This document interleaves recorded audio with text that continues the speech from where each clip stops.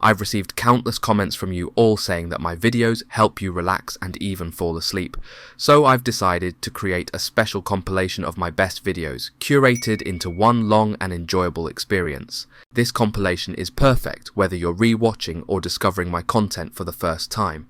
Revisiting these documentaries is a great way to deepen your understanding and catch any details you might have missed the first time around. Anyway, I'll stop my yapping now and let my videos roll. Hope you enjoy.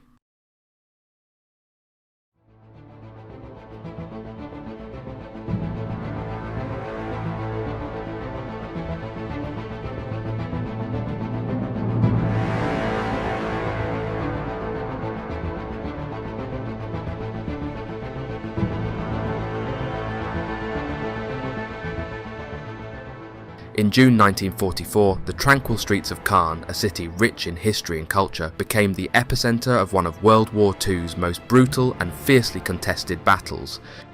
Situated in the heart of Normandy, Caen's strategic importance made it a coveted prize for both the Allied and Axis forces.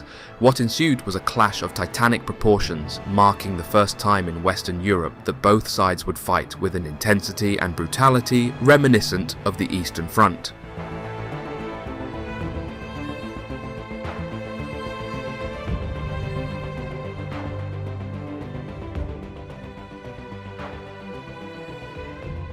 The Allies, having landed on the beaches of Normandy, aimed to capture Caen quickly to establish a strong foothold and push further into occupied France. However, the German forces, under the command of skilled and tenacious leaders, were determined to hold the city at all costs.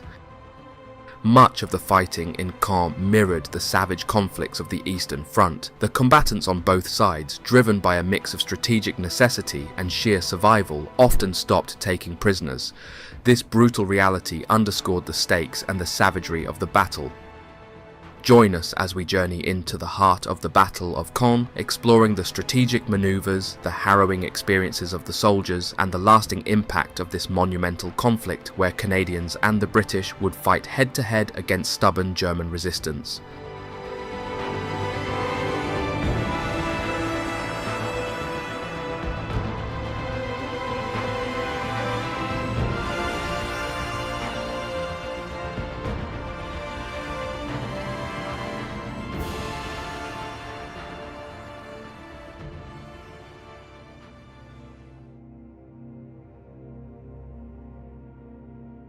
I receive the order to defend Caen. Our men of the Hitler Youth are aged 17 or 18. We, the old soldiers, have experienced the Eastern Front and face the future with anxiety. We know what is in front of us. But the young soldiers look at us with laughter in their eyes. They have no fear. I assemble all the commanders and inform them of my decision to evacuate the town of Caen. These soldiers had gone to war weeks before with fresh, blooming faces. At this point, muddy helmets cast shade on their emaciated faces, whose eyes have often looked into another world. They stagger drowsily, their ammunition hanging around their necks. We all knew that the fighting would only end with death or capture, but nobody was ready to stop fighting. The Allies' demand for unconditional surrender motivates us to continue fighting. We will not throw away our weapons because we still have to fight for our homeland. The sun beat down on us as we pushed through the outskirts of Saint-André-sur-Orne. The air was thick with the smell of smoke and gunpowder, and the sound of gunfire was constant. My heart pounded in my chest, adrenaline coursing through my veins. We had orders to take the village, but the Germans were dug in, making every inch a fight. We moved cautiously through the narrow alleys, the tension almost unbearable. Every step felt like it could be our last. As we approached the enemy position, I signaled for the men to take cover. I could see the German gunners, focused on the main road. This was our chance, I said. I took a deep breath, then signaled the attack. We rushed forward, grenades flying. The explosions were deafening, and we followed up with a barrage of rifle fire. The Germans didn't know what hit them. Within minutes, the machine gun nest was silent. It also seemed when we pushed through, every building seemed to hide a German soldier, and we had to clear them out one by one. It was tough. We lost a lot of good men.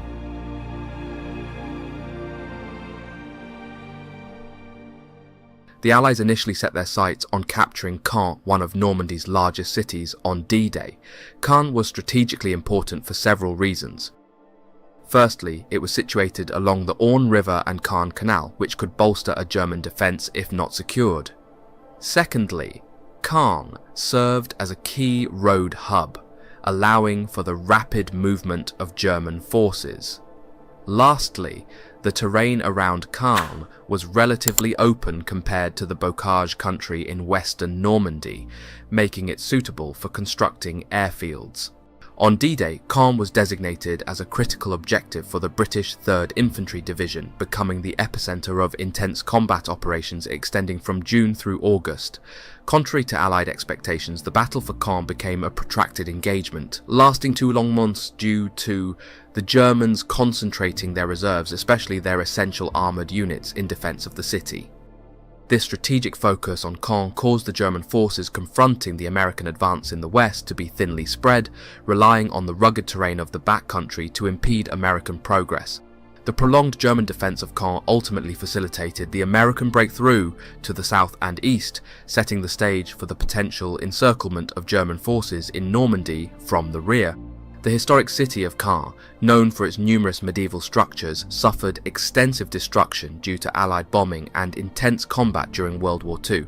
Reconstruction efforts continued until 1962, and as a result, very little of the original pre-war city exists today. On June 6, 1944, Allied forces initiated Operation Neptune, the amphibious landing phase of Operation Overlord, marking the beginning of the invasion of France.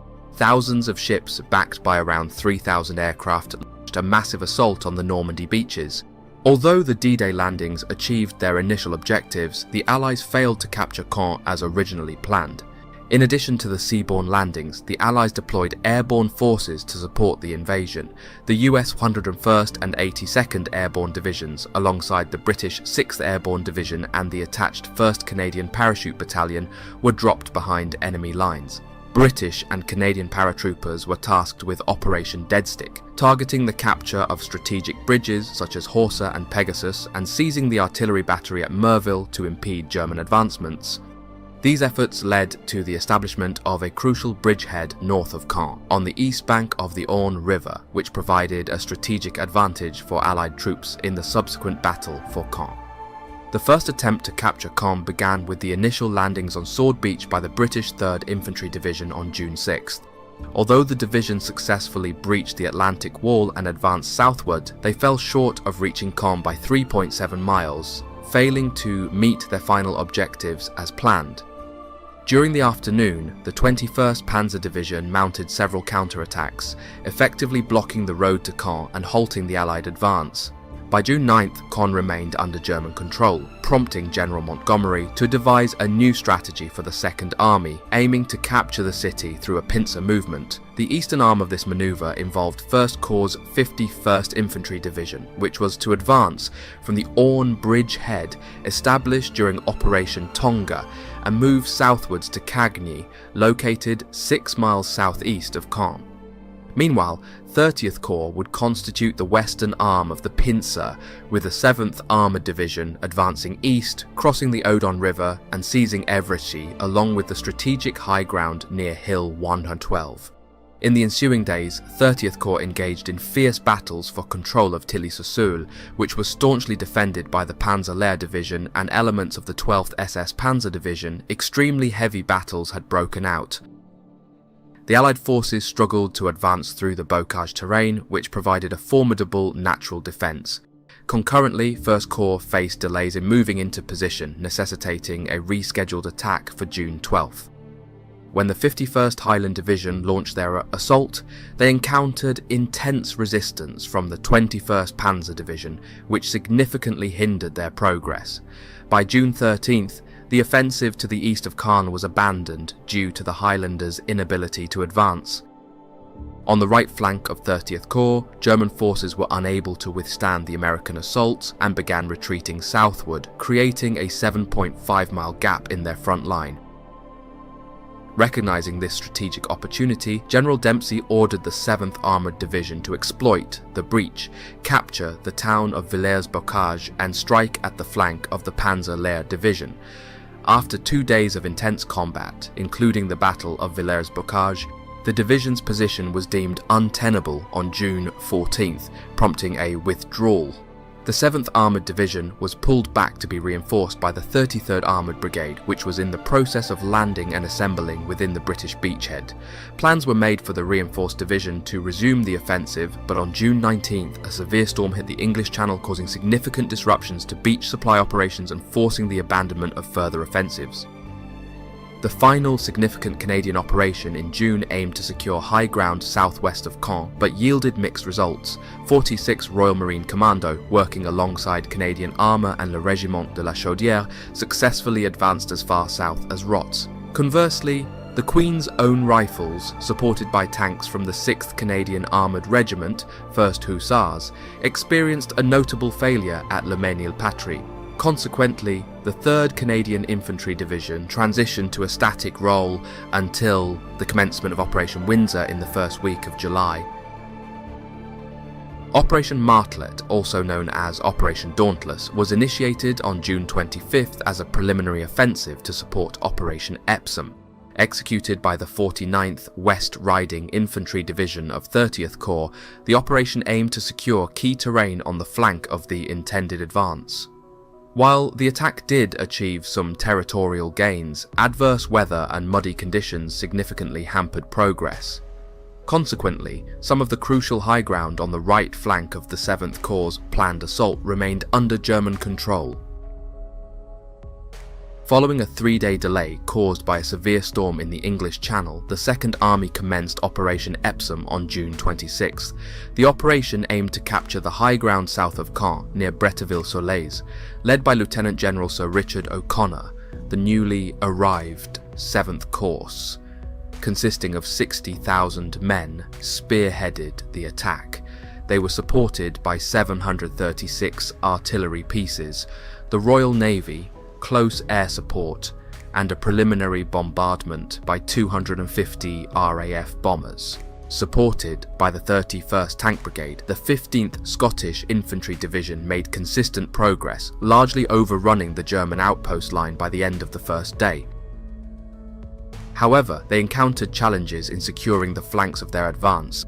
Over the next 2 days of intense fighting, the division established a foothold across the River Odon and attempted to expand it by capturing strategic points around the salient, while moving up the 43rd Wessex Infantry Division.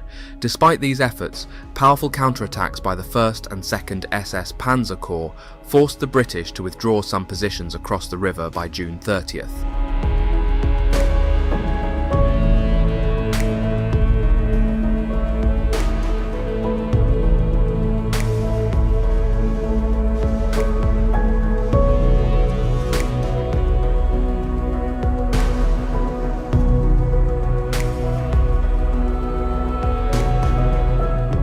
Eighth Corps advanced nearly 6 miles, but despite this progress, the Germans managed to achieve defensive success at the operational level by containing the British offensive, utilising their last available reserves. On the tactical level, the fighting remained indecisive, with neither side able to make significant progress after the initial gains. German counterattacks were repulsed, and further British advances were halted. Strategically, the Second Army retained the initiative over German forces in Normandy, thwarted a massed German counterattack against the Allied beachhead before it could be launched, and prevented German armoured forces from being redeployed against the Americans or being relieved and passed into reserve. The operation resulted in significant casualties for the Second Army, with up to 4,000 soldiers affected. The German army suffered over 3,000 casualties and had 126 tanks knocked out. The airfield at Carpiquet was originally intended to be captured on D-Day, but the plan failed. To rectify this, the Allies launched Operation Windsor to break through the heavily fortified German positions near the airfield. The mission was assigned to the 8th Canadian Infantry Brigade, reinforced by the Royal Winnipeg Rifles from the 7th Canadian Infantry Brigade. Tank support was provided by the Fort Garry Horse 10th Armoured Regiment and 3 specialist tank squadrons, including a flamethrower squadron from the 79th Armoured Division. Additional support came from the battleship HMS Rodney, 21 artillery battalions and 2 squadrons of RAF Hawker Typhoon ground attack aircraft on call. The airfield was heavily fortified with concrete shelters, machine gun towers, underground tunnels, 75mm anti-tank guns and 20mm anti-aircraft cannons. The surrounding area was further protected by minefields and barbed wire entanglements. The local partisans had provided the Canadian troops with detailed information about these defences. The Canadians successfully captured the village of Carpiquet on July 5th. In the days that followed, they faced and repelled several ferocious German counterattacks. The German forces, determined to reclaim the lost territory, launched relentless assaults involving artillery, barrages, armoured divisions, and infantry attacks. Despite the intensity of these counteroffensives, the Canadians held their ground with numerical air superiority. On July 8th, during Operation Charnwood, the Canadians undertook major assaults to secure the strategically significant airfield and nearby towns. The fighting was brutal, characterised by fierce close-quarters combat, heavy shelling, and sustained German resistance. Caen was heavily bombed in preparation for Operation Charnwood. The city was in ruins, buildings reduced to rubble. We fought street by street, each corner a potential death trap. The Allies advanced slowly, their progress marked by fierce house-to-house fighting. I remember the constant sound of gunfire, the cries of the wounded, and the omnipresent smell of smoke and death. We were eventually forced to retreat to the southern part of the city. The British attacked with a massive number of tanks and artillery. The sky was filled with Allied planes, their bombs and bullets raining down on us. Our anti-tank guns fired continuously, and I used my Panzerfaust to knock out several enemy tanks. But there were always more. The noise was deafening, and the ground shook with each explosion. We fought desperately, but the sheer number of Allied forces was overwhelming.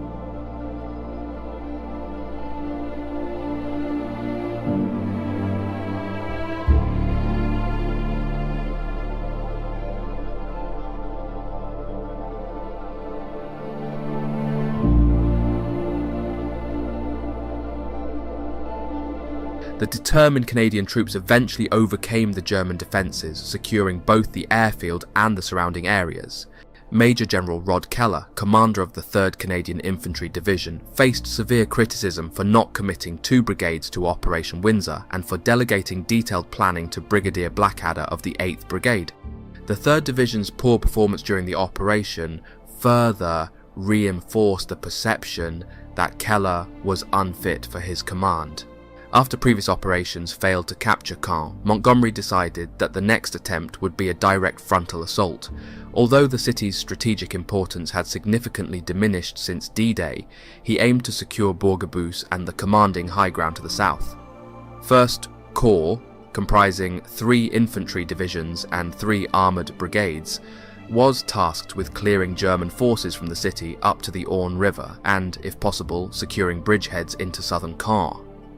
The plan involved sending an armoured column through the city to seize the bridges, with the hope that 1st Corps could exploit the situation to advance through southern Caen toward the Verrières and Bourg-Bousse ridges, facilitating the British Second Army's push toward Falaise. New tactical methods were to be employed, including multiple waves of bombers to aid the Anglo-Canadian advance, prevent German reinforcements from reaching the battle, and boost Allied morale. Suppressing German defences was a secondary consideration. The operation would receive support from close support aircraft, the Royal Navy, and 656 artillery guns. On the night of July 7th, the first wave of bombers dropped over 2,000 short tons and 1 to 800 metric tons of bombs on Caen. At 4:30 on July 8th, 1st Corps launched their attack. Several hours later, the final wave of bombers arrived, dropping their payloads over the battlefield. By evening, the Allied forces had reached the outskirts of Caen. In response, the German command authorised the withdrawal of all heavy weapons and the remnants of the Luftwaffe division across the Orne River to the southern side of Caen. During this strategic retreat, the 12th SS Panzer Division engaged in fierce rearguard actions, attempting to delay the Allied advance. Intense fighting ensued as the Panzer Division, despite being outnumbered and facing relentless pressure, employed hit-and-run tactics and utilised the challenging terrain to their advantage.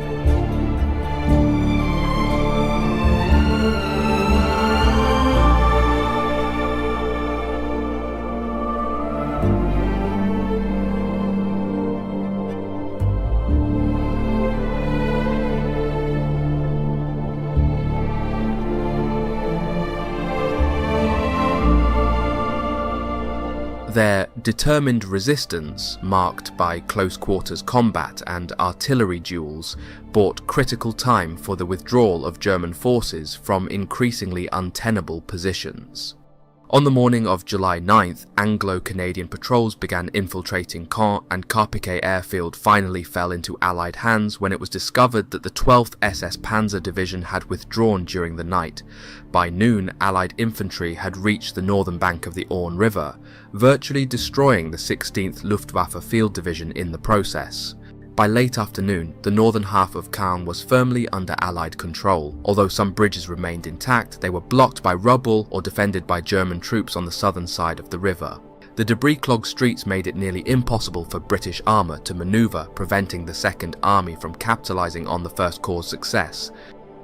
Without control of the terrain flanking the south of the city, no further advances could be made within Caen. Consequently, by mid-afternoon on July 9th, Operation Charnwood was concluded. The consensus is that the operation was a tactical success, although it fell short of its full potential. It is also regarded as one of the most challenging operations of the Normandy campaign. Lieutenant General Richard O'Connor made another attempt to develop the bridgehead with Caen by launching Operation Jupiter on July 10th, aiming to retake Hill 112.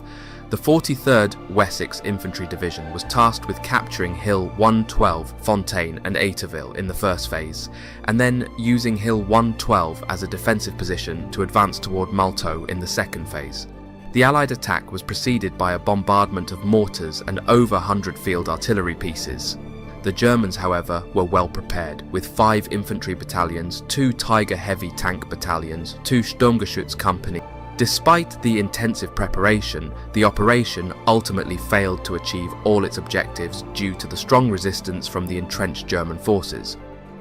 The 43rd Wessex Infantry Division in particular suffered over 2,000 casualties during the operation. The Germans, utilising well-prepared defensive positions and their intimate knowledge of the terrain, inflicted heavy losses on the advancing Allied troops. The combination of determined infantry defences, effective use of artillery, and strategic withdrawal tactics by the German forces blunted the Allied assault. The 43rd Division's advance was repeatedly stalled by minefields, sniper fire, and fierce counterattacks from the German defenders. Despite their bravery and determination, the British troops were unable to fully overcome the fortified positions, leading to a high number of casualties. The failure to secure key strategic points and the inability to manoeuvre effectively in the rubble-strewn streets of Caen underscored the difficulties of urban warfare against a well-prepared enemy. At a meeting with General Bernard Montgomery on 10th July, the commander of the Second Army, Lieutenant General Miles Dempsey, suggested the plan for Operation Goodwood on the same day Montgomery had approved Operation Cobra. The Canadian part of Operation Goodwood was given the codename Operation Atlantic. Since the middle of July, 2,250 medium and 400 light tanks in 3 armoured divisions and several independent armoured brigades had been brought to Normandy under the control of the Second Army, which was now in a position where they could afford to lose tanks but not men in order to break through the German positions on the eastern side of the Orne and in the north of Caen. Operation Goodwood was to begin on 18th of July, 2 days before the beginning of the US Operation Cobra. Cobra, however, did not begin until 25 July. Although heavy losses were expected in the operation, Dempsey believed his men had a good chance to break through. The armoured divisions of the 7th Corps under the command of Lieutenant General O'Connor were to make the main effort. Approximately 700 guns shooting about 250,000 rounds were to support the attack.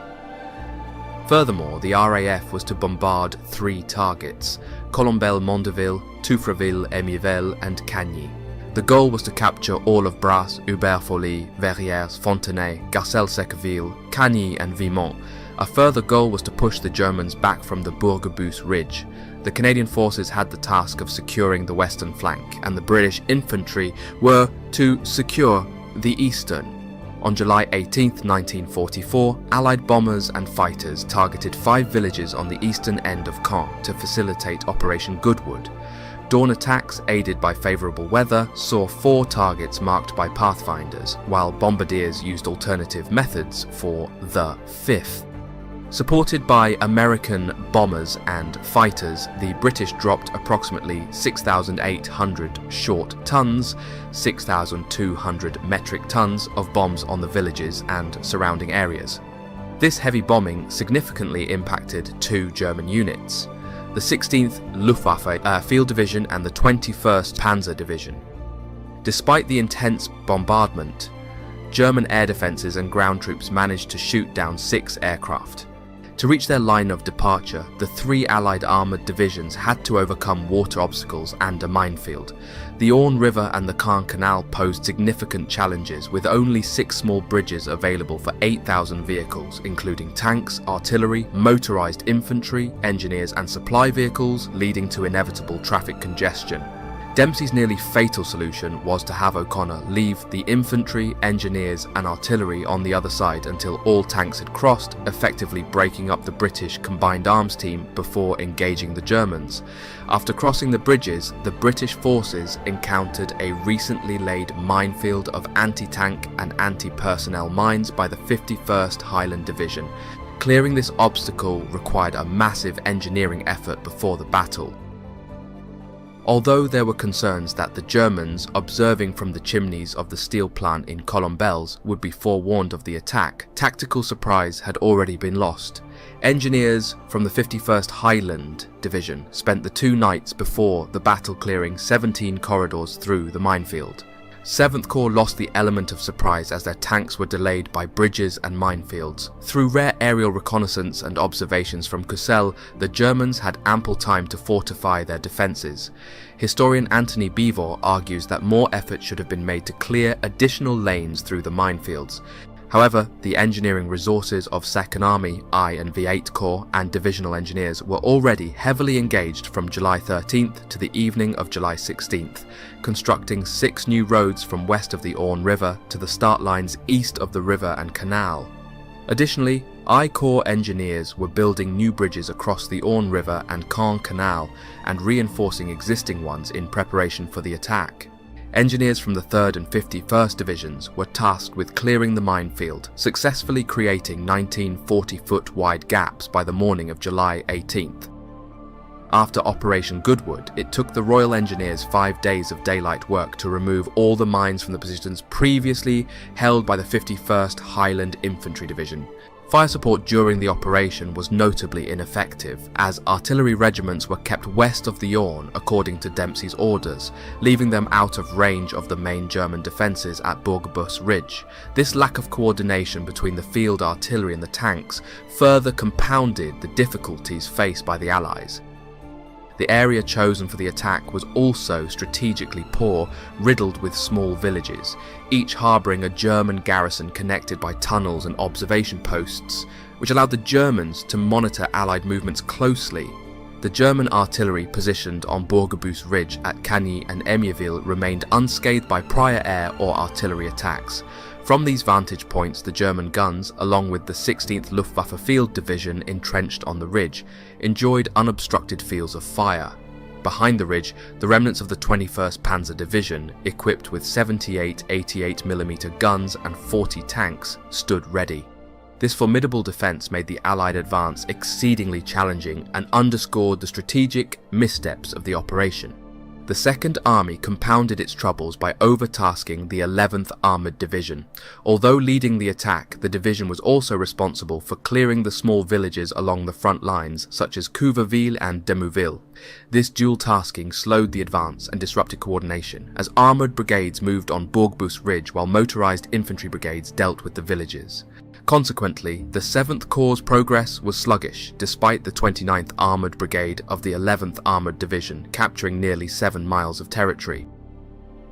By 9:30, upon reaching the railroad at Vimont, the German forces had recovered from the initial bombardment and destroyed 12 British tanks with an 88mm gun. The British advance remained slow as they crossed the rail line to face the fortified Borgebus Ridge, held by the 21st Panzer Division, the 1st SS Panzer Division, and numerous artillery units. For most of the day on July 18th, the 29th Armoured Brigade of the 11th Armoured Division lacked artillery support.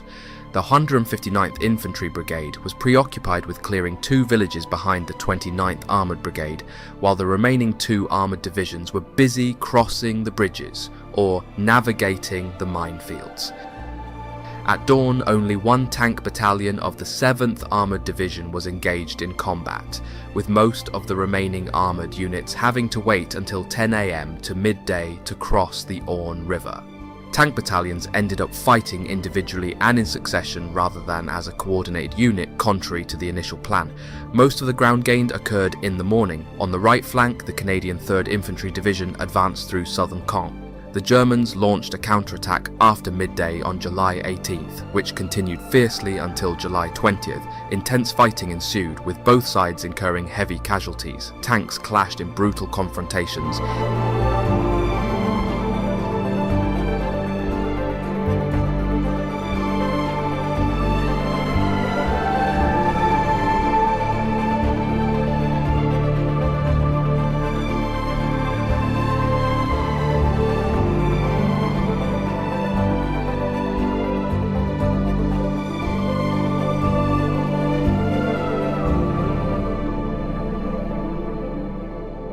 Creating a chaotic and deadly environment. At this point, neither side was taking prisoners. It was brutal, with instances of German grenadiers shooting captured Canadians and Canadians shooting captured Germans on the spot. Both sides were fighting like absolute hell at this point. Despite the fierce resistance, Allied forces managed to hold their ground, utilising superior air support and strategic manoeuvres. By July 20th, General Montgomery, assessing the situation and the deteriorating weather conditions, decided to conclude the operation. The decision was influenced by the increasing difficulty in maintaining supply lines and the adverse impact of the weather on air and ground operations. Matter of fact, the operation did not proceed as planned for the Allies. Historian Simon True reports approximately 4,000 casualties for the Second Army, while Chester Wilmot cites 4,937 casualties. But what made Caen so brutal? There were even similarities to the Eastern Front. Caen was particularly brutal due to the combination of fierce German resistance, strategic importance of the city, and the challenging terrain.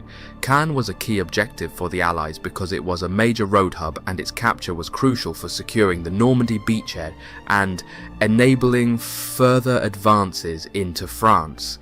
The Germans, recognizing its significance, heavily fortified the city and concentrated their best armoured and elite divisions, including the 21st Panzer Division and elements of the 12th SS Panzer Divisions, to defend it with brutal resolve. This resulted in prolonged and intense fighting, with both sides suffering heavy casualties. Additionally, the urban environment of Caen, combined with the surrounding Bocage countryside, created a difficult and deadly battlefield. The Allies had to conduct numerous large-scale operations, as we stated earlier, such as Operations Epsom, Charnwood and Goodwood, involving massive bombardments and close-quarters combat, which devastated the city and inflicted significant civilian and military casualties. The Germans were desperate at Caen to hold at all costs. Tank losses remain debated. Michael Reynolds' analysis suggests a maximum loss of 253 tanks during Operation Goodwood, most of which were repairable. True indicates around 334 tanks were lost, asserting that a thorough investigation shows 7th Corps lost 314 tanks, with only 140 completely destroyed. Although the operation failed to achieve a breakout, it met crucial strategic objectives. The Allies captured vital new ground, including parts of Caen that were now 4 to 5 kilometers behind Allied lines. Importantly, the operation also tied down 4 German corps, including key armoured divisions, just as the Americans were preparing to launch Operation Cobra. Before the invasion, Caen had a population of 60,000. On June 6th, Allied aircraft dropped leaflets urging the population to disperse into the countryside, but only a few hundred heeded the warning. Later that day, British heavy bombers attacked the city to slow the flow of German reinforcements, resulting in massive destruction. In the 48 hours following the invasion, 800 civilians lost their lives, streets were blocked by rubble, and ambulances could not get through. The injured were taken to an emergency hospital set up in the Bon-Sauveur convent, which was itself damaged. Notable buildings, including the Palais des Ducs, the Church of Saint-Étienne, and the railway station, were all destroyed or severely damaged. To escape the bombardment, 15,000 people took refuge for more than a month in tunnels to the south of the city, created by medieval stone quarrying. The Défense Passive organisation, based at Bon-Sauveur, coordinated civil defence and medical relief efforts effectively. Caen's medical profession was highly praised for its response. 6 surgical teams were alerted on the morning of the invasion, and police collected medical supplies from pharmacies and clinics, bringing them to Bon-Sauveur and subsidiary hospitals at the Lycée Malherbe and the Hospice des Petites Sœurs des Pauvres. On June 9th, a shell fired by the battleship HMS Rodney destroyed a major city landmark, the bell tower of Saint-Pierre. Many buildings burned and molten lead dripped from roofs. The continuous bombing exhausted medical teams. Over 3,000 people took refuge in Bon-Sauveur and the Abbaye aux Hommes, with more in Saint-Étienne Church. Foraging parties were sent into the countryside for food, and old wells were reopened. The 500 refugees at the convent of the Petites Sœurs des Pauvres were well supplied, but conditions in the rest of the city were dire. The Vichy government in Paris managed to get some supplies through to Caen under the auspices of Secours National, totaling 250 short tons. On July 6th, the Germans ordered all remaining civilians to leave. By the evening of July 7th, when Caen was bombed again in preparation for Operation Charnwood, only 15,000 inhabitants remained. In this raid, 467 Lancaster and Halifax bombers targeted the northern edge, but massive damage was inflicted on the city centre. At least 2 civilian shelters were destroyed by direct hits, and the university was destroyed. 350 people were killed in this raid and the ensuing fighting on July the 8th, bringing the civilian death toll to 1,150 since D-Day. The Germans withdrew from the city north of the Orne on July 9th, blowing the only remaining bridge. The southern part of the city was not liberated until July 18th, when the Canadian 3rd Division advanced through it as part of Operation Goodwood. By the end of the battle, Caen's population had fallen from 60,000 to 17,000, and the city's destruction caused much resentment, truly a forgotten tragedy, and it's something that has been largely forgotten. Operation Overlord and the battles in Normandy successfully established a crucial foothold for the Allies in France, paving the way for the liberation of Western Europe. This momentum culminated in the Allies recapturing the French capital, Paris, on August 25th. Caen and many surrounding towns and villages were largely destroyed during the conflict. Both the cathedral in Caen and the University of Caen, founded in 1432, were razed to the ground. These buildings were eventually rebuilt and even expanded after the war, leading to the phoenix becoming the symbol of the University of Caen. The Allied bombing rendered approximately 35,000 citizens of Caen homeless. After the war, the West German government was required to pay reparations to compensate civilians in Caen who were killed, starved, or left homeless due to Allied bombing and combat. The rebuilding of Caen officially spanned from 1948 to 1962. On June 6, 2004, Gerhard Schröder became the first German Chancellor invited to the anniversary celebration of the invasion. Numerous monuments commemorate the battle for Caen and Operation Overlord. For instance, there is a memorial for the 15th Scottish Infantry Division on the road to the Odon Bridge at Tourmoville.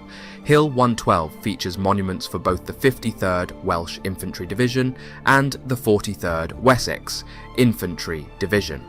Additionally, a forest was planted near Hill 112 to honour those who fought there. The landings at Normandy, the Battle for Caen and the Second World War are commemorated today through numerous memorials. In Caen, the Mémorial de Caen, which includes a peace museum, Musée de la Paix, stands as a prominent tribute. This museum was constructed by the city of Caen, atop the former bunker of General Wilhelm Richter, the commander of the 716th Infantry Division. On June 6, 1988, the museum was inaugurated by then French President François Mitterrand, along with 12 ambassadors from countries involved in the Normandy fighting. The fallen soldiers of the battle for Caen and surrounding areas are interred in several war cemeteries. These include the Bruay War Cemetery, the Banneville-la-Campagne War Cemetery, the Beny-sur-Mer Canadian War Cemetery, the Bretteville-sur-Lez Canadian War Cemetery, and the La Cambre German War Cemetery, among others. Among the ranks of the German Wehrmacht stood one of its greatest formations, the 6th Army. Renowned for its combat effectiveness and lightning tactics, it was hailed as a pillar of Hitler's war machine. Amidst the chaos and carnage of World War II, the German 6th Army emerged as a formidable force, one of the most effective combat armies of the Heer, dwarfing many of its contemporaries. To provide perspective, Patton's 3rd Army, renowned for its strength, typically comprised around 6 infantry divisions, 3 armoured divisions, and various supporting units like independent armoured cavalry regiments, engineer battalions, and artillery battalions. In contrast, the sheer scale and might of the 6th Army loomed even larger over the battlefield, establishing itself as a veritable monster of its time. Yet, even this behemoth of military power would soon face its ultimate test, with nearly every member of the army facing certain death.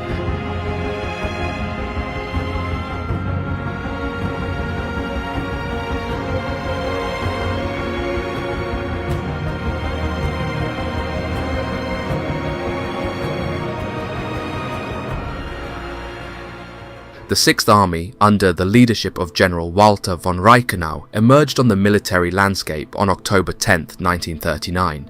Its inception came about through the transformation of the 10th Army, a large force that had previously seen action during the invasion of Poland. As General Reichenau assumed command, the 6th Army inherited a legacy of combat experience and combat capabilities, setting the stage for its future endeavours of the 6th Army. Throughout the invasion of the Low Countries, the 6th Army displayed great combat effectiveness, operating in tandem with paratroopers to dismantle formidable fortifications strategically positioned at Eben-Emael, Liège, and Namur, key sites in the fierce Battle of Belgium. Its efforts were important in paving the way for German advancement. As the campaign surged forward, the 6th Army remained a tough force, breaking through the challenging defences on June 12, 1940, marking a significant turning point in the conflict. Subsequently, the army transitioned seamlessly to the northern flank, where it provided crucial support to German forces along the rugged Normandy coast, playing an important role in the final stages of the intense Battle of France.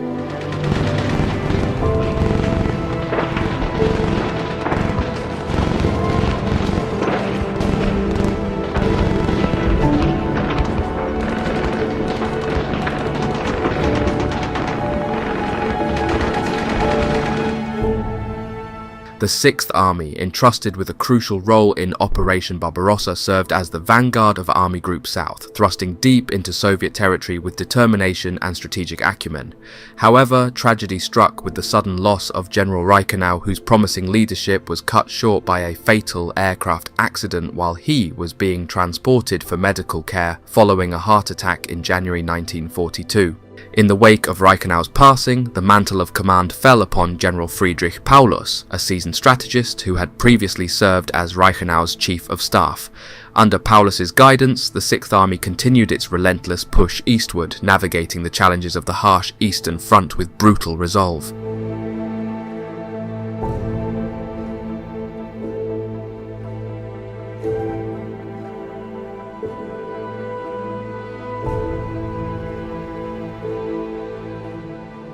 It was during this fierce period that the 6th Army achieved a significant triumph at the Second Battle of Kharkov in the spring of 1942. Through strategic maneuvers and coordinated efforts, Paulus and his troops secured a decisive victory, further solidifying their position as a challenging force in the theatre of war.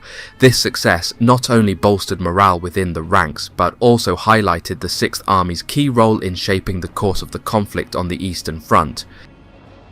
On June the 28th, 1942, Army Group South initiated Case Blue, marking the commencement of the German army's summer offensive into southern Russia. The primary objectives of this ambitious operation were twofold: to seize control of the crucial oil fields located at Baku, Azerbaijan, and to capture the strategically significant city of Stalingrad, situated along the banks of the Volga River. These objectives were deemed vital, not only for securing vital resources, but also for safeguarding the advancing forces as they pushed deeper into the Caucasus region.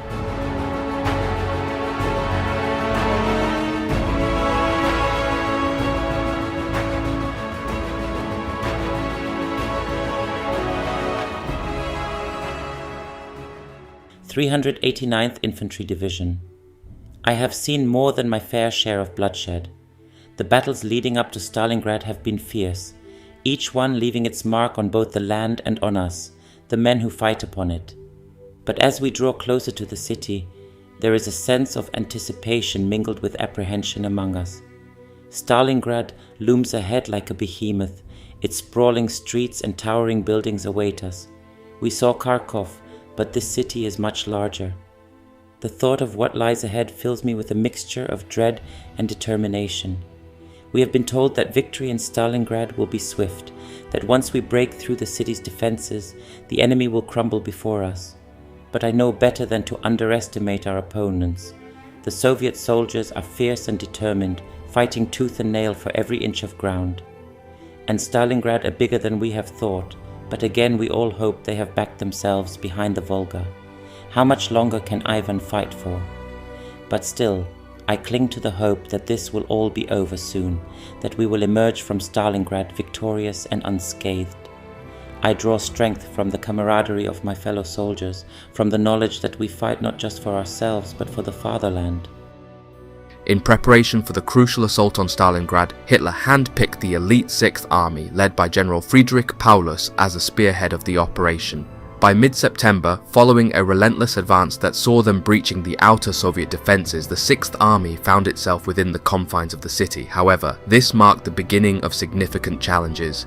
Unlike the vast expanses of Russia where German armoured units thrived with their ability to manoeuvre effectively, Stalingrad presented an entirely different battleground. Its urban landscape, characterised by a labyrinth of narrow streets and towering buildings, posed a stark contrast to the open plains the German forces were accustomed to. This shift in terrain demanded a radical adjustment in tactics and strategy, presenting formidable obstacles for the German commanders and their troops as they navigated the treacherous confines of the city.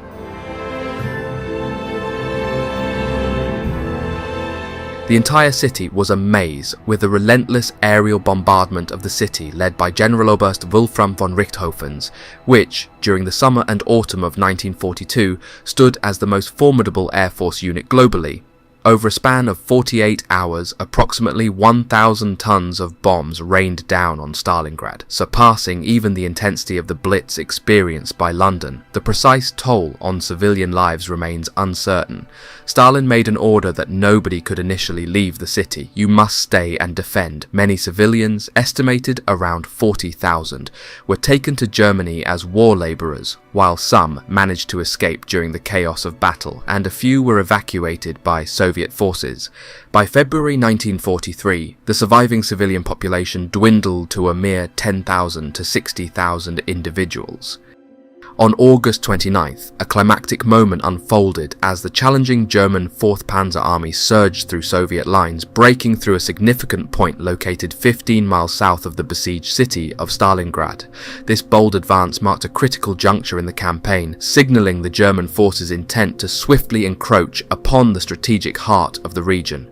Just 2 days later, on August 31st, 1942, the relentless momentum of the German 4th Panzer Army brought their tanks to the very outskirts of Stalingrad as they reached the vital Stalingrad-Morozovsk railway. This strategic positioning poised the German forces for a potential breakthrough into the heart of the city itself. However, in response to the escalating threat, Soviet General Andrei Yermomenko swiftly orchestrated a strategic withdrawal, pulling back the Soviet 62nd Army and 64th Army closer to the confines of Stalingrad. This tactical maneuver aimed to prevent the encirclement of Soviet forces and to bolster the city's defences against the impending German onslaught. as tensions mounted higher and higher, September 3, 1942, witnessed a significant development as the German 6th Army and 4th Panzer Army finally established a crucial link-up near Stalingrad. Despite this important achievement, their aspirations to breach the city's defences were met with staunch resistance, as Soviet forces fiercely rebuffed their attempts to penetrate the fortified urban stronghold. September 7, 1942 marked a significant juncture as units of the mighty German 6th Army commenced their advance through the war-torn streets of Stalingrad. Fierce battles were now underway in the city, edging closer to the vital shores of the Volga River. This relentless push into the heart of the city signalled a climactic phase in the battle as German forces sought to tighten their grip on the strategic artery of the Volga, a lifeline crucial for Soviet resupply efforts. By September 10th, the German 29th Motorized Infantry Division executed a bold maneuver, successfully encircling the Soviet 64th Army south of Stalingrad. This strategic coup further compounded the challenges facing the beleaguered Soviet defenders, severing crucial supply lines and isolating significant pockets of resistance. In a strategic reshuffle, Lieutenant General Vasily Chuikov assumed command of the newly formed Soviet 62nd Army, stationed on the east bank of the Volga River at Stalingrad in southern Russia. Chuikov's leadership would prove pivotal in the grueling urban warfare that lay ahead, as he endeavoured to rally his troops and staunchly defend the embattled city against the relentless German onslaught. General Friedrich Paulus, the commander of the German 6th Army, launched a fresh offensive on September 12th, directing intense artillery barrages and aerial bombardments in the city. His ground forces swiftly advanced, seizing control of the strategically vital Mamayev Kurgan, colloquially known as Hill 102, which overlooked the city. This elevated position held immense tactical significance, serving as a linchpin in the defense of Stalingrad for centuries. Its capture by German forces precipitated a ferocious struggle for control, as both sides vied for dominance over this critical vantage point. The loss of Mamayev Kurgan threatened to grant the Germans unfettered access to the river, effectively severing the main artery for Soviet resupply efforts and intensifying the pressure on the embattled defenders. So far, our push into Stalingrad, let me give you a glimpse of what it's like. It's tough going, I won't sugarcoat it. We're grinding through resistance slowly, taking each block one by one. Sometimes it feels like we're moving through molasses, but we've got to keep our heads up. Our Panzer Division is feeling the pinch. We're running low on heavy ammo, which puts a real strain on our operations. We're counting down the hours until that resupply arrives. It's like waiting for a lifeline in this chaos. But let me tell you about the guys I'm fighting alongside. We've formed a bond that's hard to describe. We rely on each other and trust each other with our lives. It's what keeps us going when things get tough. Sure, there's fear of the unknown, fear of what's waiting for us around the next corner. But there's also determination. We're here for a reason, and we won't back down. We're soldiers after all, and this is what we're trained for. But I hope we take this sooner or later. Many of our best soldiers are dying daily, but we'll keep pushing, keep fighting until the job is done. That's a promise we've made to each other, and it's one we intend to keep. September 14th bore witness to a dramatic turn of events in the harrowing Battle of Stalingrad, as the Soviet 62nd Army launched a daring counterattack at dawn. However, despite their valiant efforts, the Soviet forces found themselves ultimately repelled by the relentless German troops, who swiftly hemmed them into a narrow strip along the embattled banks of the Volga River. This setback stressed the increasingly precarious situation facing the besieged Soviet defenders, as they struggled to withstand the relentless onslaught unleashed by the advancing German forces. Meanwhile, on the opposite bank of the Volga River, the Soviet 13th Guards Rifle Division executed a bold maneuver, crossing the treacherous waters on barges amidst a ferocious barrage of aerial and artillery bombardment. Their objective was to thwart the relentless advance of the German 71st Division and 76th Division, who sought to breach the lines of the embattled Soviet 62nd Army and secure a foothold along the vital Volga River. This desperate gambit reflected the tenacity and resolve of the Soviet defenders as they fought tooth and nail to stave off the encroaching threat posed by the relentless German onslaught. As the sun rose on September 15, the embattled defenders of Stalingrad braced themselves for another day of fierce combat. German infantry units launched repeated assaults on the formidable Mamayev-Kurgan Hill, a strategic high point overlooking the city, in a bid to gain a decisive foothold. However, despite their relentless efforts, the German forces found themselves repeatedly repelled by the steadfast Soviet defenders, who fought with perseverance to retain control of this critical vantage point. The ensuing clashes exacted a heavy toll on both sides, with casualties mounting amidst the chaos and carnage of the urban battlefield. Elsewhere in the war-torn city, German infantry units pressed forward along the rugged terrain of the Tsaritsa River Gorge, inching ever closer to the vital shores of the Volga River. This relentless advance posed a grave threat to the embattled Soviet defenders, who found themselves locked in a desperate struggle for survival against the inexorable tide of German aggression. As the battle raged on, the fate of Stalingrad hung in the balance, with each passing moment bringing the beleaguered city closer to the brink of annihilation. September 17th witnessed a ferocious clash in Stalingrad as German and Soviet forces engaged in fierce combat at key strategic locations throughout the city. The towering Mamayev-Kurgan Hill, the pivotal central station, the iconic grain elevator, and the soon-to-be famous Pavlov's house became focal points of intense fighting. Amidst the chaos, German troops pressed forward along the Tsaritsa River, advancing relentlessly toward the vital banks of the Volga River, where Soviet reinforcements were mustering to bolster the city's defences. The following day, September 18th, saw the Soviet 1st Guards Army and 24th Army launch a daring assault on the German 8th Army Corps at Kotlubin, 40 kilometers north of Stalingrad. However, their efforts were met with fierce resistance as German Stuka dive bombers wreaked havoc, decimating 41 of the 106 Soviet tanks committed to the attack. In the heart of Stalingrad, the brutal house-to-house fighting continued unabated, exacting a heavy toll on both sides. Undeterred by setbacks, on September 19th, the Soviet 24th Army, 66th Army and 1st Guards Army mounted another desperate counterattack near Kotlubin, north of Stalingrad, yet their valiant efforts were repulsed by the formidable German 14th Panzer Corps. As the conflict escalated, September 20th saw renewed clashes erupt as Soviet and German forces clashed fiercely at key strategic points, including the Mamayev-Kurgan Hill, the central station and the grain elevator, amidst the sprawling urban landscape. By September 22nd, the dire situation in Stalingrad grew ever graver as the advancing German troops split the beleaguered Soviet 62nd Army in half, seizing control of nearly the entire southern half of the city. The relentless German onslaught pushed the embattled Soviet defenders to the brink of collapse. Amidst the chaos on September 23rd, the arrival of the Soviet 284th Rifle Division provided a glimmer of hope as they were ferried across the Volga River to join the front lines. However, their arrival was met with fierce German resistance as enemy troops launched a relentless assault on the landing site. The following day, September 24th, witnessed a devastating blow as the German 94th Infantry Division and 24th Panzer Division effectively annihilated all remaining Soviet units in the southern pocket of Stalingrad, Russia, tightening the noose around the beleaguered defenders. As September drew to a close, on September 26, German troops launched yet another ferocious assault on Stalingrad, intensifying the relentless pressure on the embattled city and its defenders.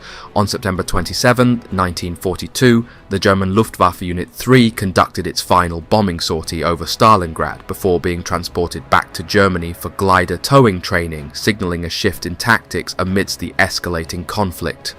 The climax came on September 28th as Sergeant Jacob Pavlov and his brave comrades launched a daring assault on the heavily shelled apartment block facing Solekhnaya Street, ultimately wresting control from the incumbent Germans.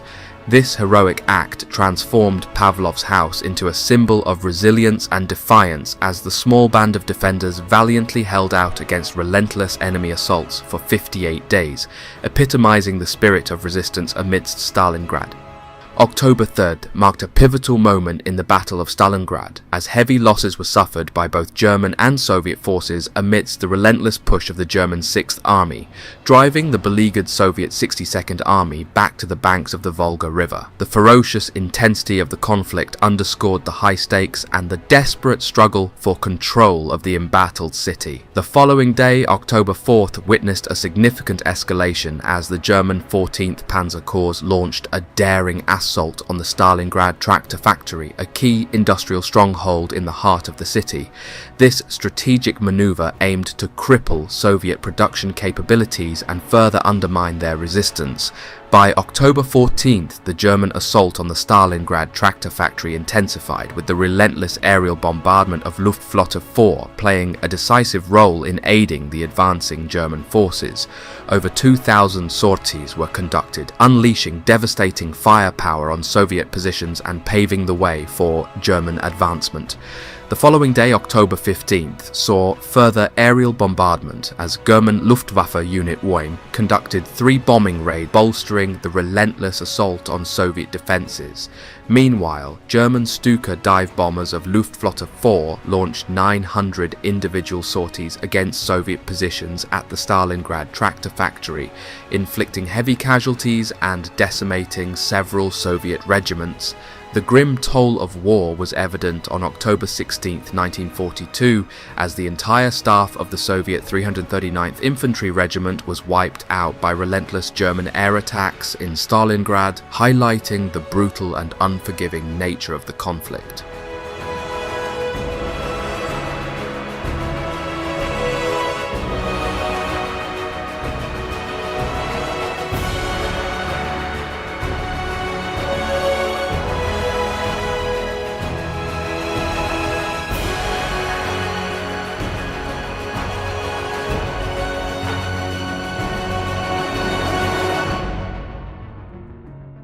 As October progressed, German troops made significant gains, seizing control of key industrial facilities such as the Red October and barricade factories in northern Stalingrad by October 22, 1942.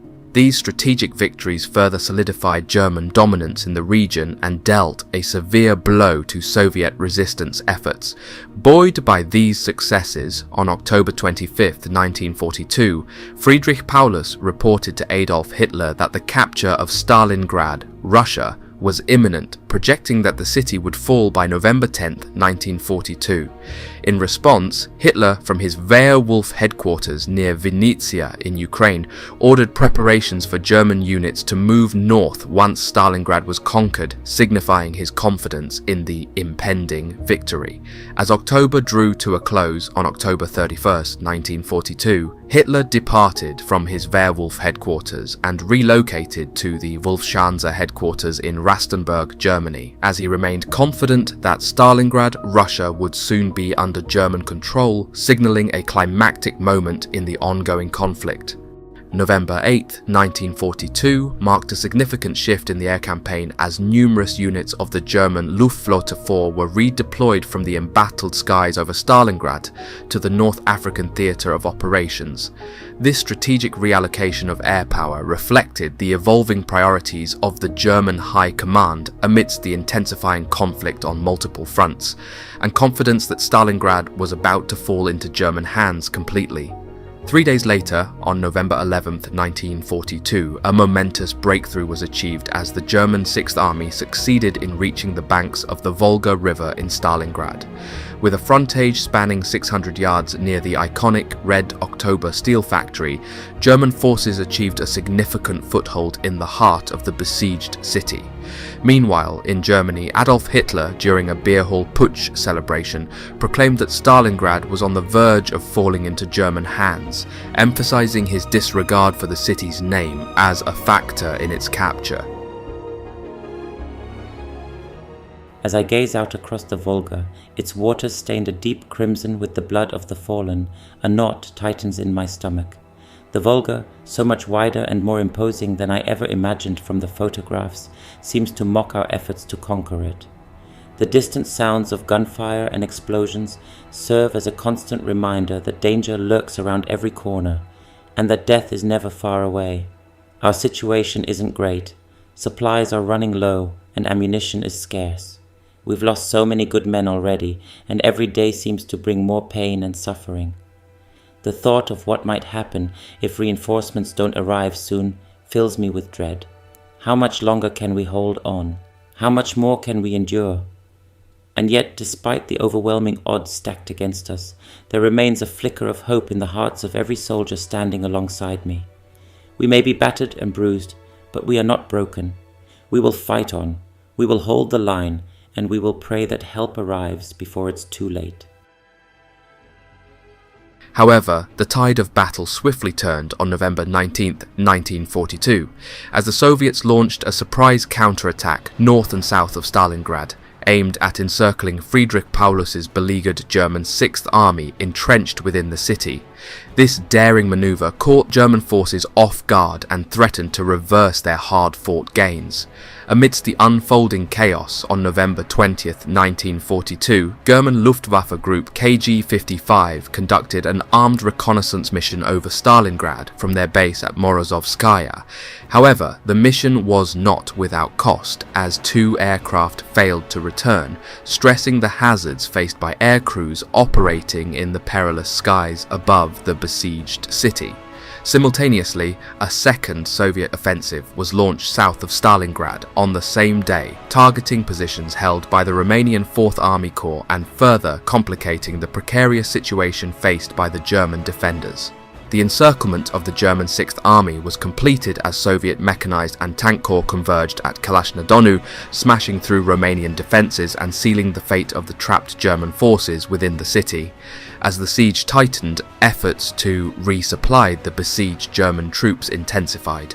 On November 25, He-111 aircraft from Tatsinskaya and Morozovskaya airfields in Rostov Oblast flew a total of 75 tons of vital supplies, predominantly fuel, into Stalingrad, sustaining the embattled defenders amidst the relentless Soviet onslaught. However, adverse weather conditions on November 26 hindered German resupply efforts as low cloud ceilings and periodic snow showers impeded aircraft operations, exacerbating the dire situation facing the encircled German forces. Hitler's newly appointed Chief of the Army General Staff, General Kurt Zeitzler, found himself in a desperate situation as he pleaded with Hitler to permit the 6th Army to attempt a breakout from the encirclement at Stalingrad. However, Hitler remained obstinate, adamantly declaring, "I won't go back from the Volga." Instead of a breakout, Hitler devised a plan to sustain the besieged 6th Army, comprised of approximately 20 German divisions, through air resupply missions while simultaneously dispatching relief troops under the command of Field Marshal Manstein to advance towards Stalingrad from the south.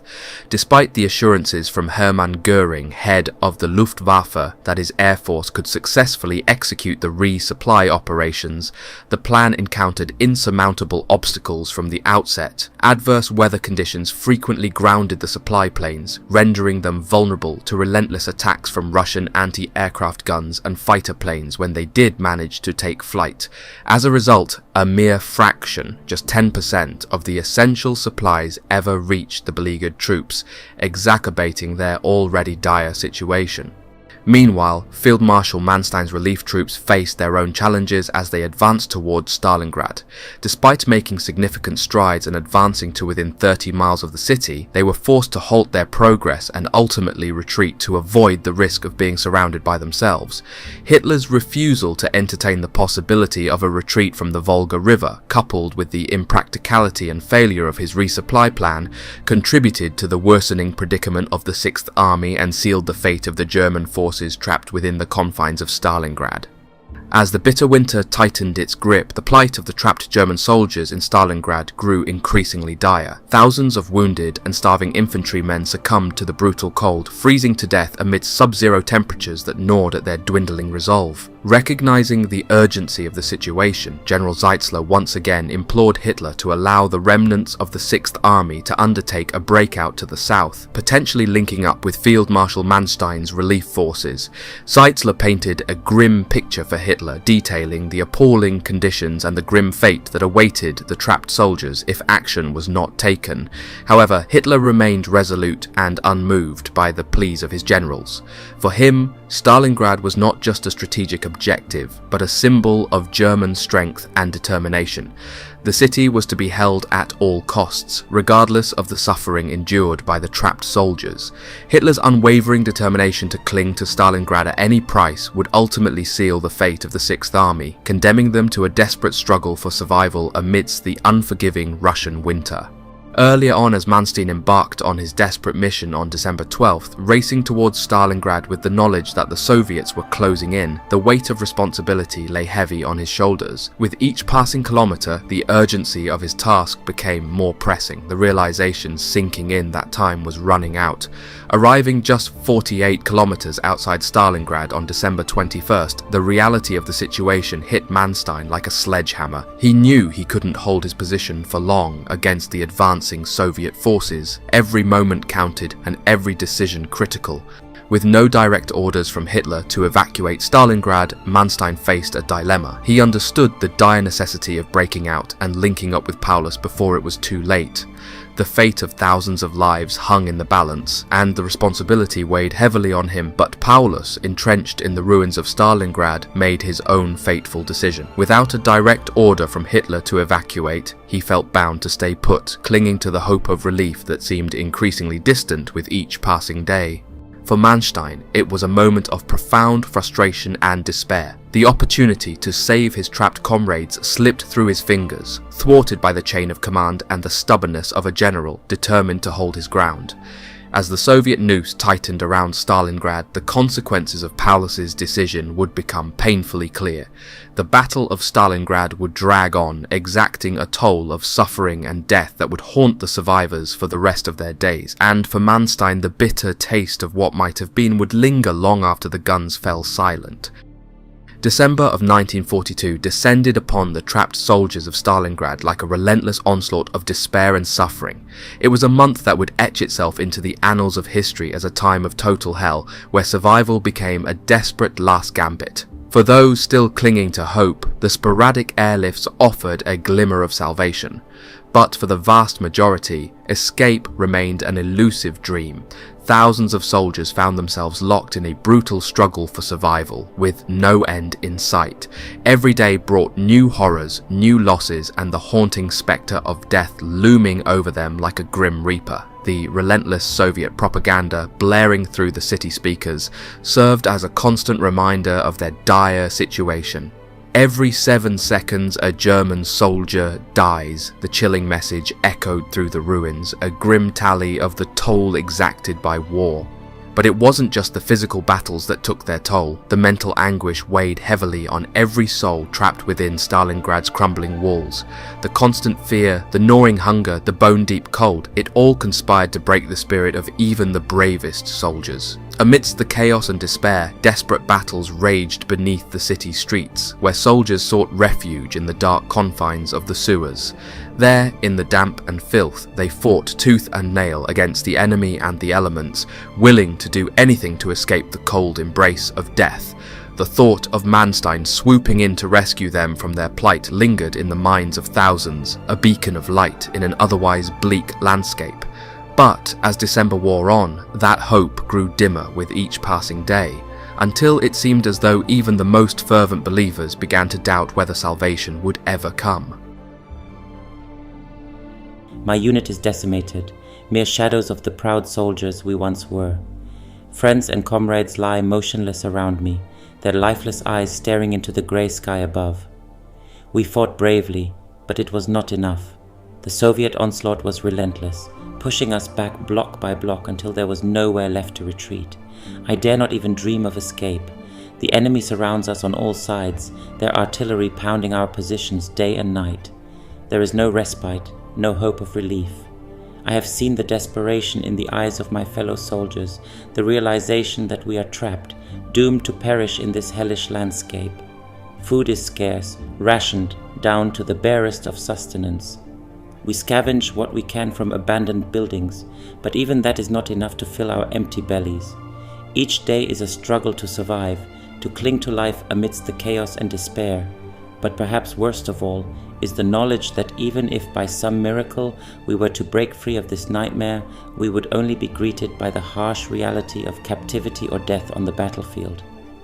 The thought of never seeing my home again weighs heavy on my heart, a burden too great to bear. Why me? Why us? And so I sit here, weary and broken, surrounded by the ghosts of fallen comrades. I do not know what tomorrow will bring, only that it will be filled with more suffering and sorrow. In the depths of Stalingrad, amidst the rubble and despair, I have lost all hope. There is no way out hell to this damn war.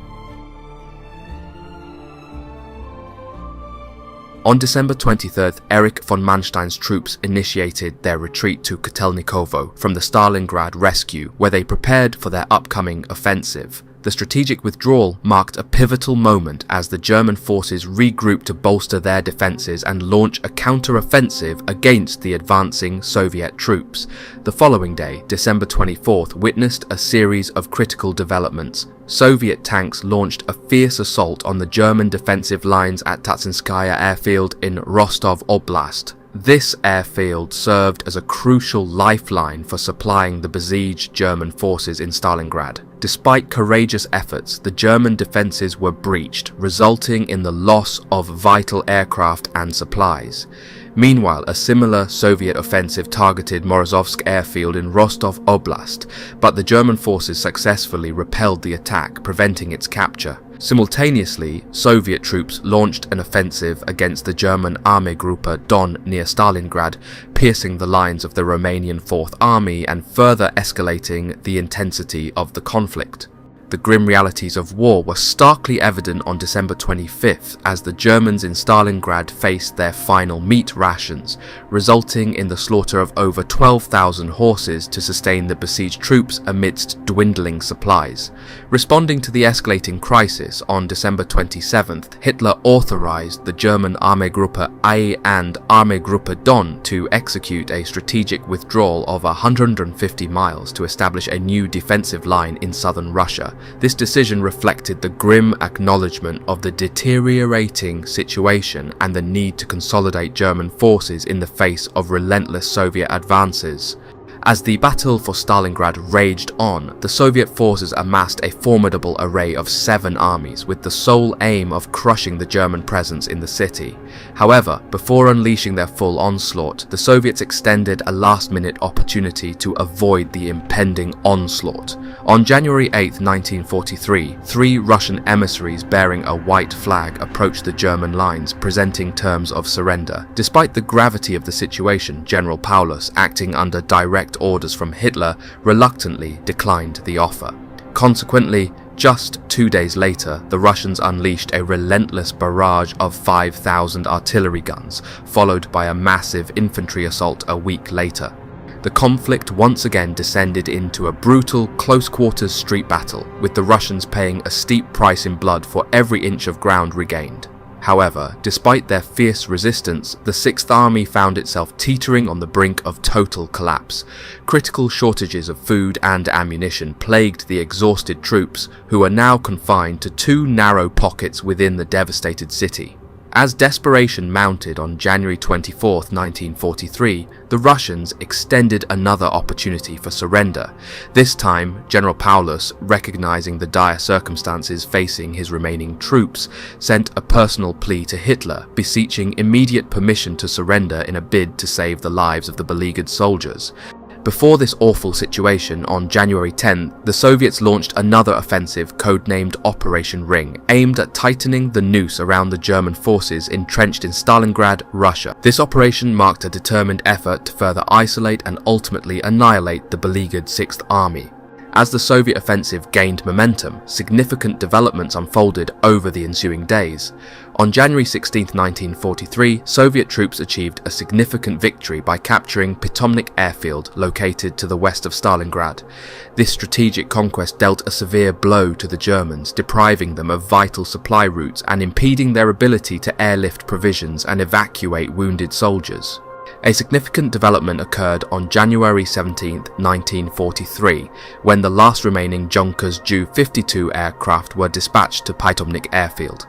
However, upon arrival, they found the airfield already in Soviet hands. As a result, the aircraft did not attempt to land. This event marked a pivotal moment, prompting the urgent redeployment of Luftwaffe fighters from Pitomnik to Gumrak Airport to avoid capture by advancing Soviet forces. January 17th stands out as the sole day when fighters occupied the runway of Gumrak Airport, highlighting the shifting dynamics and urgent imperatives faced by the Luftwaffe amidst the evolving battlefield conditions. The following day, on January 18th, a dramatic and ultimately futile attempt by 3 He-111 transport aircraft of the German Luftwaffe to land at the small Gumrak airfield in Stalingrad captured the desperate and precarious situation facing the besieged German forces. Despite valiant efforts, only 1 aircraft managed to land successfully, while the others were forced to jettison their cargo or abandon landing attempts amidst the treacherous conditions. Amidst the chaos, on January 22nd, German engineers reported that the small Stalingradskaya airfield located close to the city centre was deemed operational for transport aircraft. However, their optimism was short-lived as subsequent arrivals of He-111 aircraft were met with disaster, with several sustaining fatal damage due to landing gear becoming ensnared in bomb craters on the runway. The last chance for escape lay in Gumrak airfield, a distant glimmer of hope in a sea of despair. As we stumbled towards it, the bitter wind cutting through our worn uniforms, the urgency was palpable. Every step was a battle against the encroaching Soviet advance, a desperate race against time. The scene that greeted us was one of utter chaos. Thousands of men, their faces engraved with exhaustion and fear, surged towards the waiting planes like moths drawn to a flame. We knew what awaited us if we stayed. The relentless onslaught of Soviet firepower, the slow descent into oblivion. But amidst the madness, there were those who had already succumbed to despair.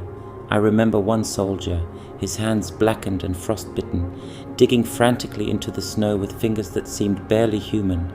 His eyes were wide with madness, his desperate cries lost amidst the cacophony of war. As we fought our way towards the waiting planes, the air was thick with the stench of desperation. German soldiers pushed and shoved, their faces twisted with fear and determination. But for every man who managed to board a plane, there were countless others left behind, their dreams of escape shattered by the cruel hand of fate. The scenes at the last escape were insane. The first-hand accounts are just awful. It was a pit of madness and pure desperation.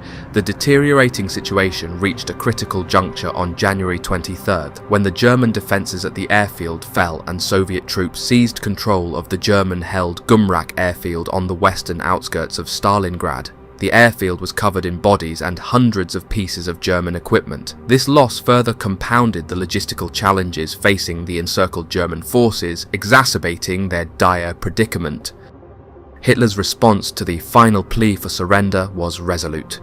Surrender is forbidden. 6th Army will hold their position to the last man and the last round, and by their heroic endurance will make an unforgettable contribution toward the establishment of a defensive front and the salvation of the Western world. In a further attempt to bolster morale and inspire a defiant last stand, Hitler conferred over 100 field promotions upon members of the 6th Army, including elevating General Paulus to the rank of Field Marshal. This symbolic gesture aimed to instill a sense of duty, honour and determination in Paulus and his command staff, with the hope of ensuring their unwavering commitment to resistance, even in the face of overwhelming odds. Hitler's decision to promote Paulus to Field Marshal was also strategic, as he knew that no German Field Marshal had ever been captured alive, reinforcing the expectation of a heroic and dignified end rather than capture. On January 25th, the remnants of the German 6th Army found themselves divided into 2 isolated pockets, one in the north and the other in the south, within the confines of Stalingrad. By January 28th, the German forces in Stalingrad faced further fragmentation as Soviet attacks divided them into 3 distinct pockets. In response to this dire situation, Hermann Göring, in a message to Friedrich Paulus, acknowledged the steadfast defense of the German troops, emphasizing that their unwavering resolve, even if it led to self-sacrifice, would be remembered as one of the most heroic tales in German history. On January 30th, in Germany, Hermann Göring publicly echoed this sentiment, recognizing the defense and sacrifice at Stalingrad as a heroic chapter destined for remembrance in the annals of history. Meanwhile, Soviet troops made significant progress, reaching Red Square in central Stalingrad on the same day. The following day, January 31st, the southern half of the German 6th Army, depleted of food and ammunition, surrendered. The final radio transmission from this pocket, sent at 1945 hours, concluded with the Morse abbreviation CL, signifying the closure of the station. In a desperate bid to support the remaining troops in the northern pocket, 110 German transport aircraft took off with supplies. Despite the perilous circumstances, more than 90 of these aircraft successfully located the illuminated triangular drop zone and released their vital cargo. On February 1st, 1943, Friedrich Paulus, trapped amidst the ruins of a department store in Stalingrad, Russia, made the historic decision to surrender the southern pocket of the city along with 14 of his generals. This marked a significant moment in history as Paulus became the first German field marshal to surrender to an enemy force. While the southern pocket capitulated, fighting persisted in the northern pocket. Despite the ongoing conflict, 85 out of 108 transport aircraft dispatched to airdrop supplies to the northern pocket successfully completed their mission. The following day, February 2nd, 1943, witnessed the surrender of the last remnants of the German 6th Army in Stalingrad. Simultaneously, a German reconnaissance aircraft was dispatched to fly over Stalingrad, confirming the cessation of all hostilities. On February 3rd, 1943, 12 He-111 aircraft laden with supplies flew over the northern pocket of Stalingrad before dawn.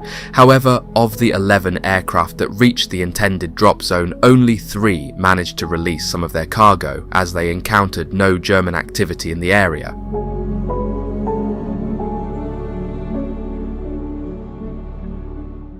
Even amidst the overwhelming tide of surrender, pockets of resistance persisted among some German soldiers who chose to fight to the bitter end rather than face capture. Soviet documents attest to the necessity of eliminating these determined pockets of resistance, as some fanatical groups refused to surrender. It's likely that for these soldiers, the prospect of surrender meant facing captivity in Siberia, a fate deemed worse than fighting until death. In one poignant instance, a soldier wrote a final letter to his parents detailing his resolve to continue the fight despite dwindling ammunition and grim odds. He described how he had exhausted the last rounds of his MP40 and was steadfastly holding out in the northern pocket, refusing to surrender. For these soldiers, surrender was not merely an option, it was an unfathomable betrayal of their duty and principles. On February 3, 1943, the German OKW, Oberkommando der Wehrmacht, issued a solemn announcement to the German public, broadcasting the news of the devastating defeat suffered at Stalingrad, Russia. The message, delivered over the radio, was preceded by a somber drum roll setting a tone of grave significance. Following the announcement, the broadcast concluded with the poignant strains of the second movement of Ludwig van Beethoven's renowned Fifth Symphony, underscoring the gravity of the moment. The following day, February 4th, marked the beginning of 3 days of national mourning in Germany in response to the catastrophic outcome of the Battle of Stalingrad. As a symbol of collective grief and reflection, all theatres, cinemas and nightclubs across the nation were shuttered, reflecting the solemnity of the occasion and the magnitude of the loss. Moving forward to March 26, 1943, Adolf Hitler conveyed to Benito Mussolini his belief that the Battle of Stalingrad had dealt a crippling blow to the Soviet Union, asserting that the city's eventual fall was inevitable and would mark a turning point in the war. This sentiment reflected Hitler's delusions and optimism about the strategic significance of the battle, despite the monumental losses suffered by the German forces. Of the original 285,000 soldiers that made up the 6th Army, a staggering 165,000 perished in the harrowing battlegrounds of Stalingrad. Another 29,000 wounded and battered were airlifted out to receive medical care. The remaining 91,000 survivors, among them 24 generals and 2,500 officers, embarked on a grim journey through the snow-covered landscape, destined for years of captivity in Russian POW camps in the unforgiving expanse of Siberia. Tragically, only a fraction of these survivors, approximately 5,000, would live to see their homes again. The brutal conditions of the Russian camps, compounded by the retaliatory treatment meted out by the Soviet forces, exacted a heavy toll on the prisoners. The Russians, keenly aware of the plight of their own soldiers in German captivity, administered similar hardships upon their German counterparts, perpetuating a cycle of suffering and retribution amidst the ravages of war. The defeat of the 6th Army dealt a devastating blow to the German war effort, marking not only the first but also the most significant defeat the Germans had experienced thus far. Comprising some of the finest troops in the Heer, the 6th Army's capitulation at Stalingrad shattered the myth of invincibility surrounding the German military. Following the Soviet victory at Stalingrad, the entire German war machine found itself on the defensive, retreating from territories once thought impregnable. The repercussions of this defeat rippled throughout German society, shaking the faith of both the populace and the high command in Hitler's leadership. Families across Germany were directly impacted, either mourning the loss of loved ones who perished in the battle or knowing someone who did. The collective grief and disillusionment spread across the nation as the once unshakable confidence in Hitler and the war effort began to erode in the wake of the Stalingrad catastrophe. With over 2 million casualties, the Battle of Stalingrad stands as the largest and most brutal conflict in human history. It wasn't merely a clash between German and Soviet forces. The blood spilt in this titanic struggle encompassed soldiers from a multitude of nations. Ukrainian, Romanian, Italian, Hungarian, and Croatian troops, among others, also contributed to the staggering toll of lives lost. Amidst the chaos and carnage, it's essential to honor and pay respect to all who fought and perished, regardless of their allegiance. The Soviet forces in particular displayed unparalleled resilience and determination as they defended their homeland against the relentless onslaught of the Axis powers.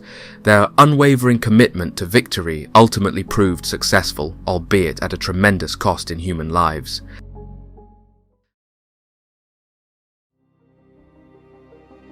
In late 1943 and early 1944, a remarkable new division began to take shape within the German military ranks. This division was a pinnacle of German excellence, with even Heinz Guderian acknowledging its potential to significantly alter the course of the war against the Western Allies. Comprised primarily of seasoned veterans handpicked from the instructional staff of German army training schools, the Panzer-Lehr division emerged as an elite force unlike any other of the Heer. These soldiers, chosen for their combat experience and exceptional skills, formed the backbone of the Panzer-Lehr, ensuring that it was not merely another unit, but a symbol of German military excellence. Indeed, the division would serve as a model for future panzer divisions, setting a standard of proficiency and effectiveness in the late stages of World War II. What set the Panzer-Lehr apart was not only the caliber of its personnel, but also its unparalleled equipment. Unlike other mechanized divisions of the time, every infantry battalion within the Panzer-Lehr was outfitted with armoured half-tracks, a testament to its commitment to mobility and protection on the battlefield.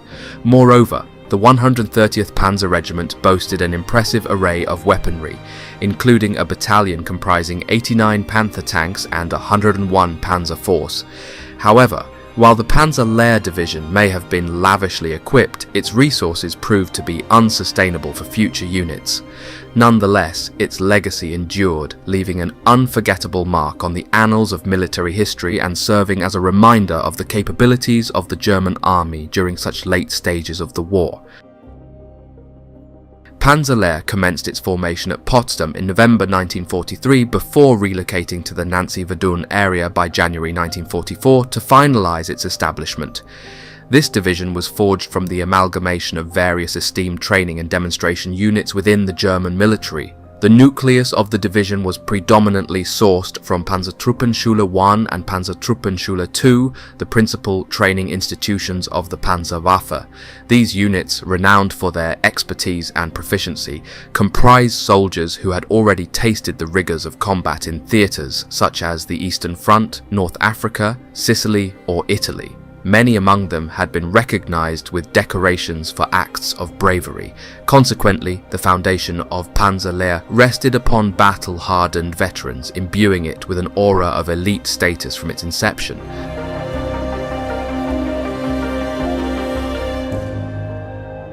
The incorporation of such seasoned personnel ensured that Panzer-Lehr stood apart as a formidable force within the German military structure. Its formation marked the convergence of experience, skill and dedication, positioning it as a cornerstone of German military prowess during a critical juncture of World War II. In the beginning of 1944, Panzer-Lehr was relocated to Hungary for additional training, during which it assimilated the 901st Panzergrenadier Lehr Regiment into its ranks. Following this period of preparation, the division was redeployed to France, where it awaited the impending Allied invasion as an integral component of the German 7th Army's Armoured Reserve. During its deployment in Normandy, Panzer-Lehr's Panzer Regiment was augmented by the inclusion of the 316th Remote Control Panzer Company, equipped with a notable array of 8 Tiger I tanks and 5 of the formidable new Tiger II tanks. With a total complement of 237 tanks, the division boasted significant firepower. Moreover, a distinctive aspect of Panzer-Lehr was the attire of its Panzer Grenadiers.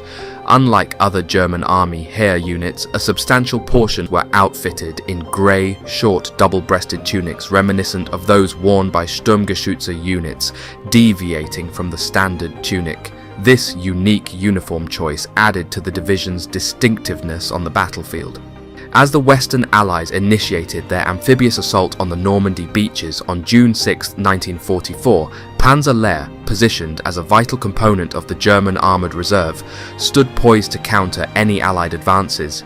However, as the initial days of the invasion unfolded, the division remained on standby, awaiting the call to action. Amidst the chaos and confusion of the Allied landings, Panzer-Lehr's commanders meticulously planned their response, strategizing how best to deploy their formidable forces. With the fate of the Normandy campaign hanging in the balance, the division's soldiers braced themselves for the impending clash. Finally, on June 8th, Panzer-Lehr received the order to move forward and engage the enemy. With swift precision, the division raced to the front lines, ready to confront the advancing British and Canadian troops.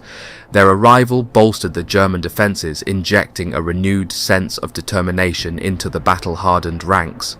Positioned alongside the 12th SS Hitlerjugend Division, Panzer-Lehr assumed a critical role in the defence of Caen, a key strategic objective in the unfolding Normandy campaign. As the Allies pressed forward with massive determination, the division dug in to repel any assaults on the city. In the ensuing days, Panzer-Lehr found itself locked in a deadly dance of manoeuvre and counter-manoeuvre with the Allied forces. Amidst the rugged terrain and ever-changing battlefield conditions, the division's soldiers fought with stubborn resolve, their determination matched only by their skill and bravery. One particularly fierce battleground emerged around Hill 112, a strategically significant position near Caen. Here, Panzer-Lehr clashed fiercely with the advancing Allied forces, engaging in a series of intense skirmishes that tested the limits of their endurance.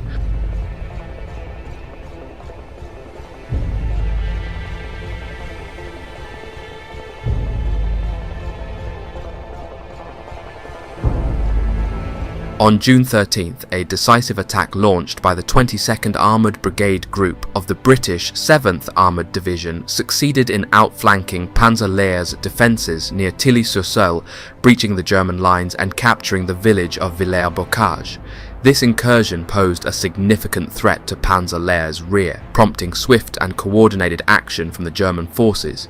Responding to the British advance, elements of Panzer-Lehr, alongside units from the 2nd Panzer Division and the 101st SS Heavy Panzer Battalion, were swiftly mobilised to counter the enemy penetration.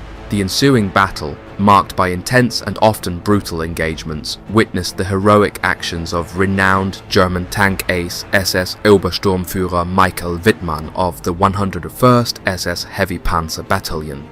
Despite Wittmann's efforts and the determined resistance of the German forces, the battle remained inconclusive after 2 days of very fierce fighting.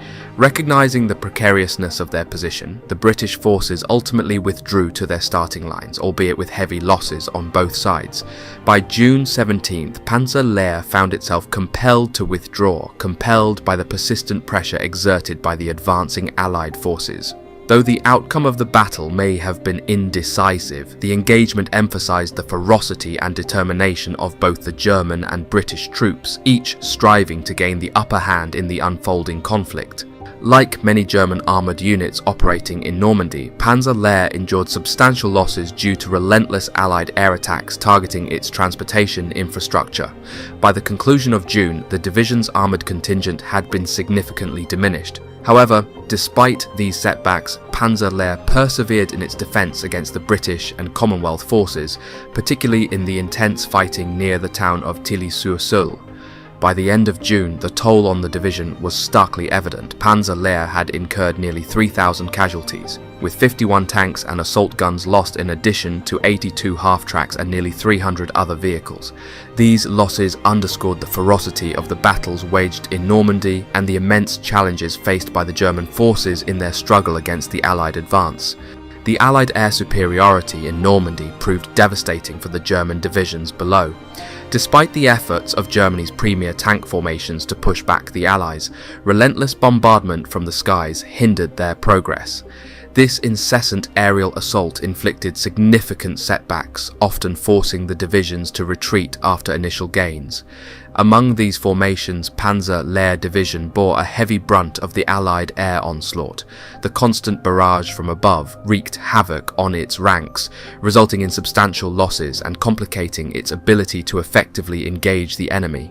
Despite its valiant efforts, the division struggled to withstand the relentless aerial bombardment, highlighting the immense challenges faced by the German forces in Normandy. On July 2nd, Panzer-Lehr received urgent orders to withdraw from Tilly-sur-Seulles and relocate westward to support divisions resisting the American advance near Saint-Lô. As the division maneuvered through the challenging Bocage terrain, it encountered fierce resistance from the US 83rd Infantry Division. Amidst the dense hedgerows and narrow lanes, Panzer-Lehr engaged in intense fighting, with infantry units on both sides fiercely contesting each field and hedgerow. Tank crews struggled to navigate the treacherous terrain, often finding themselves ambushed by concealed anti-tank positions or immobilized by hidden obstacles.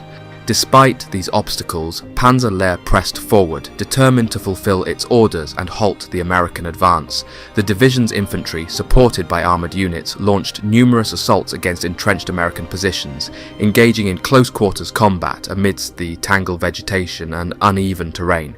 In one notable engagement, Panzer-Lehr launched a daring attack towards Pont Hébert, a key strategic objective. Facing heavy resistance, the division's troops fought fiercely, clearing hedgerows and storming enemy positions with stubborn determination. Despite facing several American counterattacks, Panzer-Lehr managed to secure Pont Hébert, holding the position against all odds.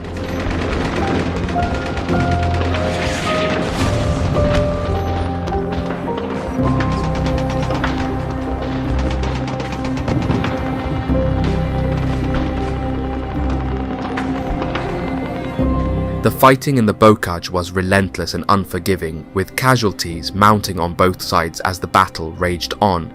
Panzer-Lehr's tenacity and resolve in the face of such adversity earned the division a reputation for valour and resilience, even amidst the formidable challenges posed by the rugged Norman countryside.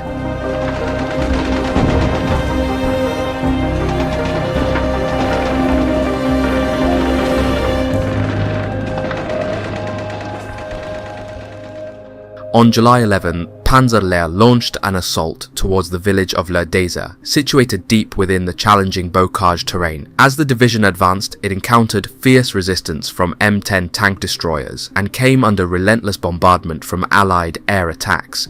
During the intense fighting that ensued, Panzer-Lehr suffered significant losses, with 20 of its tanks destroyed by the combined firepower of the enemy. Faced with mounting casualties and overwhelming opposition, the division's remaining tanks made the difficult decision to withdraw, crossing the Via Canal to seek relative safety and regroup for future operations. The ferocity of the engagement highlighted the tough challenges posed by the Bocage terrain and the formidable firepower of the Allied forces. Despite the setback, Panzer-Lehr's withdrawal allowed it to preserve its remaining assets and regroup for future engagements in the ongoing struggle for Normandy. Over the following 2 weeks, Panzer-Lehr engaged in a grueling defensive battle against the overwhelmingly superior Allied forces. On July 19th, Saint-Lô fell to the advancing Americans, marking a significant setback for the German defences in Normandy. Just 6 days later, the Americans launched Operation Cobra, their ambitious breakout from the Normandy beachhead. In the ensuing chaos, Panzer-Lehr found itself engulfed in a maelstrom of fire and fury. As the Allied bombers unleashed their payloads, the deafening roar of explosions reverberated across the battlefield, sending shockwaves through the German ranks. Shrapnel tore through the air, shredding trees and earth alike, while the acrid scent of smoke and burning debris filled the air. Operation Cobra commenced with a devastating aerial bombardment conducted by over 1,500 Allied bombers, targeting strategic positions including those held by Panzer-Lehr. The division found itself directly in the path of the Ferocious bombing campaign, resulting in heavy casualties and extensive damage to its ranks and equipment.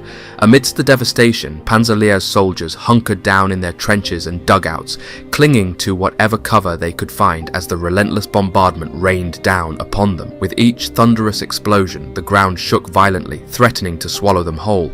Following the aerial bombardment, Panzer-Lehr endured a barrage of artillery fire from approximately 1,000 pieces of artillery of varying calibers. The relentless shelling further depleted the division's strength and tested the resolve of its remaining troops. In the wake of these devastating bombardments, the 1st US Infantry Division launched a determined assault on Panzer-Lehr's positions, supported by 238 Sherman tanks from the 2nd and 3rd US Armoured Divisions. The combined weight of the Allied attack placed immense pressure on the embattled division, forcing its soldiers to endure fierce combat amidst the chaos and destruction of the Normandy battlefield. The battlefield erupted into a symphony of destruction as tanks roared, artillery thundered, and small arms fire crackled through the air. In the midst of the carnage, Panzer-Lehr's soldiers fought hard. The Americans were also fighting like hell for any ground they could take. The situation was brutal for both sides.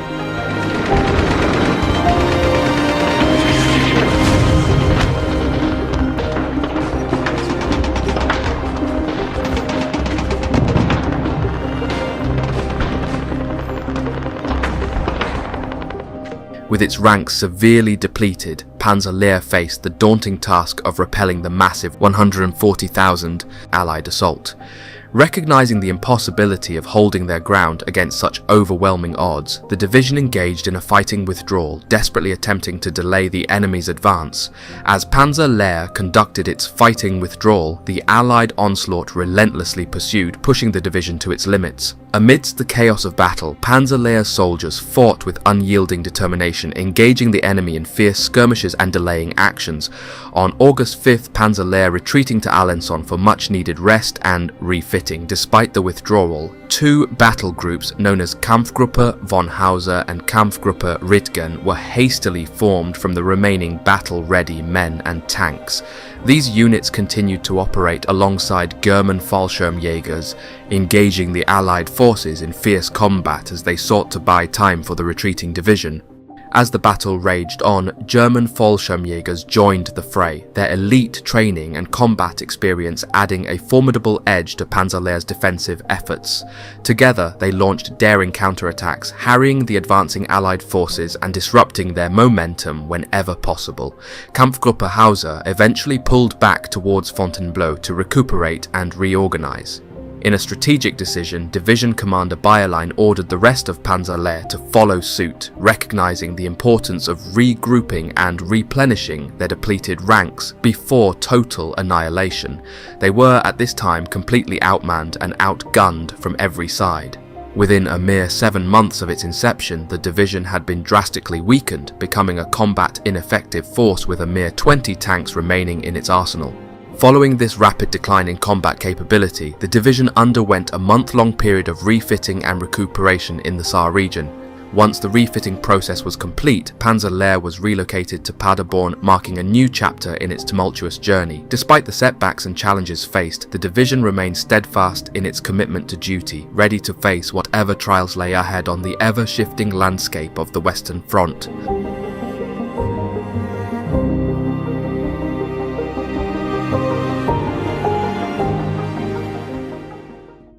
On August 18th, the division was relocated to Laon near Paris for the purpose of reconstitution.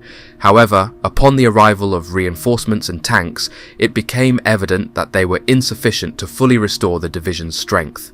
Despite efforts to bolster its ranks, Panzer-Lehr found itself operating at only about 25% of its infantry strength, with approximately 20 tanks at its disposal. Amidst these challenges, the uprising in Paris prompted the dispatch of a small Kampfgruppe towards the city. However, the Kampfgruppe encountered fierce resistance from French forces and was unable to penetrate the city. Surrounded and outnumbered, it was forced to break out, sustaining heavy losses in the process.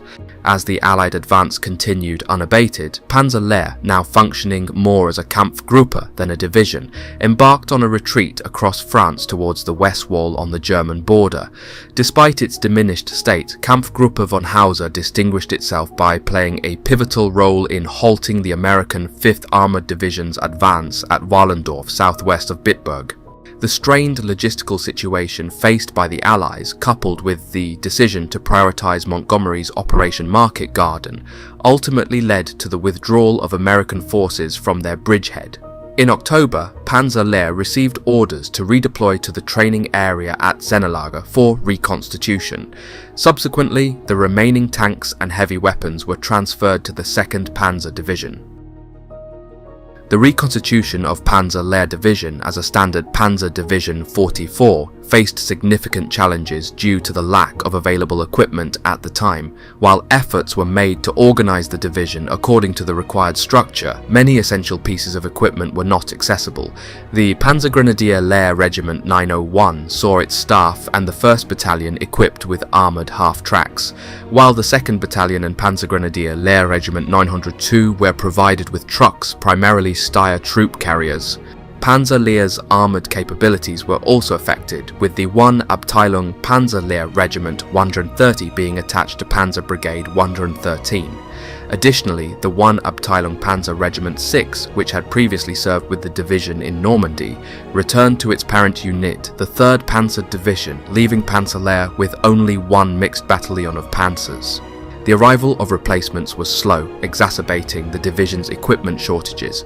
Trucks were particularly scarce, and by November, the division still lacked tank destroyers. Furthermore, the artillery regiment faced shortages of both guns and prime movers, while the scarcity of fuel and experienced NCOs further compounded the challenges faced by Panzer-Lehr during its reconstitution efforts. In early November, Panzer-Lehr was transferred to Hasse von Manteuffel's 5th Panzer Army, which was a part of Field Marshal Gerd von Rundstedt's Army Group G. This transfer was in preparation for the planned winter offensive, Operation Wacht am Rhein, more commonly known as the Battle of the Bulge. On November 21st, the partially refitted Panzer-Lehr received orders to leave its assembly area and counterattack the American forces advancing towards the Savernah Gap. However, despite their efforts, the counterattack failed to achieve its objectives, and Panzer-Lehr was subsequently withdrawn from the front line. By this point, the division had been significantly reduced in strength, reflecting the challenges it faced in its reconstitution efforts. The time dedicated to refitting Panzer-Lehr, along with several other units prematurely committed, resulted in a delay in the operation. Leading up to the offensive, Panzer-Lehr remained in reserve alongside the Führer-Begleit Brigade. On December 15th, the eve of the offensive, Panzer-Lehr remained severely under strength, with only 1 of its 2 tank battalions prepared for action. To compensate for this deficiency, the division was reinforced by 2 tank destroyer battalions and an assault gun brigade. Notably, the division's armoured reconnaissance battalion was the only organic unit operating at full strength.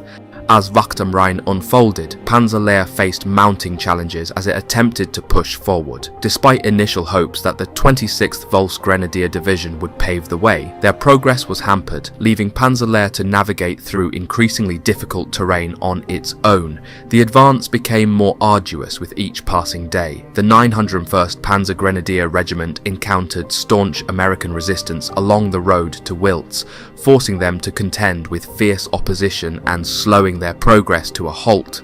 Meanwhile, the 902nd faced a similar predicament in the town of Hosingen, where determined American defenders dug in and fiercely contested every inch of ground. As Panzer-Lehr pressed forward, the obstacles seemed insurmountable. The rugged terrain and stubborn American resistance tested the division's resolve and resources, forcing them to adapt to their tactics and strategies on the fly. Despite these challenges, Panzer-Lehr remained determined to fulfill its objectives and contribute to the overall success of the German offensive, and soon would fight at Bastogne.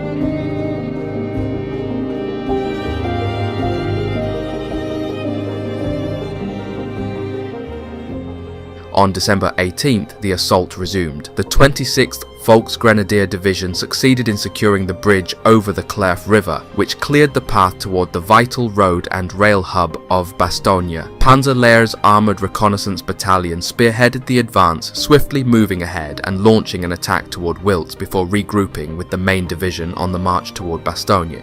However, the progress was hindered by unexpected complications.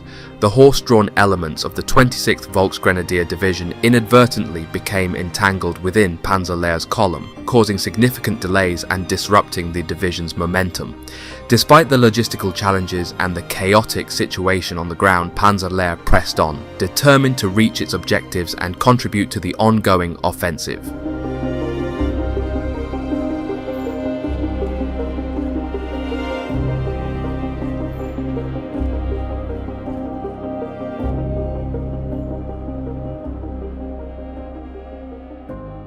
On the 19th, the division's panzer regiments encountered a formidable obstacle near Neffe, where troops of Combat Team Cherry from the US 9th Armoured Division had established a strong defensive position. Initially, Panzer-Lehr achieved some success, gaining ground against the American defenders. However, their subsequent assault led to significant casualties for the division. Despite the heavy losses, the determination of Panzer-Lehr remained steadfast. The tenacious defence put up by Combat Team Cherry eventually faltered, and they withdrew from their position. This withdrawal opened up the way once again for Panzer-Lehr to continue its advance toward Bastogne, albeit at a high cost in terms of lives and resources. However, the majority of the division's armoured units had been dispatched northward to Madurai in support of the 26th Volksgrenadier Division. Following the successful capture of Madurai, a local civilian informed Bayerlin, the division's commander, that a column of approximately 50 American tanks and infantry was observed moving northward. Believing this information to be accurate and fearing an imminent enemy assault, Bayerlin made the decision to halt his troops and establish a roadblock. Despite later learning that the enemy presence was far smaller than initially reported, Bayerlin saw the opportunity to use this momentary pause to his advantage. He recognized that the sounds of battle echoing from the clash between the 2nd Panzer Division and the 9th US Armoured Division could provide cover for his troops to regroup and reorganize effectively. By ordering the halt and setting up a roadblock, Bayerlin aimed to create a defensive position that would not only buy time for his forces but also allow them to prepare for any potential enemy incursion. It was a calculated decision in the chaos of warfare, intended to ensure that Panzer-Lehr could face the enemy with maximum readiness and cohesion. As Panzer-Lehr resumed its advance and approached Bastogne, they encountered a new reality on the ground. The US 101st Airborne Division, famously known as the Screaming Eagles, had already taken control of the town. This unforeseen development forced Panzer-Lehr to reassess its strategy. With Bastogne now in American hands, Panzer-Lehr faced a crucial decision. The division leadership opted to split its forces, a move born out of necessity in the face of the shifting battlefield dynamics. Half of Panzer-Lehr, including a significant portion of its armoured assets, remained behind to support the 26th Volksgrenadier Division in their efforts to seize Bastogne from the entrenched American defenders. Meanwhile, the other half of Panzer-Lehr pressed onward. tasked with continuing the advance towards the Meuse River. This divisional division aimed to maintain momentum despite the setback at Bastogne, demonstrating Panzer-Lehr's adaptability and commitment to their overall objectives amidst the rapidly evolving combat environment.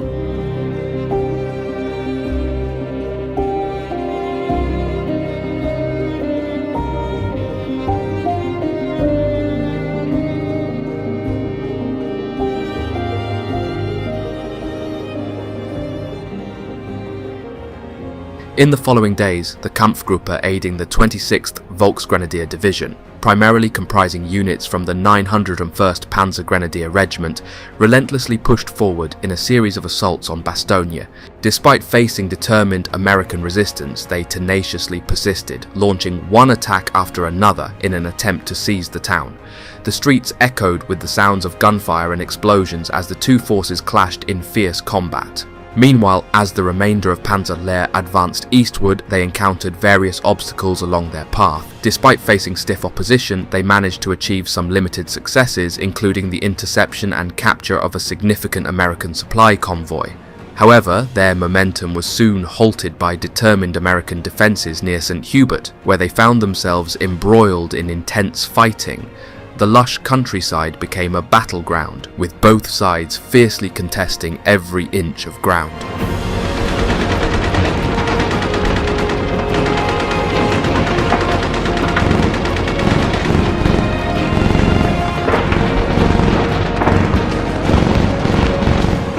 As the fighting raged on, the situation around Bastogne remained fluid and unpredictable.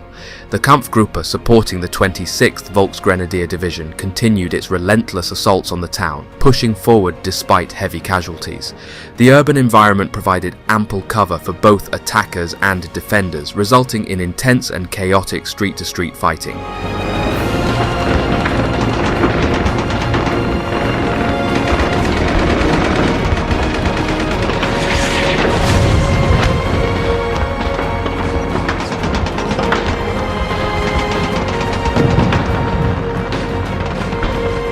Amidst the chaos, the strategic decision was made to withdraw Panzer-Lehr from the Bastogne area.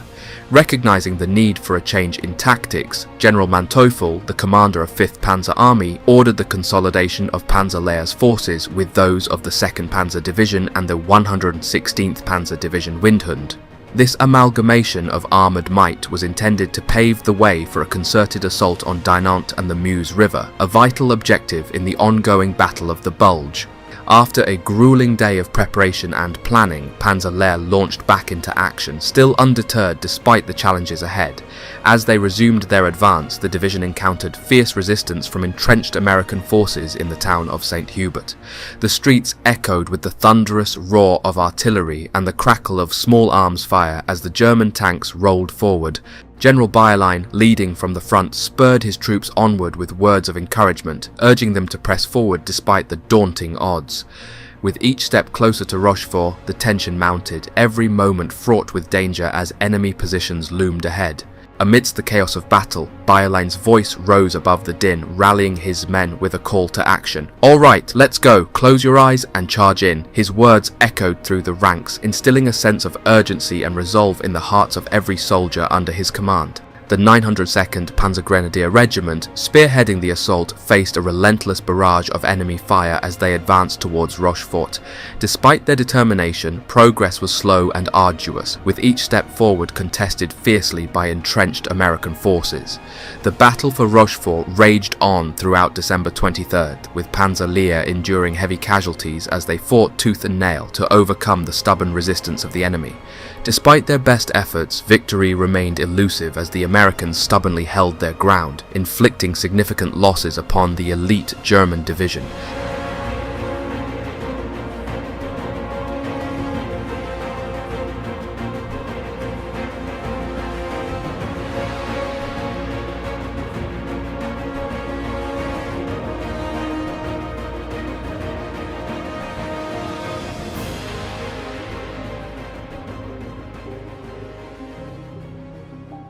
Byerline's comparison of the defence at Rochefort to the legendary stand at Bastogne highlights the intensity and significance of the fighting.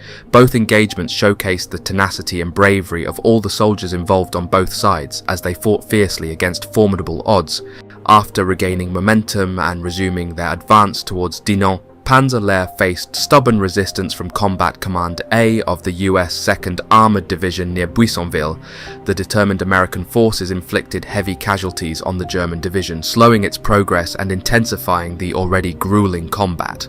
As Christmas Day dawned in 1944, the plains beside the Meuse River became a battleground where Manteufel's panzer divisions, bolstered by the 9th Panzer Division from 47th Corps, clashed with the US 7th Corps. However, the sudden disappearance of cloud cover allowed Allied air power to dominate the skies, unleashing devastating attacks on the German forces below. Despite Panzer-Lehr's bold efforts to press forward with several attacks, they found themselves repeatedly thwarted by the overwhelming aerial bombardment unleashed by the Allies.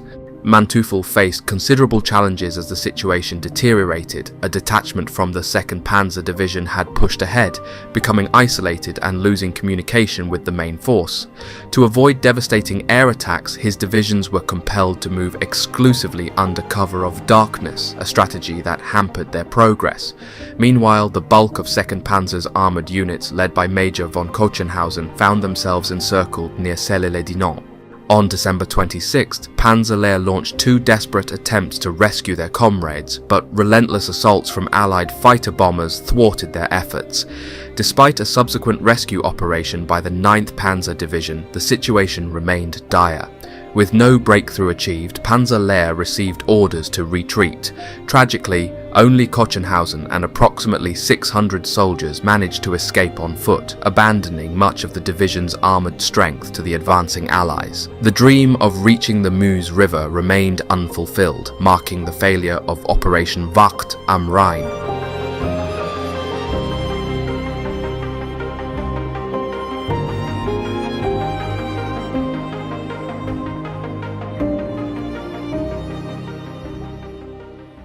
As Panzer-Lehr retreated, the grim reality of the failed offensive set in. Manteufel's hopes for a decisive breakthrough were shattered, replaced by the urgent need to salvage what remained of his forces. The harrowing retreat was punctuated by relentless Allied airstrikes, further diminishing the division's already depleted strength. With each step back, the German soldiers grappled with the bitter realization that their grand offensive had faltered. The once vaunted Panzer-Lehr division, renowned for its elite status and formidable reputation, now found itself battered and demoralized, its armor scattered across the Ardennes countryside. The ambitious push towards the Meuse River had ended in bitter defeat, leaving behind a trail of shattered dreams and lost comrades. In a last-ditch effort to turn the tide, Manteufel rallied the remnants of his strike force for a final assault on Bastogne. As Panzer-Lehr mobilized for its new positions, the US 4th Armoured Division, under the command of General George Patton's 3rd Army, launched a bold offensive to relieve the besieged town, directly through the very positions assigned to Panzer-Lehr. Facing the relentless advance of the American Armoured Division, Panzer-Lehr's meagre forward defences were swiftly overwhelmed.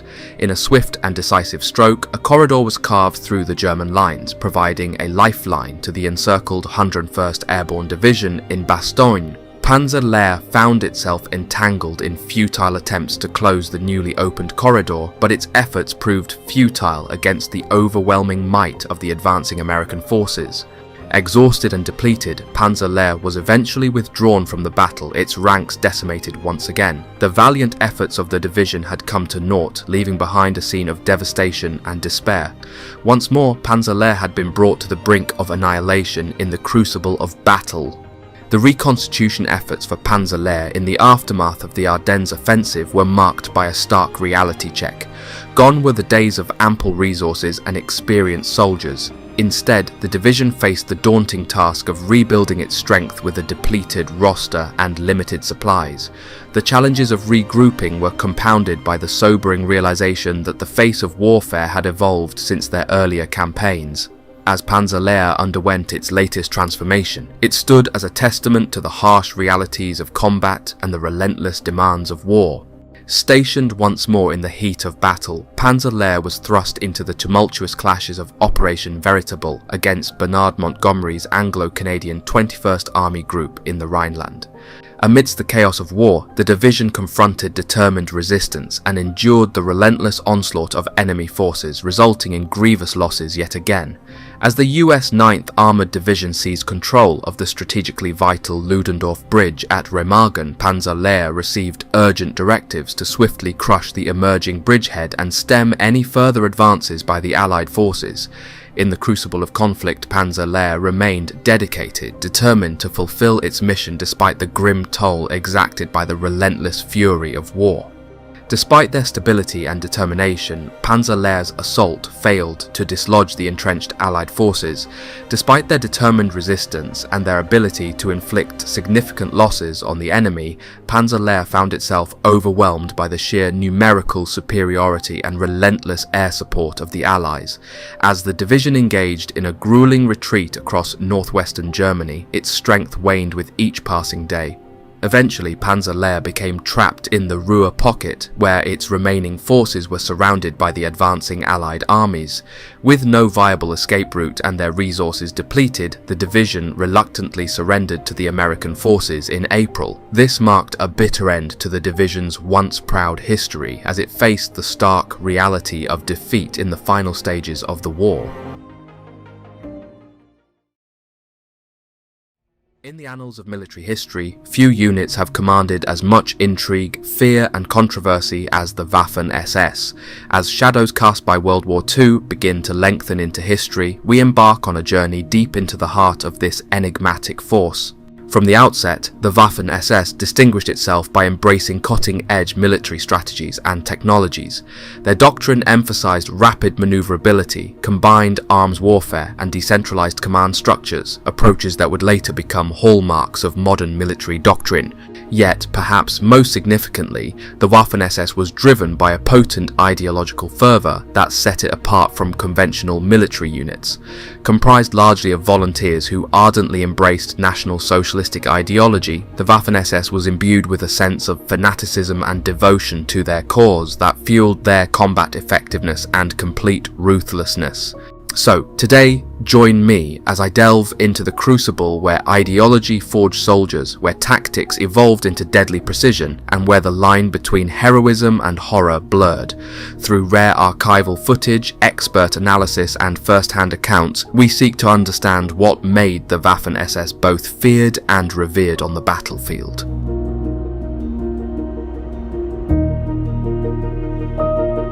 During its nascent phase from 1933 to 1936, the Waffen-SS faced resource constraints under Himmler's leadership. To compensate, they relied on the Wehrmacht for basic military instruction in tactics and strategy. While this primarily bolstered the tactical acumen of Waffen-SS officers, the line infantry received specialized training as assault troops. However, as the quality of Himmler's forces became apparent, Hitler granted them unprecedented permission in 1938 to conduct large-scale training maneuvers involving live ammunition and artillery barrages, and soon will be put to the test in Poland. This decision afforded the Waffen-SS invaluable hands-on experience with their weaponry and gear in real-world scenarios. Notably, this departure from the typically cautious approach of the Wehrmacht underscored Hitler's recognition of the Waffen-SS's potential and marked a unique chapter in their development. To gain a comprehensive understanding of a military unit, it's essential to examine its training regimen and the composition of its soldiers. The Waffen-SS, conceived by Heinrich Himmler, the leader of the SS and Gestapo, emerged from his vision of establishing a new Aryan elite within the Third Reich. Himmler was adamant that his military formations should represent the pinnacle of German prowess. However, he also sought to break away from the traditional elite of Germany, instilling a sense of distinction in his new Aryan elite. This led Heinrich to institute a rigorous and deeply indoctrinating program aimed at molding ordinary soldiers into fervent warriors renowned for their physical prowess and unwavering courage.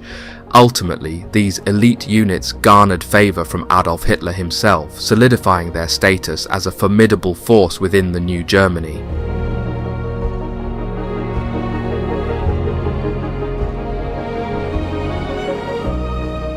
In 1939, the SSVT divisions, also known as the First Combat SS Divisions, experienced their inaugural combat engagement in Poland. Hitler assigned operational control of the Leibstandarte and the SSVT to the Army High Command, OKH. Meanwhile, Himmler retained command of the Totenkopfstandarten for what he euphemistically termed special tasks of a police nature behind the advancing combat units. Despite the very quick victory over Poland in September 1939, the regular Heer Army expressed dissatisfaction with the performance of the SSVT. They criticized its units for taking unnecessary risks and sustaining higher casualty rates compared to the normal army.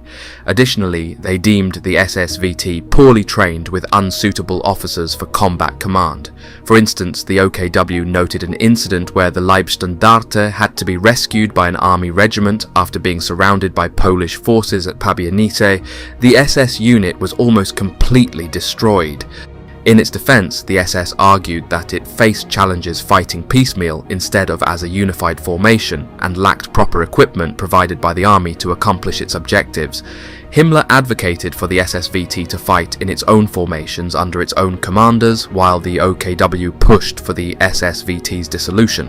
Hitler, unwilling to antagonize either the army or Himmler, opted for a compromise. He ordered the SSVT to form its own divisions but placed them under army command. Hitler resisted integrating the Waffen-SS into the army, as it was intended to remain the armed wing of the party and envisioned to become an elite police force following the war's conclusion. In October 1939, the Deutschland, Germania and Der Führer regiments underwent a reorganization to form the SS Verfügungsdivision. However, the Leibstandarte remained independent and saw an increase in its strength, becoming a reinforced motorized regiment. Hitler also sanctioned the establishment of two new divisions. The SS Totenkopf Division, comprised of militarized units from the SS Totenkopfverbände, and the Polizei Division, composed of members from the National Police Force. This sudden expansion resulted in the force that the OKW had sought to disband growing from 18,000 to over 100,000 men practically overnight. Subsequently, Hitler approved the creation of 4 motorized artillery battalions in March 1940, one for each division including the Leibstandarte. However, the OKW was tasked with supplying these new battalions with artillery, but it was hesitant to relinquish guns from its own arsenal. As a result, the delivery of weapons was slow, and by the time of the Battle of France, only the Leibstandarte battalion had reached its full strength. Overall, from 1940 to 1942, the Waffen-SS stood out as a compact and highly mobile elite force within Germany's military apparatus. Comprising predominantly motorized units, its premier elite formations, Leibstandarte das Reich, Totenkopf, were meticulously organized as motorized infantry divisions. These divisions were equipped with an extensive array of weaponry, including rifles, machine guns, mortars, infantry guns, anti-tank weapons, artillery, and armored cars, allowing them to operate with remarkable versatility and effectiveness on the battlefield. It was the exploits of these select divisions that truly established the military reputation of the Waffen-SS. Engaging in grueling and often brutal combat conditions on the Eastern Front during the pivotal years of 1941 and 1942, they demonstrated extraordinary resilience and combat prowess. Their ability to hold defensive positions against overwhelming odds earned them admiration, not only within the ranks of the Waffen-SS, but also from the highest echelons of the German leadership. Hitler, in particular, was deeply impressed by the performance of these SS divisions.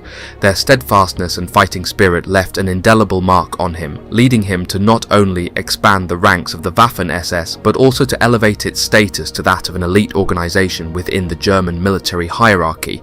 This recognition from Hitler himself served to further enhance the prestige and significance of the Waffen-SS, both within Germany and on the broader stage of World War II.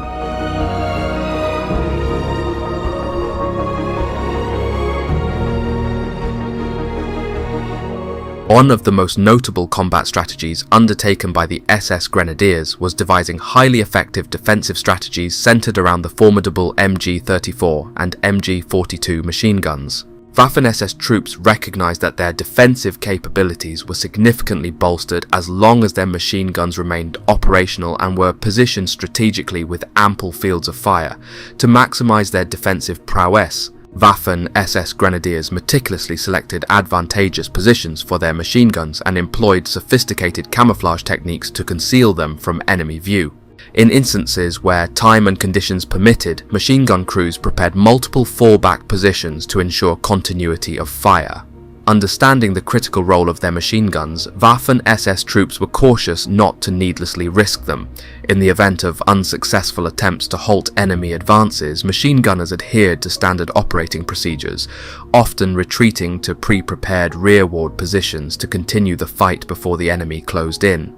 As long as the majority of their machine guns remained functional, SS Grenadiers could effectively stall attacking infantry forces, often outnumbering them significantly. In fact, just a few well-positioned and well-supplied MG42 machine guns had the capability to delay an entire attacking regiment for hours along a several-mile frontage. Recognizing the pivotal role of machine guns in defensive success, German crews were selected with meticulous care. In reality, the 9-man SS Grenadier squad was primarily geared towards servicing its machine gun. The primary gunner, known as Schütze I, typically the most experienced and decorated grenadier in the squad, bore the responsibility of carrying the gun. His comrade, Schütze II, was tasked with feeding ammunition belts, ensuring operational efficiency through periodic barrel changes, and clearing any jams that occurred during combat. Typically, 2 less experienced recruits were tasked solely with supplying fresh ammunition for the machine gun, while the remainder of the squad took up positions in foxholes to cover all possible approaches to the machine gun emplacement. This arrangement provided a significant advantage, allowing German infantry squads to sustain heavy casualties, even up to 2/3 of their strength, and still remain effective as long as the machine gun remained operational.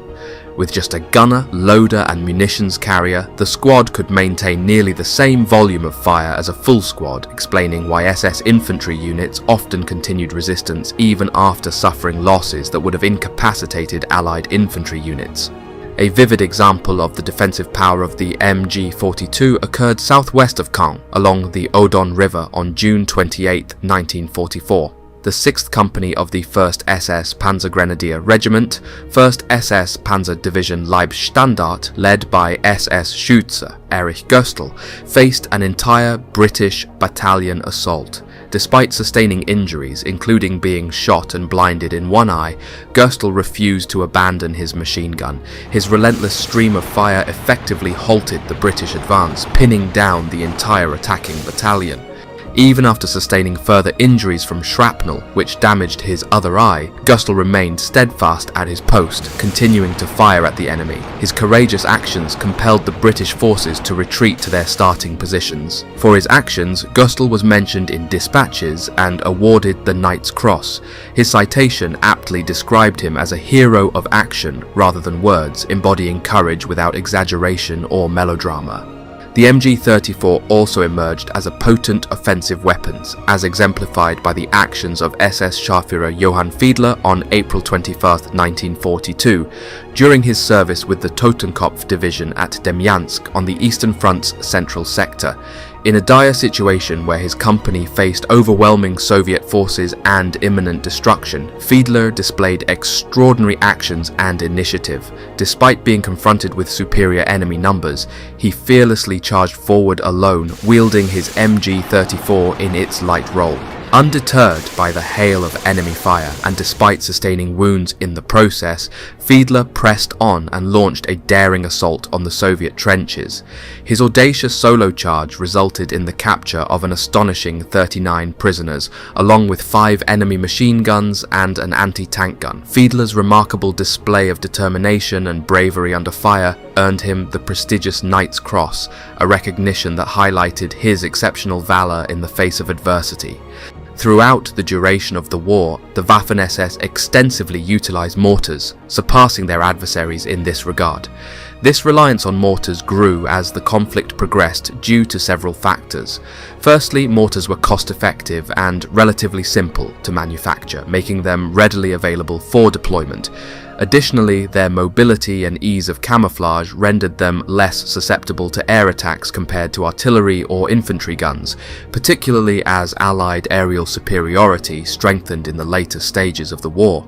The availability and effectiveness of mortars significantly bolstered the defensive firepower provided by German machine guns.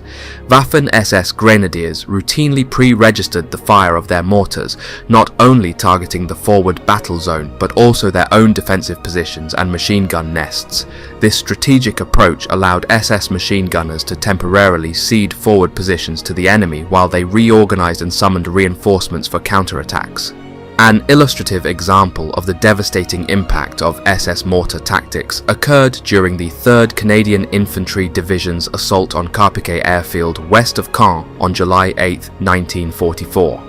The defenders from the 26th SS Panzergrenadier Regiment, 12th SS Panzer Division Hitlerjugend had meticulously registered the fire of their mortars on both the forward battle zone and their own outpost line. When the Canadian infantry advanced behind a massive artillery barrage, temporarily suppressing German defensive machine gun fire, the SS mortar crews held their fire until the Canadian artillery lifted. Subsequently, they unleashed a massive barrage of mortar rounds, creating confusion among the Canadian riflemen who mistakenly believed their own artillery had fallen short.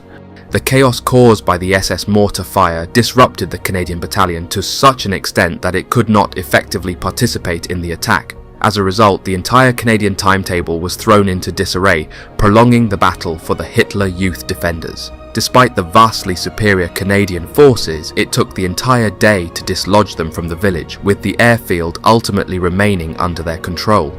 This battle shows us the critical role played by mortars in the defensive tactics employed by the Waffen-SS, contributing significantly to their effectiveness in combat situations.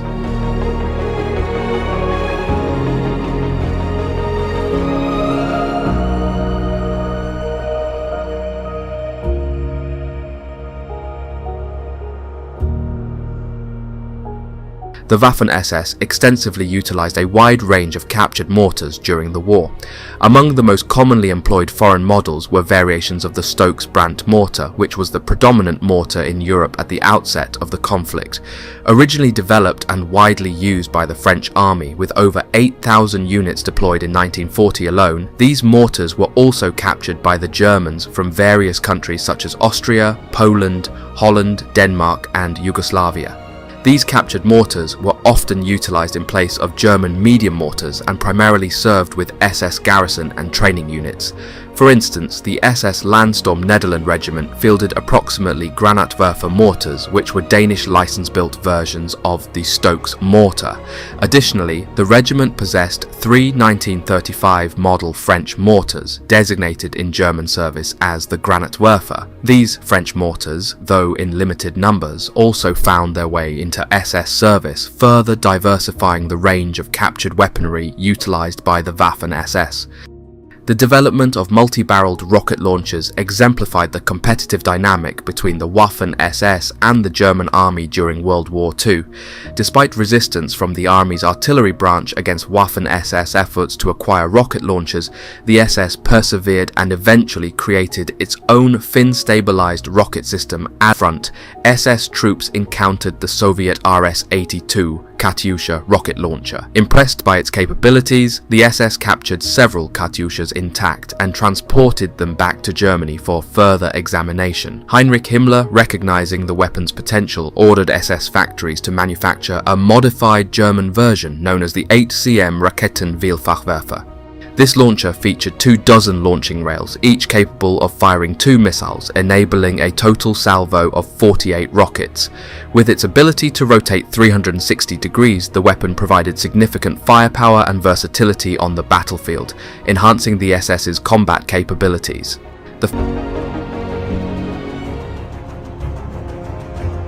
Infantry guns played a crucial role in providing Waffen-SS grenadiers with essential offensive and defensive fire support, especially in situations where artillery support was limited, as was often the case on the sparsely defended Eastern Front. Typically, Waffen-SS gunners positioned their infantry guns in the rear of their main defensive positions, known as the Hauptkampflinie, and coordinated their fire with more forward deployed mortars.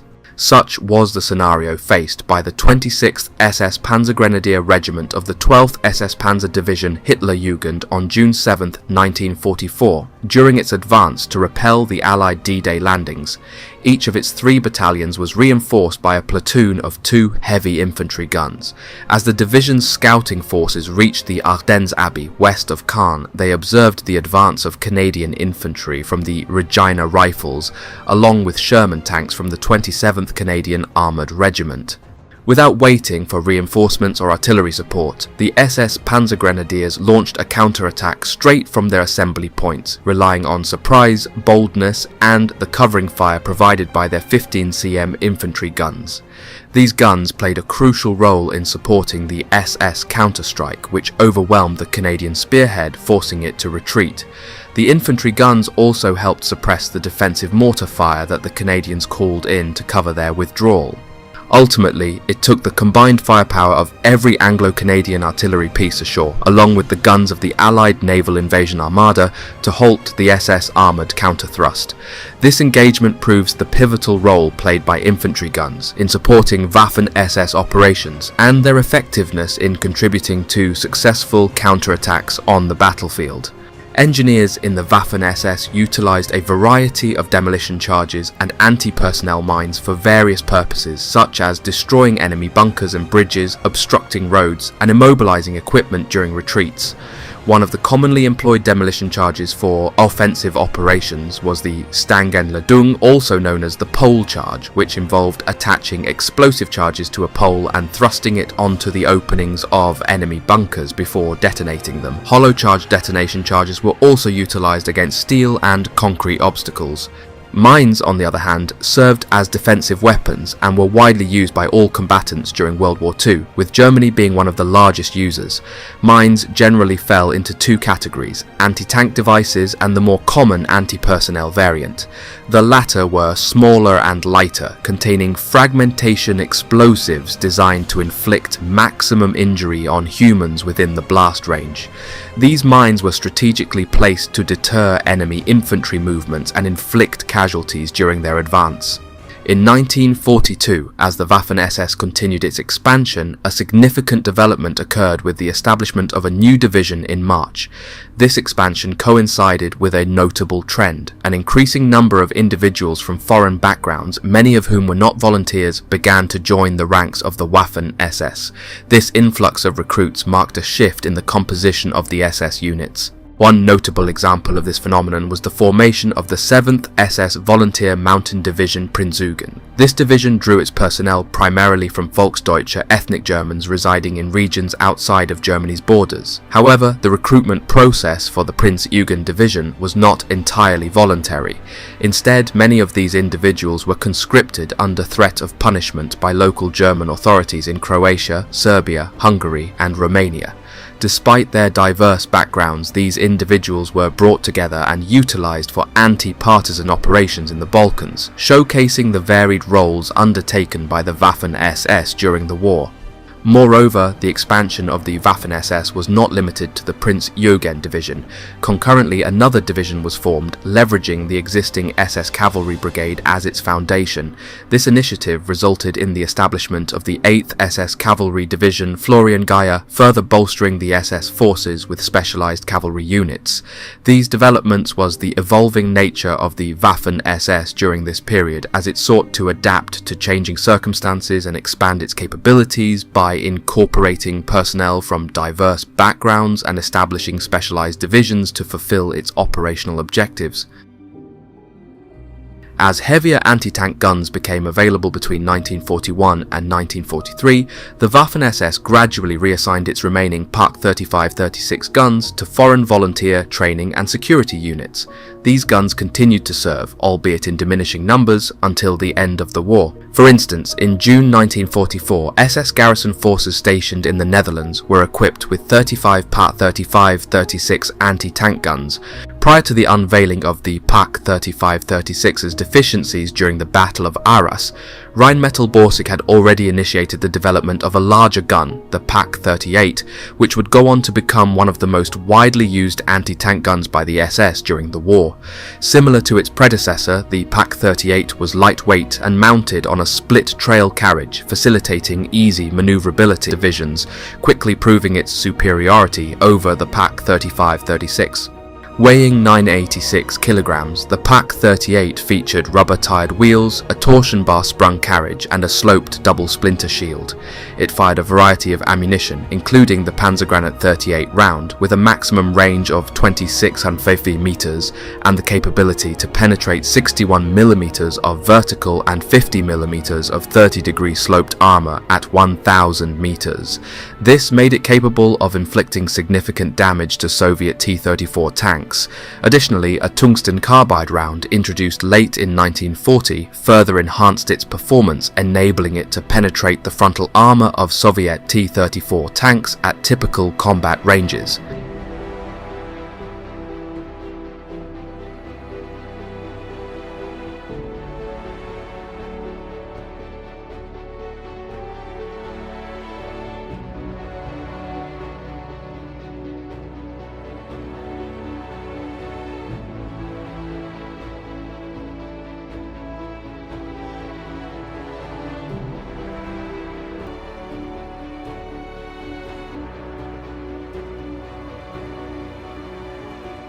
An illustrative example of tank versus anti-tank combat occurred on August 8, 1944 near Saint-Sylvain, Normandy, during the onset of the Canadian offensive, Operation Totalize.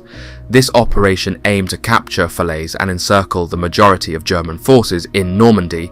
Near the Château du Fosse, the 12th SS Divisional Escort Company, reinforced by two expertly camouflaged SS Park 40 anti-tank guns positioned at the edge of a woodland, confronted the advance of the 1st Polish Armoured Regiment across open cornfields adjacent to the forest. In rapid succession, the two anti-tank guns disabled 6 tanks before the Polish armour could retaliate. Despite breaching the thin SS defensive line, the Polish tanks fell prey to the anti-tank guns, which destroyed an additional pair of Sherman tanks directly in front of the company command post. Subsequently, the Polish armour retreated behind the chateau and called for artillery support, resulting in the destruction of one of the anti-tank guns and incapacitating the crew of the other.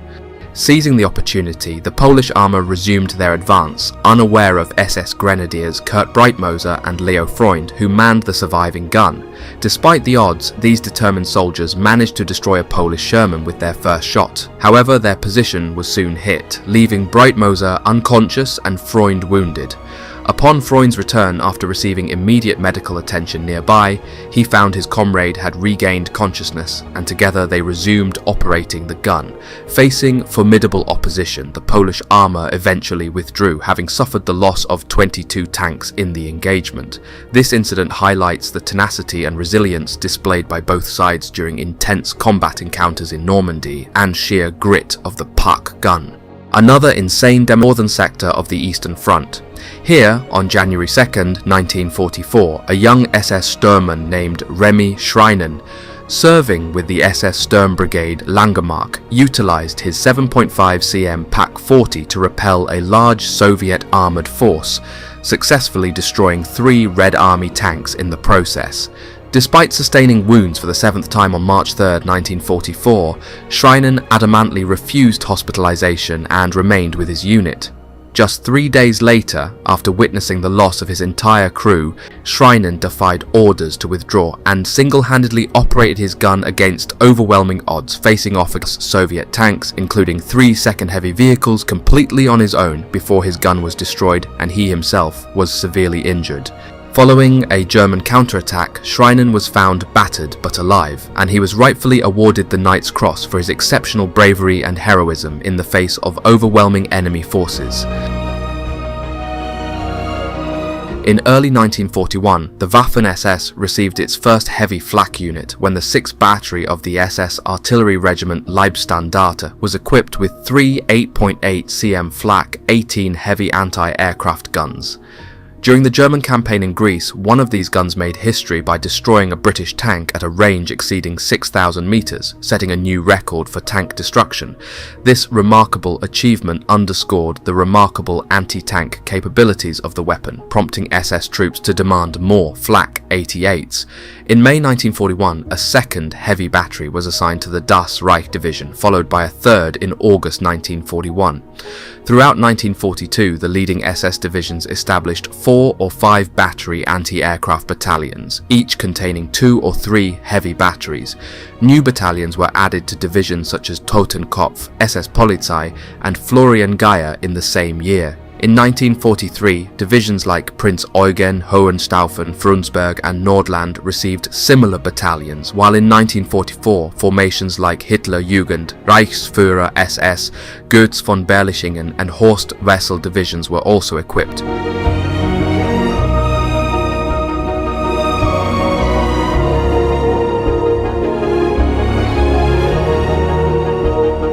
Elite SS anti-aircraft gunners were tasked with safeguarding Hitler's summer residence and headquarters at Obersalzberg on the Bavarian-Austrian border. As part of the SS Special Forces, they worked to protect Hitler's dwelling from Allied air raids. In April 1945, this unit was reorganized for ground combat as a mountain battalion, playing a crucial role in Hitler's plan to establish the mythical Alpine redoubt known as the Fortress Alps. One of the most decorated SS flak gunners during the war was SS Unterscharführer Heinrich Gottke, a forward observer with the 17th SS Flak Battalion Goetz von Berlichingen.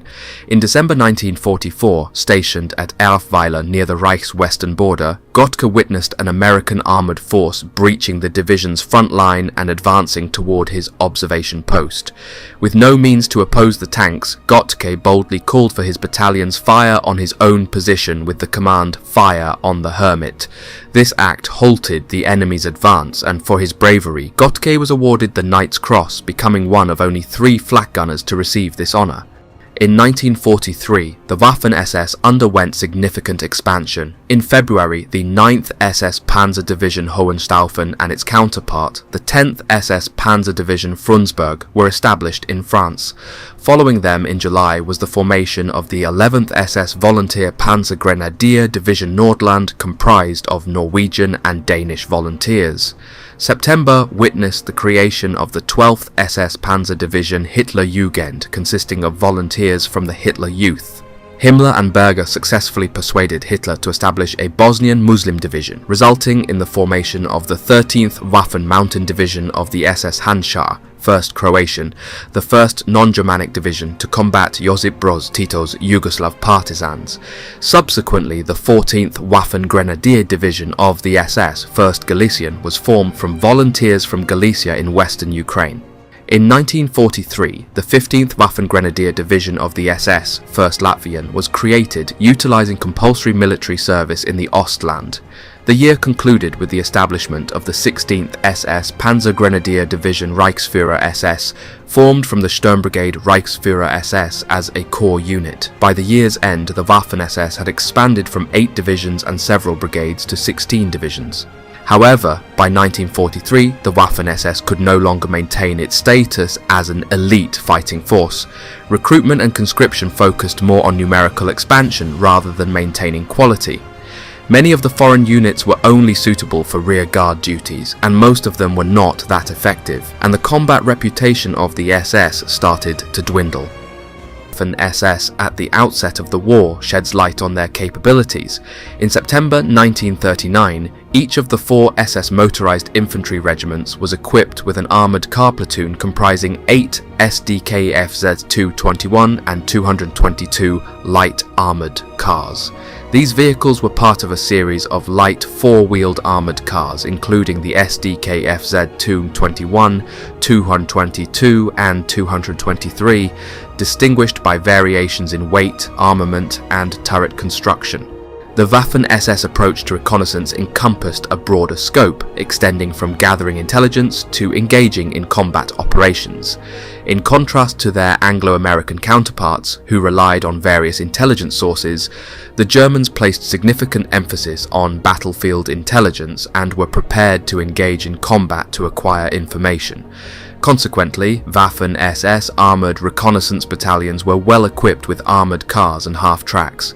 They compensate for limitations in firepower and protection. This approach enabled SS armoured cars to gather valuable intelligence on the battlefield. In addition to their boldness and determination, Waffen-SS armoured reconnaissance units were characterised by their audacity and speed. They believed that these qualities, along with superior training, tactics and morale, coupled with German aerial superiority, could compensate for any deficiencies in firepower and protection. This mindset empowered them to undertake daring missions deep behind enemy lines, often resulting in valuable intelligence being gathered for their respective divisions. Such audacious actions were not limited to a single engagement. Throughout the war, Waffen-SS armoured reconnaissance units consistently demonstrated their willingness to push the boundaries of conventional reconnaissance tactics. Their ability to operate aggressively in the face of enemy opposition allowed them to gather crucial information about enemy movements, positions and intentions, contributing significantly to the success of SS operations on various fronts. Furthermore, the success of SS armoured reconnaissance units depended not only on the bravery of individual soldiers, but also on their cohesive teamwork and meticulous planning. Each mission required careful coordination between reconnaissance patrols, support elements, and command structures to ensure objectives were achieved while minimizing risks to personnel and equipment. Despite facing formidable challenges and often operating in hostile territory, Waffen-SS armoured reconnaissance units remained undeterred in their pursuit of battlefield intelligence. Armoured reconnaissance battalions played a crucial role in leading Waffen-SS offensives with remarkable boldness. In September 1943, for instance, the 1st Armoured Car Company of the SS Armoured Reconnaissance Battalion Das Reich undertook a mission to investigate a suspected Soviet armoured build-up in a village flanking the division.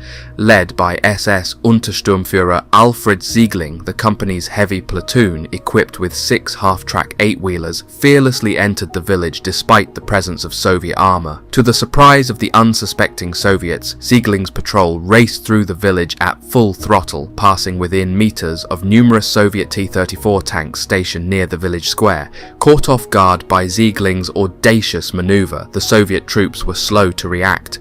By the time they scrambled back to their tanks, started their engines and aimed their guns, all they saw was the dust kicked up by the departing German armoured cars as they exited the village unharmed. Siegling's reconnaissance provided vital intelligence on the Soviet tank's strength, enabling the division to adjust its defences and successfully repel the subsequent Soviet assault. For his courageous and effective action, Alfred Siegling was awarded the Knight's Cross, recognising his outstanding contribution to the overall efforts. During the pivotal years of 1943 to 1944, the theatre of war witnessed monumental clashes marked by extensive participation from the Waffen-SS, notably in engagements like the Battle of Kursk, the Battle of Kharkov and operations in Italy. However, amidst these significant battles, the Waffen-SS underwent extensive reorganizations, particularly in the aftermath of the devastating defeat suffered at Kursk. Following the setback at Kursk, a period of intensive restructuring ensued within the ranks of the Waffen-SS. The resilience of these elite forces was tested as they were redeployed to critical fronts, often in precarious positions. Notable engagements during this period included operations in Demyansk, Narva, and other strategically vital locations. These battles were characterized by their ferocity and brutality, underscoring the intense nature of the combat experienced by the Waffen-SS. From this point forward, a dramatic shift in the nature of warfare emerged. Battles transformed into desperate struggles to maintain ground at any expense, resembling a relentless firefighting effort across the entirety of the front lines. The conflict took on a new intensity as German forces found themselves engaged in fierce fighting across Ukraine and the Baltic states. The ferocity of combat reached unprecedented levels as the Germans fought tenaciously for every inch of territory. The rugged terrain of Ukraine and the Baltic states became the backdrop for brutal engagements, with both sides locked in a relentless struggle for dominance. As the tide of battle ebbed and flowed, German forces eventually found themselves forced to retreat, falling back to the relative sanctuary of Poland. Despite the grim realities of retreating under pressure, the resolve of the German military remained unbroken as they sought to regroup and reorganize for the challenges that lay ahead. The toll of continuous warfare took its toll on the ranks of the Waffen-SS, necessitating the replenishment of personnel. However, the replacements were often inexperienced, lacking the rigorous training and indoctrination that characterized the original elite cadre. As a result, the composition of the Waffen-SS became increasingly diverse, with recruits from various nationalities and backgrounds joining the ranks, albeit without the same level of preparation and conditioning as their predecessors.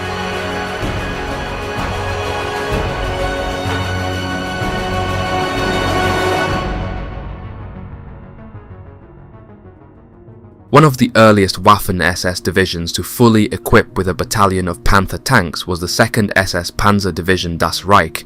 However, by December 1943, this division had lost all of its original 49 Panthers during sustained defensive operations around Zhytomyr in Ukraine. As a result, the High Command withdrew the remaining elements of the division and completely re-equipped its 1st Panzer Battalion with Panther tanks. While this refurbishment was underway, the division was redeployed to France, and by the time it advanced to repel the Allied Normandy landings in June 1944, it boasted 62 Panzer V tanks, most of which were Model A vehicles. During the winter of 1943-44, the frontline demands for Panthers left very few vehicles available for the 9th SS Panzer Division Hohenstaufen, which was still in the process of formation. By March 1944, the division had received only a handful of Model A Panthers. Consequently, when the High Command ordered the Hohenstaufen to the east to counter the Soviet advance at Tarnopol in April 1944, the division had to leave its Panther battalion behind at the Meilly-le-Camp training park near Paris, awaiting the rest of its tanks. It was not until mid-June 1944, after the Hohenstaufen had returned to the west to repel the Allied D-Day landings, that the Panther battalion rejoined its parent formation. At that time, the unit had received 37 Panther Model A and G tanks, still less than half its authorized strength. In late 1943, the 11th SS Volunteer Panzer Grenadier Division Nordland received Panther tanks instead of the usual Stugee 3 assault guns, which were standard equipment for this type of SS division. In early 1944, the Nordland became part of SS Gruppenführer Felix Steiner's 3rd Germanic SS Panzer Corps, which held the northern part of the Eastern Front on the Gulf of Finland at Narva. The front line in the north had changed only slightly since December 1941, although the Soviets had managed to break the German encirclement of Leningrad in 1943.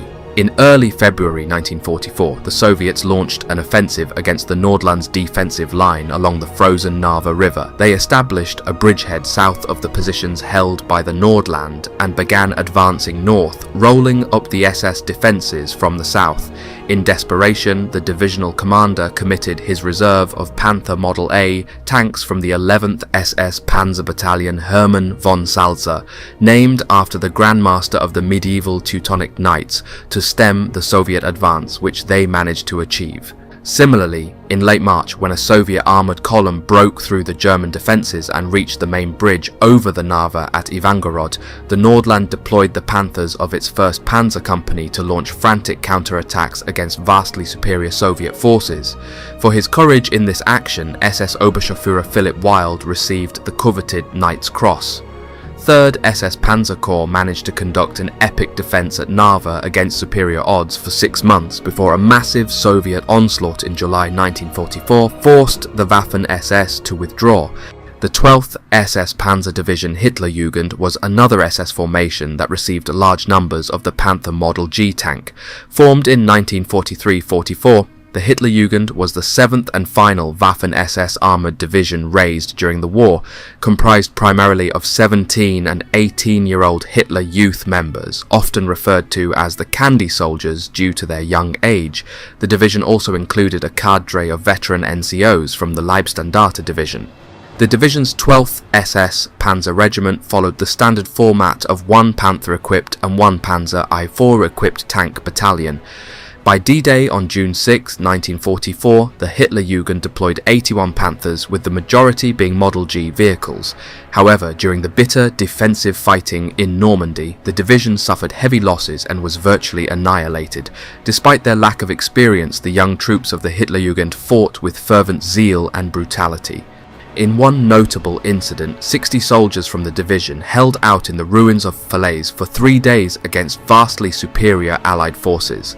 However, the division's young troops also committed several atrocities, including the callous execution of at least 41 unarmed Canadian prisoners in the early weeks of the invasion. Following initial successes by the Allies on the first day of the operation, General Simons, the Corps commander, directed Worthington Force, an all-arms battle group centred around the Canadian 28th Armoured Regiment, to capture the strategically important Hill 195. However, during the night as Worthington Force advanced, it became disoriented and veered significantly off course. By morning, it had ended up 4 miles northeast of its intended objective, well beyond the effective range of artillery support. Before the Canadian command realised that Worthington Force had strayed from its target, the Germans responded swiftly and decisively. 2 combined arms units from the Hitlerjugend, SS battle groups Windsor and Krauss, launched simultaneous attacks on Worthington Force from 3 directions. Led by 12 Panther tanks and 9 Tiger I tanks, the SS counterattack swiftly overwhelmed the isolated Canadian force in under 2 hours. The assault left behind numerous casualties and 28 burning tanks in the positions previously occupied by Worthington Force.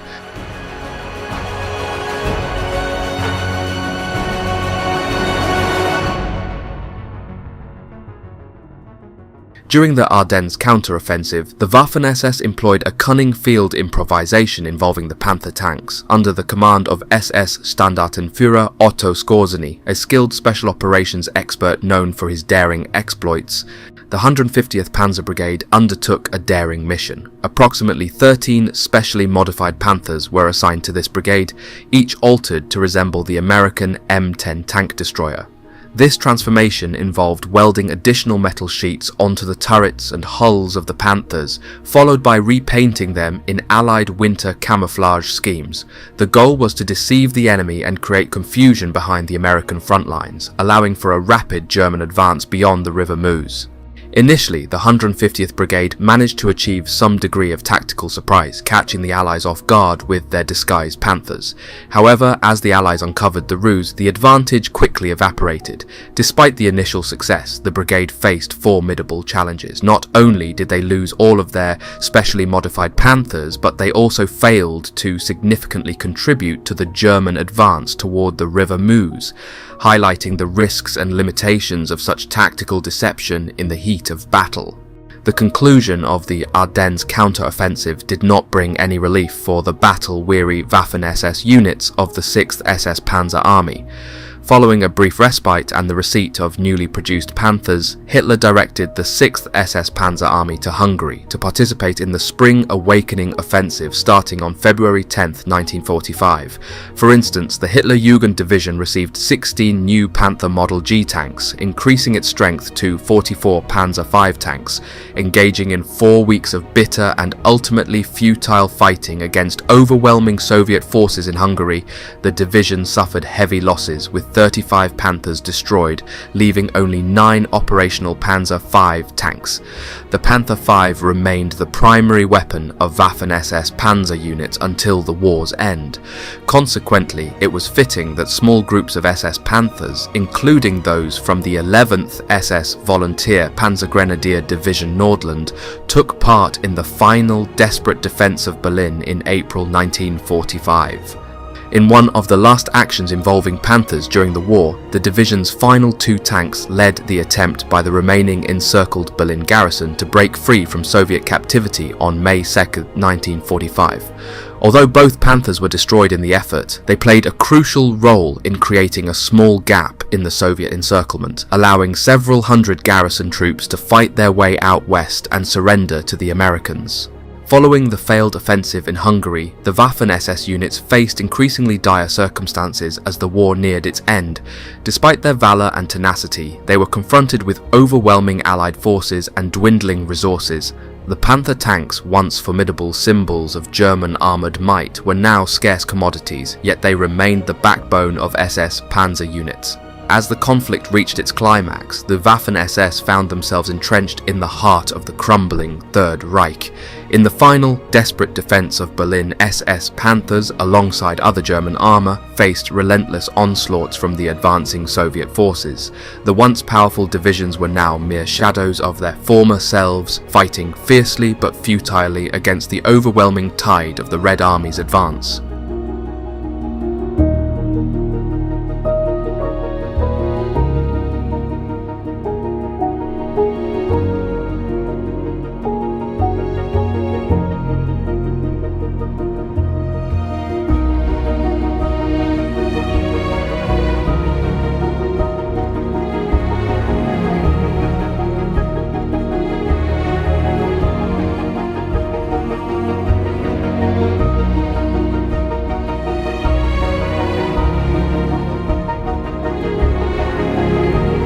In the waning days of World War II, the 503rd SS Heavy Tank Battalion found itself stationed at training grounds in Germany, eagerly awaiting the arrival of new production King Tigers.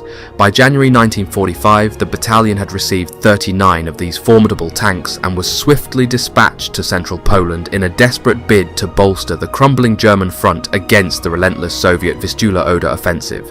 Despite the brutal efforts of the German army and Waffen-SS, the inexorable march of defeat loomed large over the Third Reich. The grim reality facing both military units was the inevitability of German capitulation. The only uncertainty lay in the toll exacted before the inevitable surrender.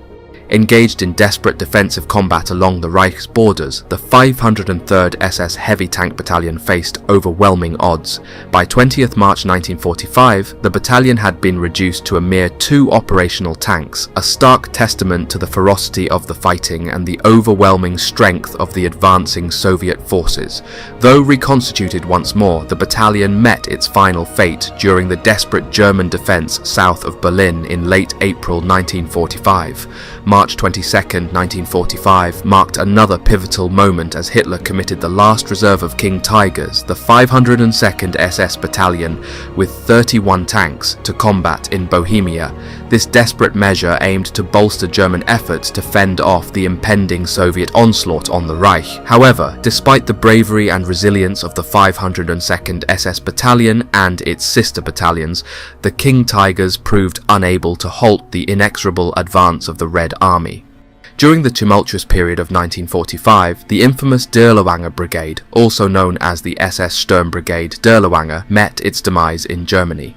Composed predominantly of criminals and the mentally ill, this division was notorious for its extreme brutality, prompting even the Waffen-SS High Command to urge restraint.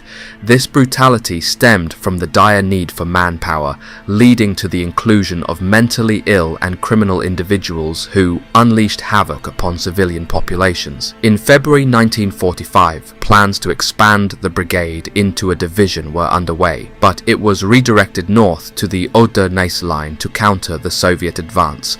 Renamed as the 36th Waffen Grenadier Division of the SS on February 14, 1945, it consisted of approximately 4,000 men with additional army units attached.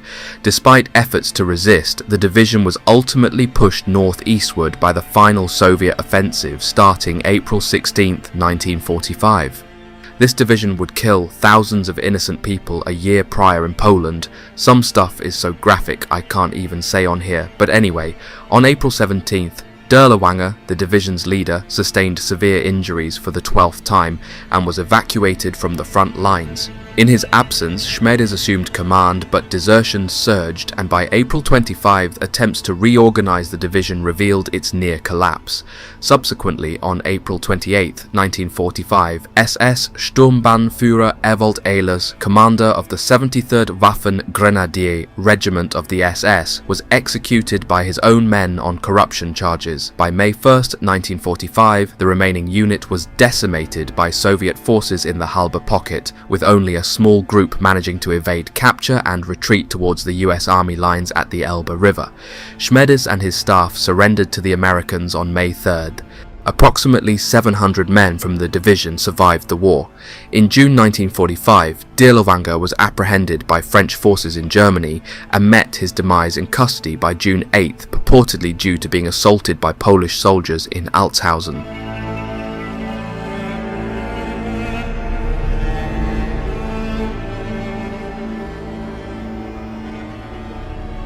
As the last phases of the war unfolded, the German High Command found themselves in a dire predicament. Elite formations such as Totenkopf, Viking, LSSAH and Das Reich were severely depleted in strength and not operating at full capacity. In the final battles, particularly in Berlin, the situation became so desperate that the command had to rely on French, Latvian and other multinational SS formations to defend the city of Berlin at all costs. Meanwhile, LSSAH and other main formations were engaged in frantic battles across Vienna, fiercely contesting against large Soviet formations in harsh defensive struggles. The pressure on the German forces was immense, with every available unit stretched to its limits in a desperate attempt to hold back the advancing Allied forces. Despite their determination, the overwhelming numerical superiority of the Allied armies ultimately proved insurmountable for the beleaguered German defenders. One of the last recipients of the prestigious Knight's Cross during World War II was SS Willy Hund, a distinguished member of the Nordland Division. On April 20th, 1945, Hund became one of the final Germans to be honoured with this esteemed award. Hund's commendation was the culmination of his exceptional 63 days of continuous close combat. His unwavering bravery and dedication were recognised with the Knight's Cross with oak leaves and swords. Hund's valorous actions took place alongside Norwegian troops as they defended Berlin to the last man. Throughout the intense urban warfare of the final battles, Hund demonstrated remarkable leadership and courage. He commanded Norwegian Panzer Grenadiers with distinction, playing a pivotal role in the defence of the city. In summary, the period from 1940 to 1942 marked the zenith of the Waffen-SS's effectiveness, showcasing their prowess through innovative tactics and combat readiness.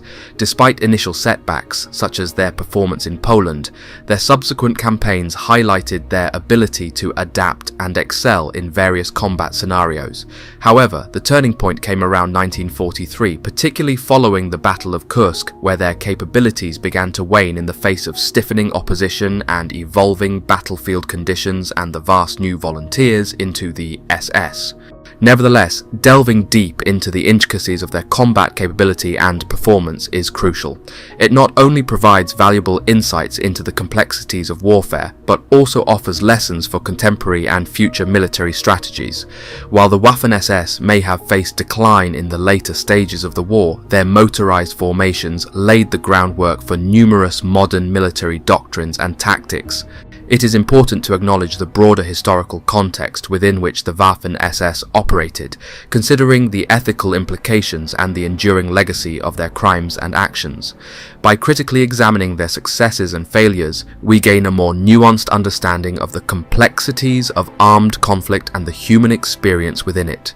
In essence, while the Waffen-SS's performance may have varied over time, their impact on military history is undeniable.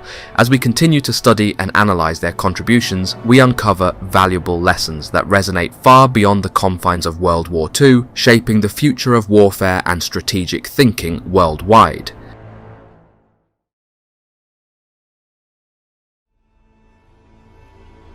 In the waning months of 1944, as the Western Allies tightened their grip on Germany with rapid and relentless advances, a chilling undercurrent surfaced amidst the ruins of the Third Reich. Whispers, like phantom echoes from the shadows, spoke of a clandestine force emerging, one determined to defy the inevitable defeat that loomed over Nazi Germany. This covert group bore the ominous moniker, the SS Werewolves. Conceived in the recesses of Heinrich Himmler's mind, the architect of the SS himself set one man for the job, Hans Adolf Preutzmann. The Werewolves were not to be dismissed as mere remnants of a fallen regime. Instead, they stood as a sinister and calculated strategy, a desperate gambit aimed at turning the tide in the dying days of the Third Reich. Himmler, recognizing the impending collapse, sought to create a force capable of sowing chaos and resistance long after the fall of the Nazi government. The SS Werewolves were not a conventional army. They were a shadowy network of highly trained and fanatically loyal individuals. Selected for their unwavering allegiance to the Third Reich and their ruthless determination, these operatives operated behind enemy lines, employing guerrilla tactics and engaging in acts of sabotage.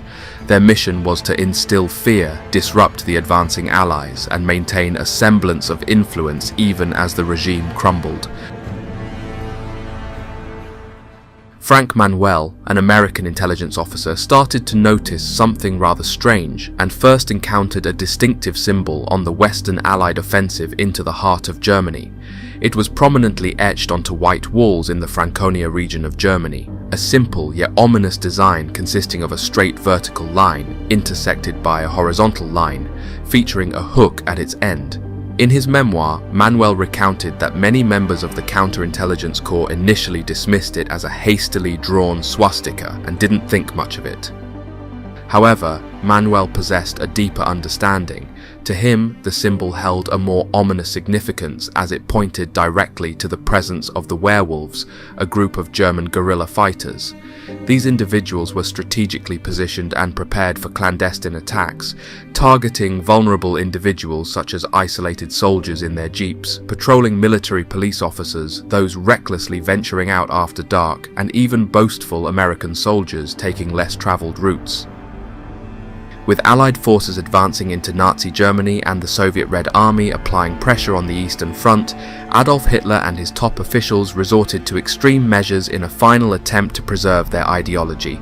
Faced with desperation, they delved into the realm of the supernatural for inspiration, resulting in the establishment of two distinct lupine movements. The first of these movements took the form of an official group comprising paramilitary soldiers, while the second manifested as an impromptu assembly of partisan fighters.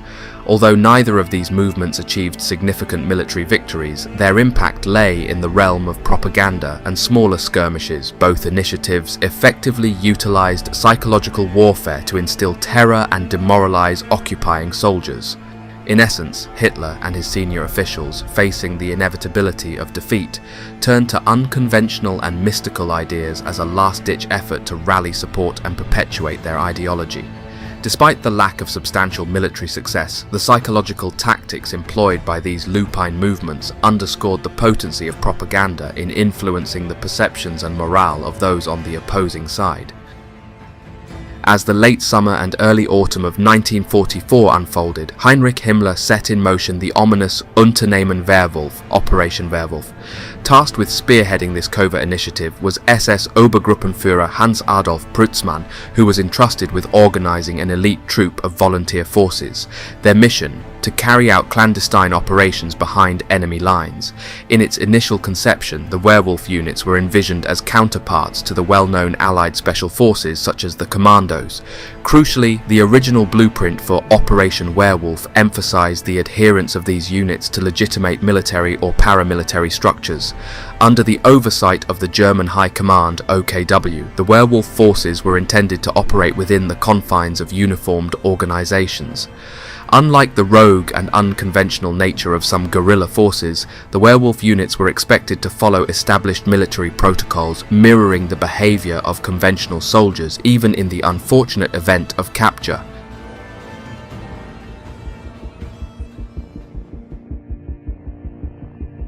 Upon assuming the pivotal role of General Inspector of Special Defense, General Inspekteur für Spezialabwehr, Hans Adolf Prützmann took charge of establishing the nerve center of the force in Berlin, tasked not only with creating the headquarters, but also with organizing and instructing the members of Operation Werewolf. Prützmann's responsibilities were formidable.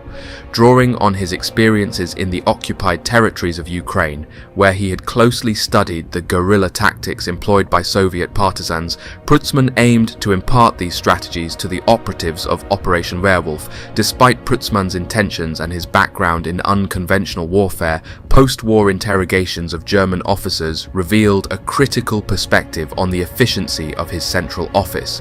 Descriptions of the headquarters mirrored the criticisms of its commanding officer, depicting it as inefficient, weak, and lacking inspiration.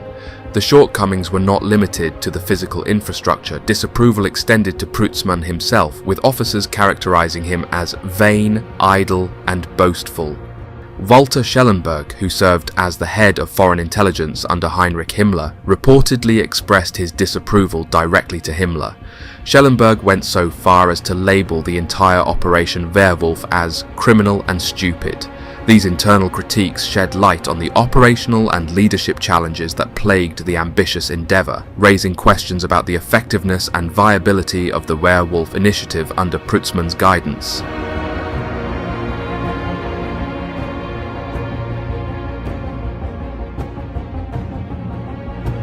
Following the Allied invasion of Normandy, whispers of a covert German guerrilla organisation circulated, injecting an atmosphere of mystery and tension into the post-invasion period.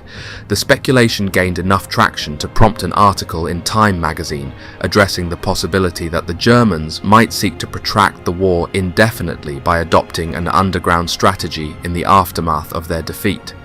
A notably detailed account surfaced in the 27 January 1945 edition of Collier's Weekly, authored by Major Edwin Lessner. Lessner's article presented a disquieting scenario, suggesting that elite SS units and Hitler Youth were undergoing specialized training with the explicit aim of launching attacks against Allied forces. The piece began with a quote from Joseph Goebbels in 1944, hinting at a strategy involving the utilization of a fervent population to harass and obstruct the advancing enemy, thereby tying down formidable forces and thwarting any potential exploitation of successes. Major Lessner's ominous article vividly depicted the potential emergence of a Nazi resistance capable of posing a significant threat even after Germany's conventional military defeat. These reports introduced an element of uncertainty and fear among Allied forces, emphasizing the imperative need for continued vigilance in the aftermath of the Normandy invasion. The prospect of a clandestine Nazi force added a layer of complexity to the post-invasion landscape, urging the Allies to remain alert to potential unconventional threats.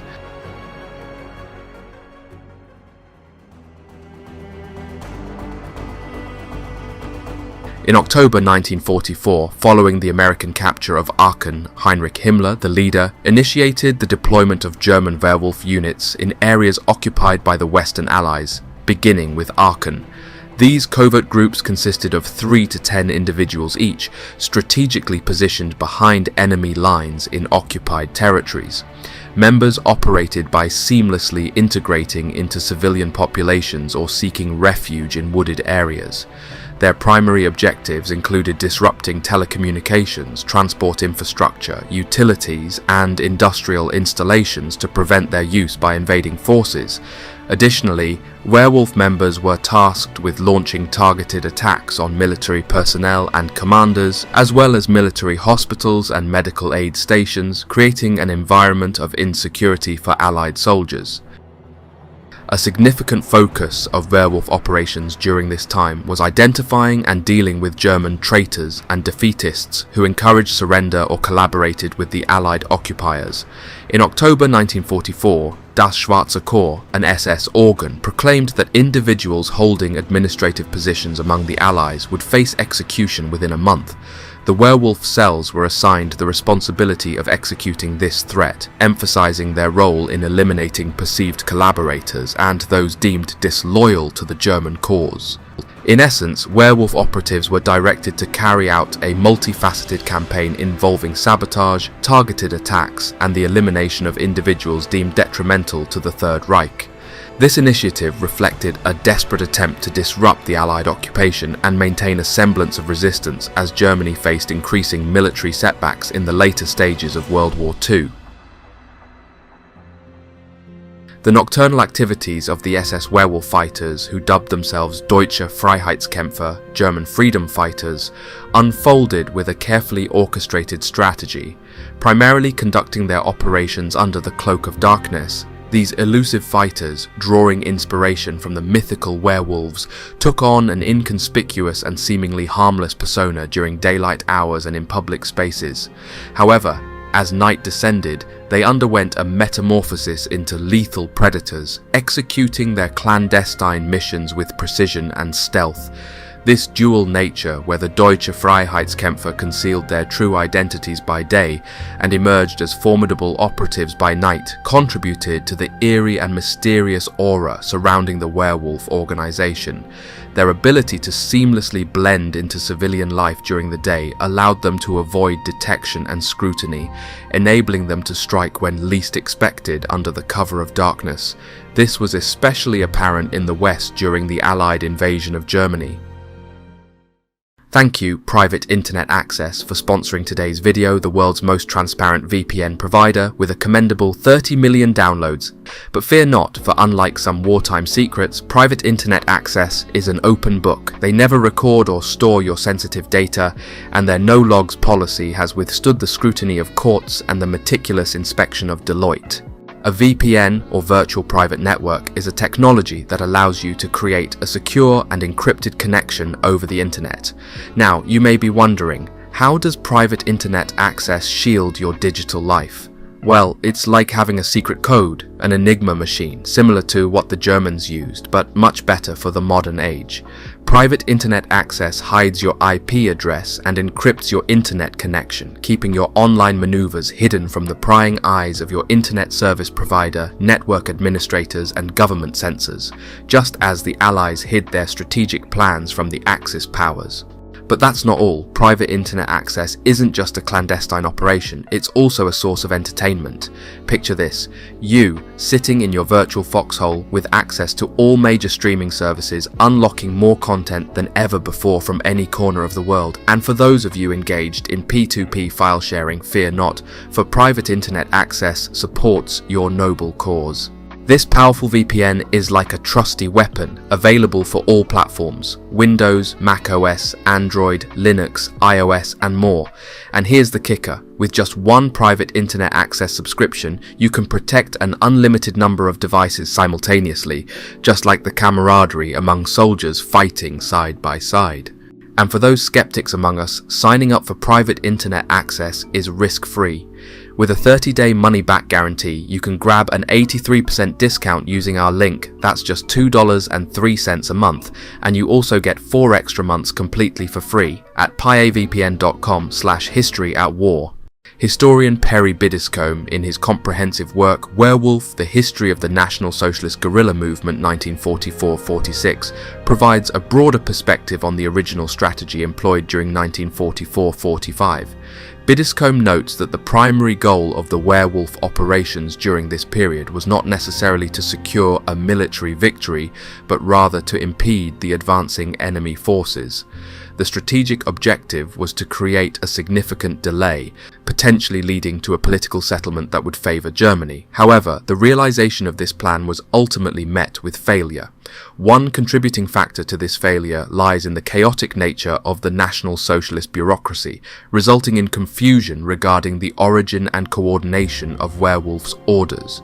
The lack of organisational clarity hindered effective communication and coordination among the guerrilla units. Moreover, the dwindling military supplies further compromised the operational effectiveness of werewolf forces, limiting their ability to carry out sustained and impactful actions. The intended use of guerrilla tactics as a delaying measure with the aim of establishing favourable conditions for a political resolution did not unfold as envisioned. However, this was not the end. Let's dive deeper into the propaganda and operation after Aachen of 1944.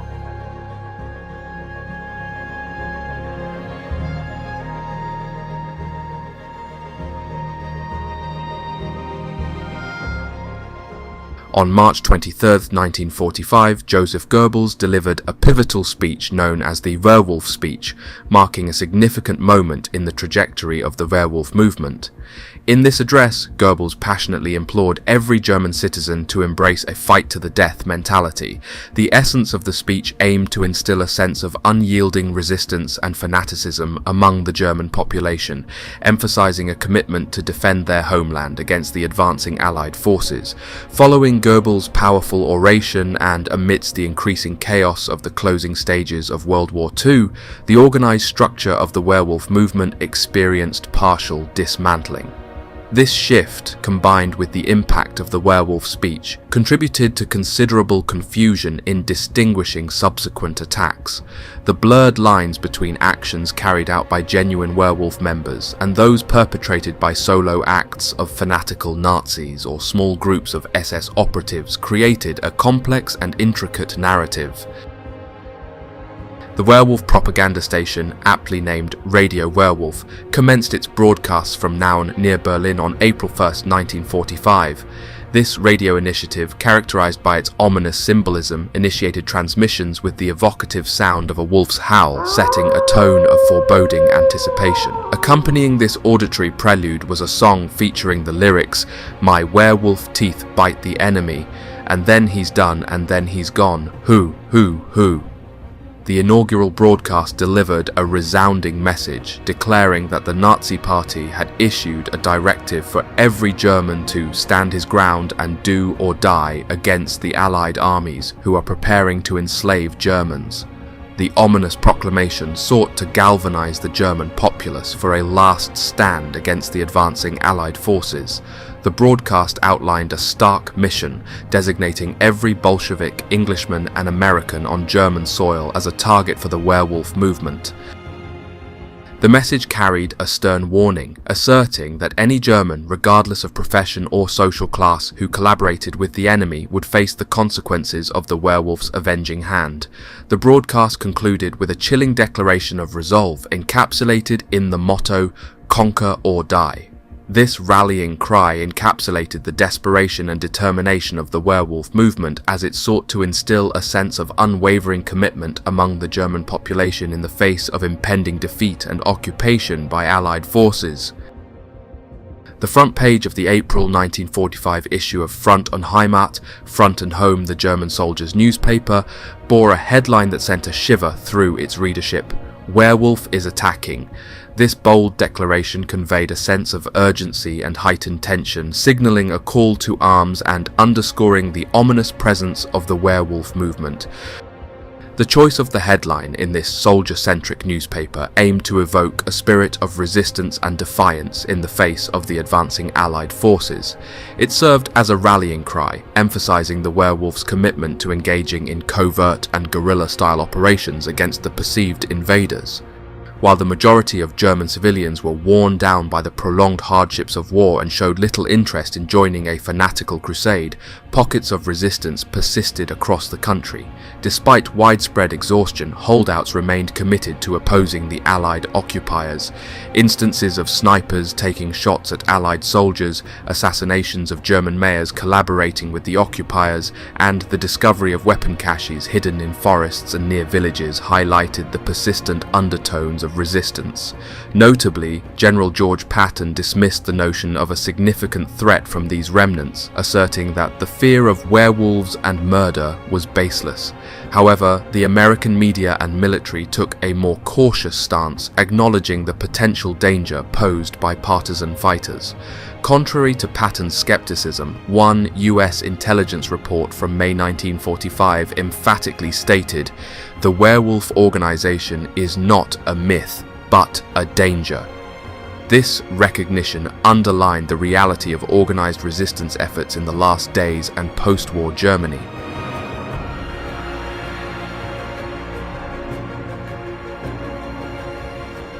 The werewolf organization, on paper, was purported to possess an extensive arsenal of weapons, ranging from fireproof coats to silenced Walter pistols.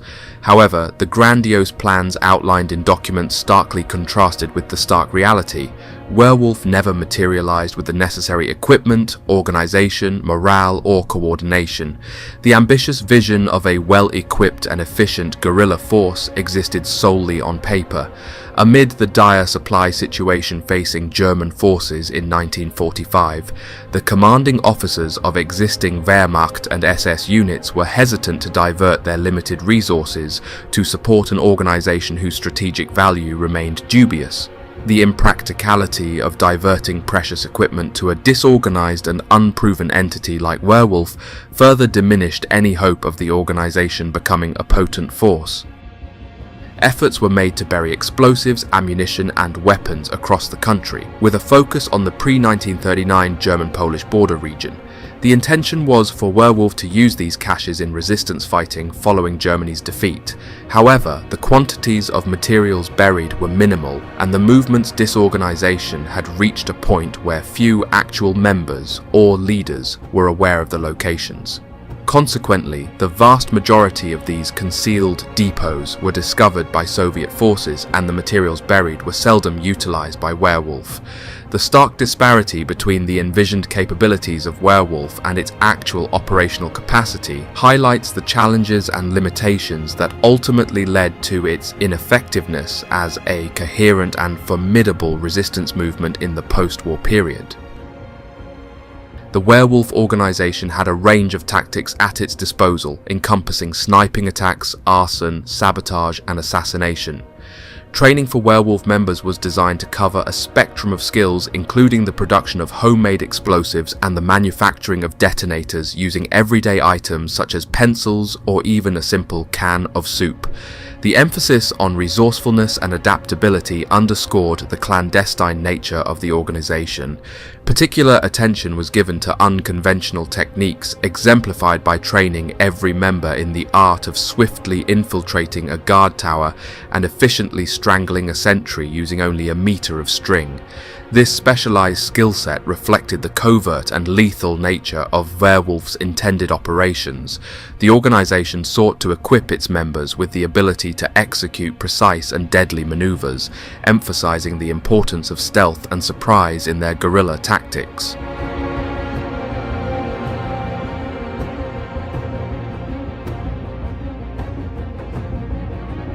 Initially, Werewolf boasted around 5,000 members drawn from the ranks of the SS and the Hitler Youth.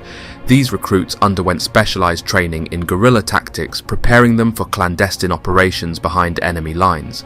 Operation Werewolf even took the audacious step of establishing front companies with the aim of sustaining resistance in occupied areas of Germany. Unfortunately, all these front companies were discovered and shut down within 8 months. The original vision included the establishment of an impregnable alpine fortress, purportedly serving as a strategic command center for Werewolf operations if the rest of Germany succumbed to occupation. However, this vision proved to be yet another delusion, contributing to the transformation of Werewolf in the final weeks of the war. Faced with the reality that the envisioned fortress was unattainable, Werewolf adapted its strategy, shifting from a guerrilla force to a terrorist organization. The change in approach reflected the desperate circumstances of the closing stages of the war. Werewolf, once conceived as a disciplined and covert force, had to adjust its tactics as the grand plans fell apart. The shift to terrorism indicated a more chaotic and less structured form of resistance, illustrating the challenges and disarray that characterized the waning days of Nazi Germany.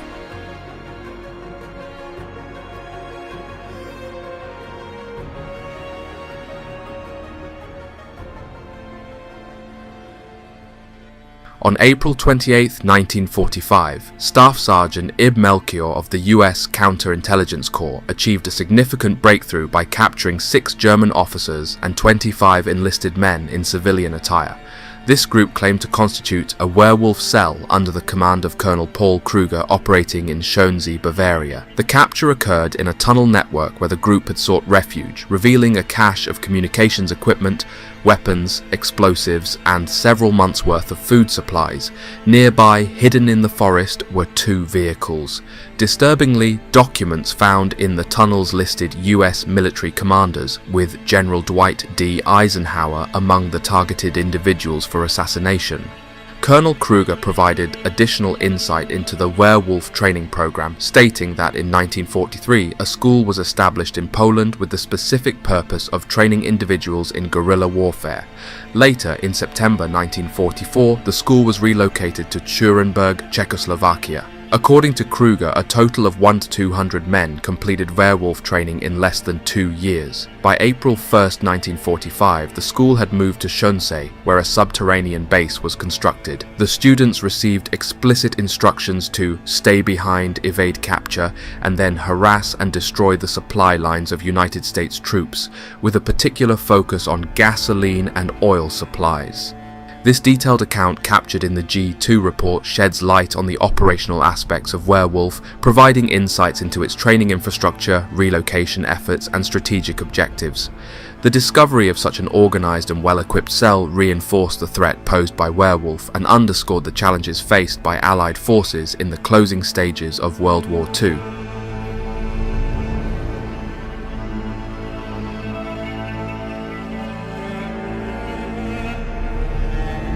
These operations for this group were scheduled to commence approximately 3 to 4 weeks after the area was occupied by US troops. According to the plan, each unit would be assigned specific targets by the Central Command. Subsequently, groups comprising 10 to 20 individuals would be dispatched to eliminate the designated targets and promptly return to their unit. It was explicitly directed that targets should not be located closer than 15 kilometers to the unit. The success of these operations relied heavily on secrecy and camouflage for security.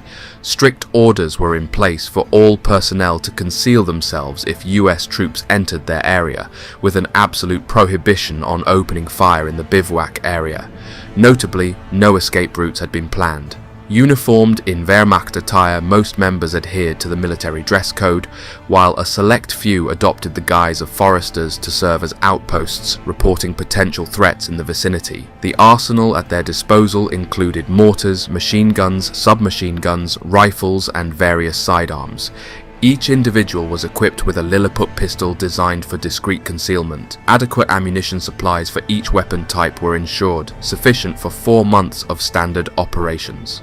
The strategic approach outlined in this plan not only emphasized the tactical aspects of their mission, but also underscored the paramount importance of maintaining secrecy and adapting to the presence of US troops.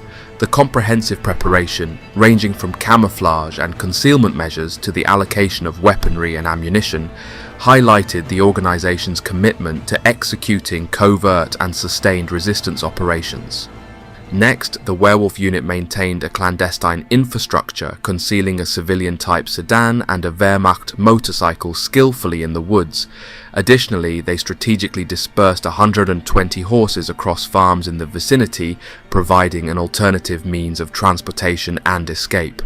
To sustain themselves, the unit stockpiled a diverse array of food, including canned meat, biscuits, crackers, chocolate, and canned vegetables, enough to last over 4 months. Supplementary provisions like bread, potatoes, fresh vegetables, and smoked sausages were sourced from local areas. Water needs were met by a nearby brook flowing through the region. Emphasizing environmental preservation, the unit constructed dugouts with meticulous consideration for the surrounding live trees. Situated on the slope of a densely covered hill adorned with fir trees, these dugouts were designed to minimize ecological impact. The entrance to each dugout featured a hole roughly 24 inches in diameter and 4 to 5 feet deep. At approximately 2 feet down, this opening extended horizontally for 8 to 10 feet. Each dugout, accommodating 3 individuals, boasted a wooden floor, a drainage ditch, and reinforced walls and roof constructed with lumber. This careful planning and execution reflected the organization's commitment to both concealment and sustainability, ensuring their operational base remained hidden and environmentally conscious.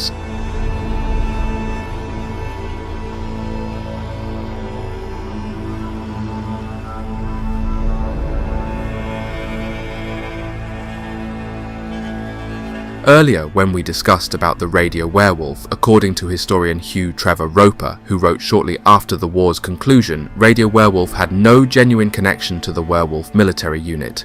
Instead, it was purportedly organized and overseen by propaganda minister Joseph Goebbels. Trevor Roper speculates that Goebbels may have orchestrated the radio initiative with the intention of gaining control over the military unit, which he perceived as inadequately radical. The historian contends that Goebbels' radio werewolf propagated what he describes as an ideological nihilism, a message inconsistent with the limited objectives of the actual werewolf unit. Trevor Roper argues that the divergence between the broadcasts of Radio Werewolf and the genuine purpose and actions of the military unit is the root cause of widespread misconceptions regarding the unit's actual mission. Contrary to popular beliefs, Trevor Roper asserts that the primary goal of the Werewolf unit was to mount attacks on the Allies from behind their lines, operating in conjunction with the German army facing the Allies on the front lines. The true intent was not to function as a guerrilla-style resistance unit post-Germany's defeat, but rather to engage in strategic operations during the ongoing conflict.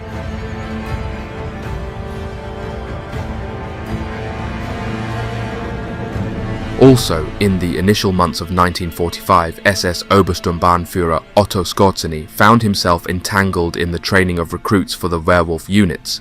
However, his involvement quickly led him to a sobering realization. The number of werewolf cells had been greatly exaggerated, and the practical effectiveness of these units as a formidable fighting force was severely limited. Acknowledging the inevitable defeat that loomed over Nazi Germany, Skorzeny, like many other Nazi leaders, came to the pragmatic conclusion that werewolf cells could be repurposed for a different mission. Recognizing the dire situation, Skorzeny redirected the focus of Werewolf, envisioning a role for them in what could be described as a Nazi underground railroad. Instead of futilely resisting the Allied forces, the Werewolves would become instrumental in facilitating escapes along clandestine routes known as rat lines. These routes served as escape pathways for thousands of SS officers and other Nazis seeking to evade capture and flee Germany in the aftermath of the Third Reich's collapse. Skorzeny's strategic shift showcased a pragmatic adaptation to the changing circumstances of the war, emphasizing the prioritization of escape and survival over futile resistance. By transforming Werewolf into an integral part of the Nazi escape network, Skorzeny contributed to the larger post-war narrative of Nazi leaders seeking refuge and anonymity, evading the justice they might have faced for their wartime actions.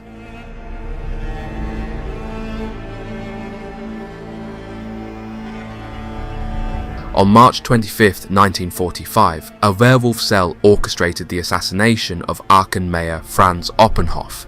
A prominent Catholic lawyer, Oppenhoff had assumed the mayoral role in Aachen just 5 months earlier under the auspices of the American military government. His appointment marked a significant departure as he became the first non-Nazi mayor in Germany since 1933. This distinction made him a particularly notable figure, serving as a symbol of the post-Nazi era. Recognizing Oppenhoff's symbolic importance, especially in the eyes of Heinrich Himmler, the architect of the SS and a key figure in Nazi Germany, the werewolf cell viewed him as an exemplar to be eliminated. The six-man group responsible for the attack was transported from an airbase near Hanover and subsequently parachuted just over the border into Belgium, orchestrating a covert and targeted operation. The assassination of Franz Oppenhoff reflected the werewolf's commitment to resisting any semblance of non-Nazi authority and served as a brutal reminder of the challenges faced by those seeking to establish a new order in post-war Germany.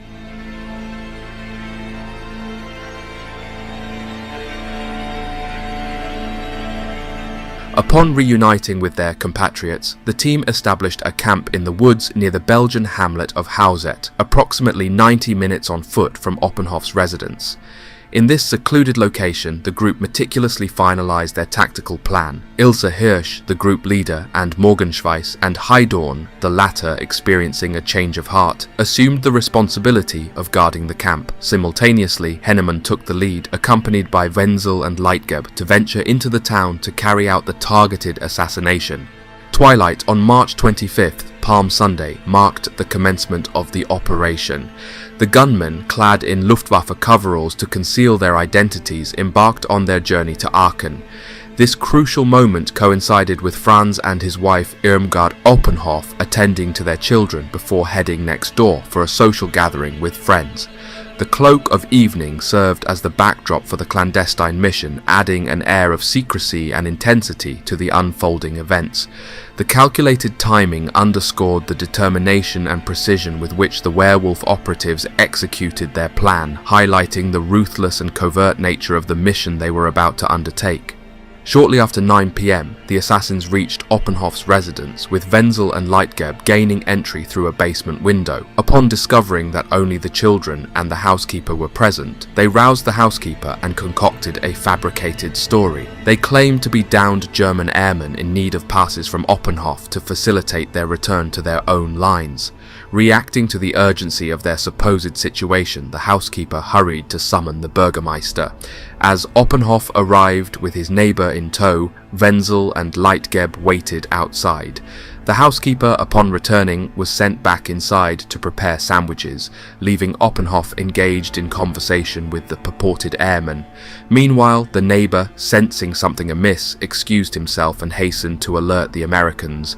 With their quarry now alone, the assassins seized the opportunity and did their calculated move. The convergence of deception, urgency and isolation set the stage for the fateful moment that would alter the course of Oppenhoff's life.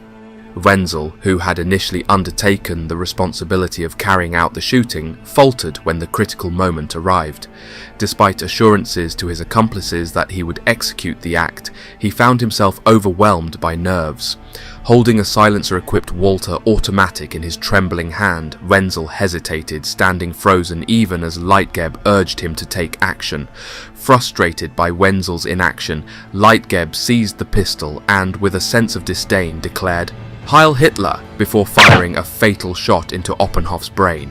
Having accomplished the grim task, the hulking Austrian alerted Hennemann, who had been standing watch in a nearby vacant lot. With the mission completed, the assassins swiftly disappeared into the cover of the night, leaving behind a scene marked by treachery, a silenced pistol, and the lifeless form of Franz Oppenhoff. The execution of the plan unfolded with a blend of tension, discord, and ruthless determination, capturing the stark brutality of the werewolf operation on that ominous night.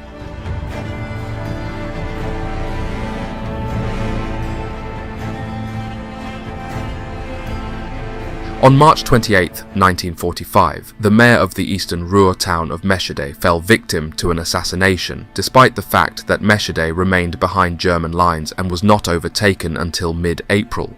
Subsequently, Werewolf Radio broadcasted an announcement claiming responsibility for the assassination, attributing the act to werewolf agents. This incident exemplified the werewolf organization's capacity for clandestine and targeted operations even in areas ostensibly under German control, underscoring their commitment to resistance and disruption until the closing stages of the war. On the morning of April 28, 1945, the Bavarian Freedom Campaign broadcast a message on the radio. The war was declared over for Bavaria. The former mayors deposed by the National Socialists in 1933 were asked to take up their positions again.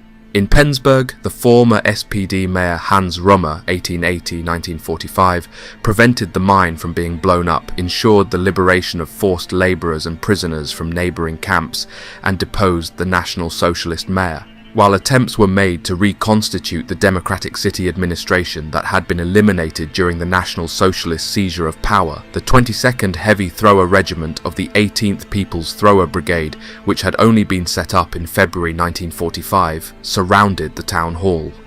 After approval from the Munich Gauleiter Paul Giesler, the regiment's commander Berthold Ohm had Rummer and 7 of his comrades in arms shot. To do this, they were driven at 6 PM in a bus with covered windows near the sports field on Bickler Strasse, and each of the victims was shot individually. A unit Werewolf, led by the well-known war writer and SA brigade leader Hans Söberlein, joined the Werfer regiment after this shooting campaign. During the subsequent punitive operation, this unit murdered a further 8 people as a flying court-martial who were arbitrarily considered to be resistors, including Agatha Fleisner, a pregnant woman.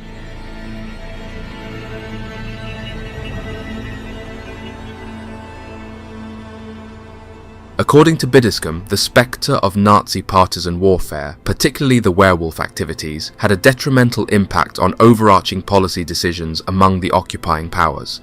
This apprehension prompted the implementation of severe reprisal measures, leading to the destruction of significant German property and the loss of thousands of civilian and military lives.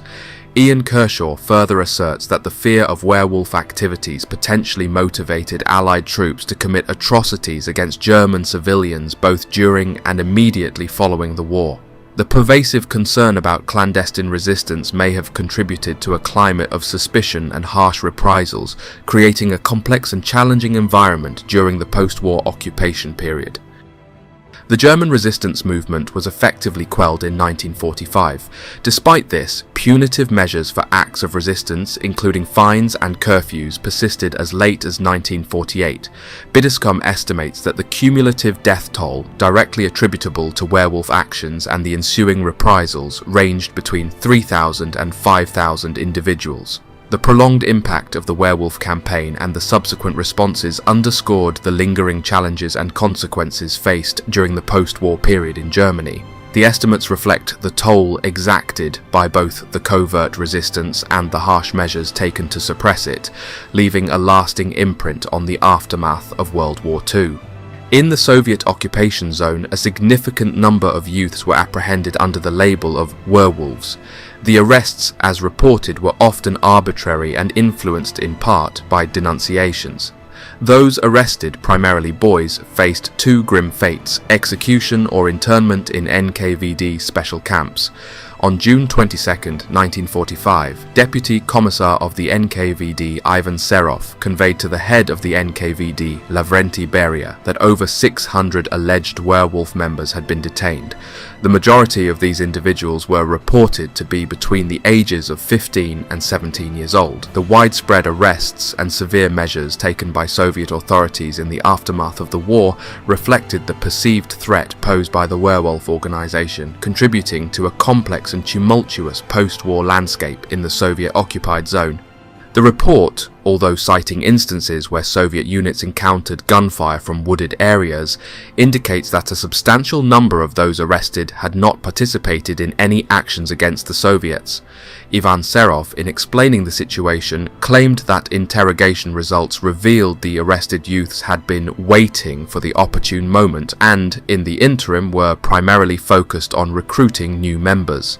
In October 1945, Lavrenti Beria reported to Joseph Stalin the liquidation of 359 alleged werewolf groups. Among them, 92 groups with 1,192 members were reportedly liquidated in Saxony alone. On August 5, 1946, Soviet Minister for Internal Affairs Sergei Nikiforovich Kruglov disclosed that in the Soviet occupation zone, 332 terrorist diversion groups and underground organizations had been discovered and liquidated. Approximately 10,000 youths were interned in NKVD special camps, with half of them failing to return. Information about the whereabouts of the arrested youths was withheld from parents, as well as from the East German administration and political parties established by the Soviets.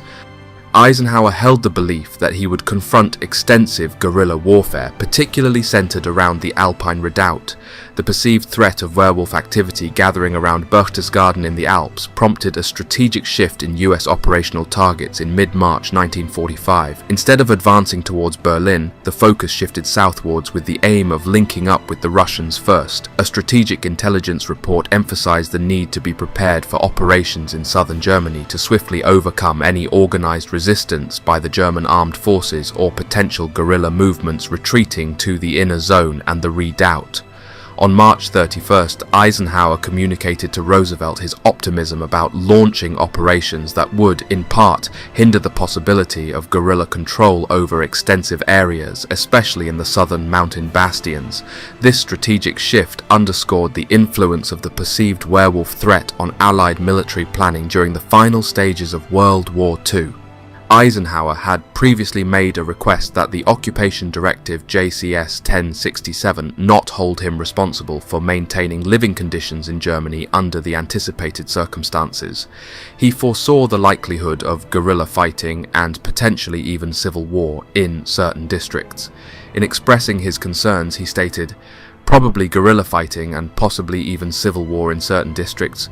In expressing his concerns, he stated, "Probably guerrilla fighting and possibly even civil war in certain districts. If conditions in Germany turn out as described, it will be utterly impossible effectively to control or save the economic structure of the country, and we feel we should not assume the responsibility for its support and control." The British response to this suggestion was described as mortified, but the War Department took significant account of Eisenhower's wishes. Furthermore, the number of civilians held by the US authorities increased dramatically, from 1,000 in late March to 30,000 in late June, and exceeding 100,000 by the end of 1945. Conditions in the camps for civilians were often reported to be poor, reflecting the complex challenges and humanitarian concerns faced by the Allied forces during the post-war occupation of Germany. In April 1945, Churchill made an announcement that the Allies would detain all captured German officers for as long as a guerrilla threat persisted.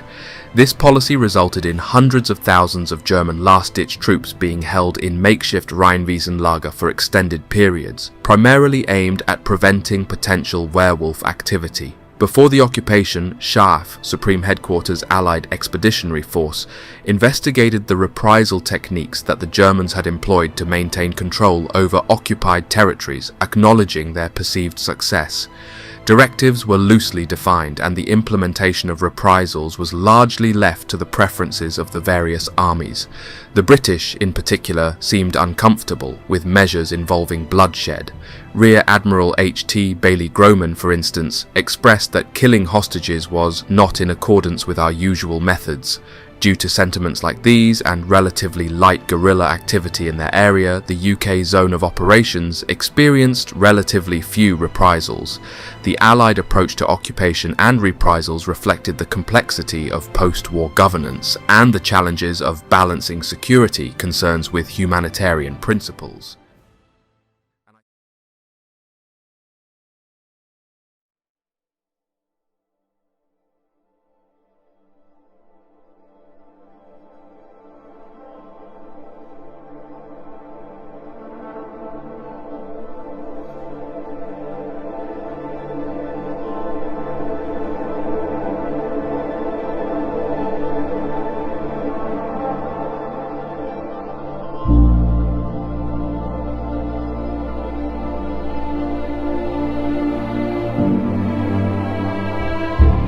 In the tumultuous aftermath of World War II, as the world grappled with the shifting tides of power and politics, emerged a covert operation that would defy the norms of traditional warfare. As the dust settled on the ravaged landscapes of Europe after a brutal 6-year war, the spectre of a new conflict loomed ominously. Winston Churchill, the leader of Britain, envisioned a bold strategy to confront the Soviet Union. But here is where it gets interesting. It wasn't just a Western Allied battle plan against the East. The plan was to use over 10 different German combat-ready divisions from remobilized prisoner of war camps across the Wehrmacht and the Waffen-SS. With tensions reaching a boiling point, Churchill enlisted the support of Allied leaders, proposing a coalition of forces to execute this daring plan to open a new battlefront. So today we will delve into this operation deeply. Welcome to Operation Unthinkable.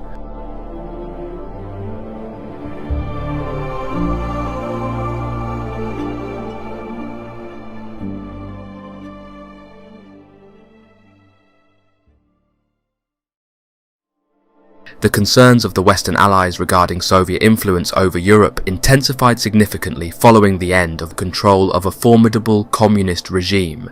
This abrupt shift in the geopolitical landscape triggered profound unease and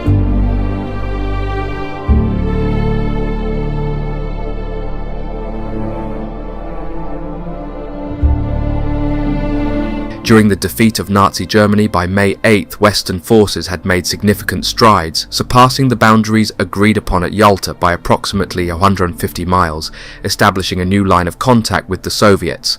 This expanded area signifies the additional territory seized by the Allies beyond the confines of the Yalta Agreement. Driven partly by logistical imperatives, they pressed forward to secure this new frontier. While the inclination among some American quarters is to relinquish these gains, Churchill, displaying characteristic resolve, insists on retaining them as a strategic bargaining chip against the Soviets. In correspondence with his Foreign Secretary Anthony Eden, Churchill articulated a firm stance, asserting that the Allies should stand their ground in their current positions until satisfactory resolutions are achieved concerning Poland's fate and the precarious nature of the Soviet presence in Germany. He underscored the critical importance of resolving these issues prior to the withdrawal of US forces from Europe and the eventual demobilization of the Western military apparatus. Churchill cautioned that failure to address these concerns could significantly diminish the prospects of averting a catastrophic Third World War, underscoring the gravity of the situation at hand. As the war draws to a close, Churchill harbours apprehensions regarding Soviet intentions concerning the Danish peninsula. British forces advancing in the region narrowly managed to secure strategic positions such as the vicinity near Lemberg just before the arrival of Soviet forces mere hours later. Compounding this tense situation, British units receive erroneous reports of Soviet paratroop landings in Copenhagen, fueling concerns of a potential Soviet advance through Denmark and possibly into the Low Countries. Simultaneously, Churchill is inundated with reports detailing the systematic atrocities and devastation, with murder and mass-scale sexual assault unfolding in and around Berlin and other Soviet-occupied territories.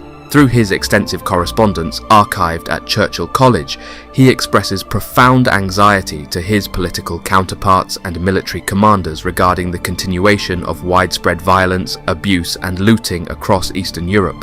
Furthermore, Allied apprehensions extend to the Soviet practice of dismantling and plundering the infrastructure of the territories under their control, instances such as the damage to a German factory not attributable to Allied bombing, but rather to Soviet engineers stripping and transporting valuable resources back to the Soviet Union underscore this alarming trend.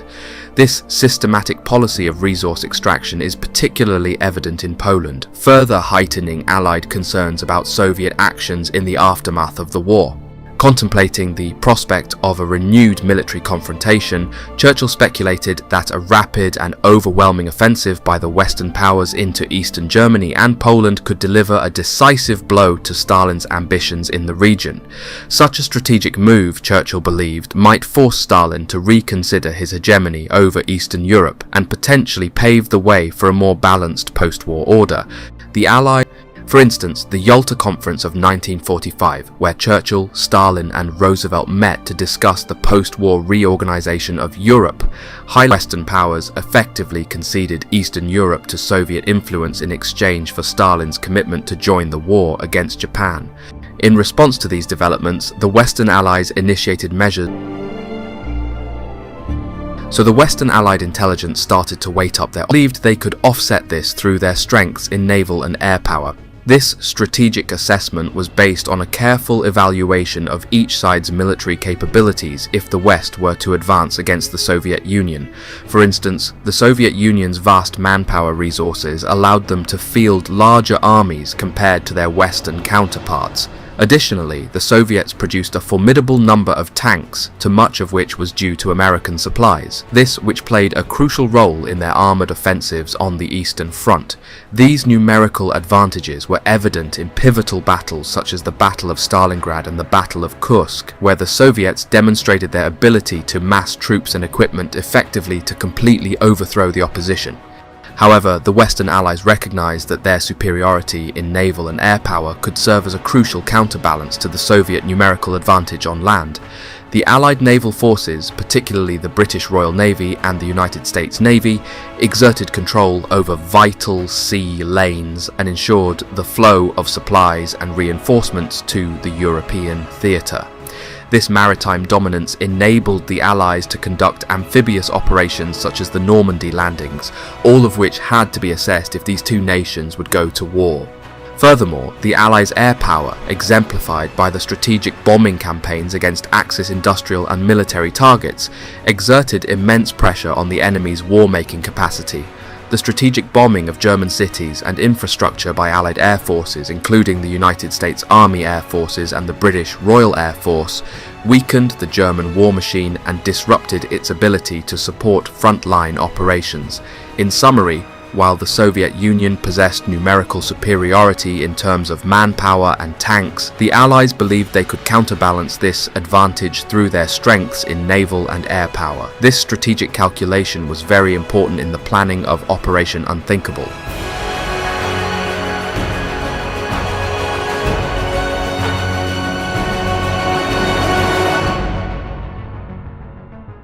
The British and Allied military planners acknowledged the Soviet Union's reliance on Western supplies for essential resources, which could be disrupted in the event of a conflict.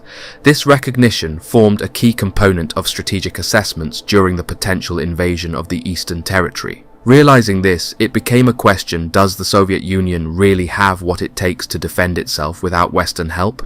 The Allies, including the Western powers and the Soviet Union, cooperated in the fight against the Axis powers. This collaboration involved the provision of vital supplies, including food, raw materials, and military equipment. However, the urgency for Britain to take action was heightened by the realization that its military strength would soon be compromised by the demobilization process. With each passing month, the potential erosion of its forces loomed larger, especially in light of the imminent transfer of significant American troops to the Far East theatre of operations. Faced with this imminent challenge, British military strategists wasted no time in mobilizing their efforts to develop Operation Unthinkable. The clandestine planning for this operation commenced on July 1st, 1945, a mere 2 months after the end of the Second World War. Recognizing the indispensable role of American forces, British planners anticipated their involvement, although formal consultations with their American counterparts had not yet been initiated at this early stage. However, it appears unlikely that Truman and the State Department would have entertained the idea of involvement in such a plan. Their stance towards Churchill continued to be one of skepticism, viewing him as a disruptive force in their negotiations with Stalin. Despite this reluctance, there was one notable exception among American military circles, a prominent general, widely recognized and revered, who seemed prepared for another scrap. His reputation precedes him, and it's conceivable that he would have been eager to participate in such a campaign, perhaps even directing his sights towards Moscow. George S. Patton. The details of the previously classified plan, known only to Churchill, his 3 chiefs of staff, and their immediate planning team, reveal a bold strategy. The concept involves coordinating a joint offensive utilizing British, American, Polish, and German forces left over from different POW camps among the Heer and SS. These forces were to engage and defeat the Red Army. The planners articulated their objectives succinctly. The overall or political object is to impose upon Russia the will of the United States and the British Empire. This ambitious plan underscores the determination of its architects to assert Western dominance and influence over the Soviet Union. Interestingly, the maps and strategic plans devised for Operation Unthinkable never saw the light of day in the public domain. They were either destroyed or remain classified to this day. Consequently, the map presented here is a reconstruction based on the detailed movements outlined in the plan. The operation was envisioned as a 2-pronged assault, a northern thrust starting from Stettin and extending through Bydgoszcz with a curve upward to seize portions of the Baltic coast. Concurrently, Allied forces would launch assaults from this direction towards Gdansk, perceived as a relatively straightforward objective. However, the southern flank presented a more challenging proposition, with forces advancing from Cottbus through Poznan before veering off to capture Wrocław. The main concern revolved around the southern flank, particularly Czechoslovakia, which was heavily occupied by Soviet forces.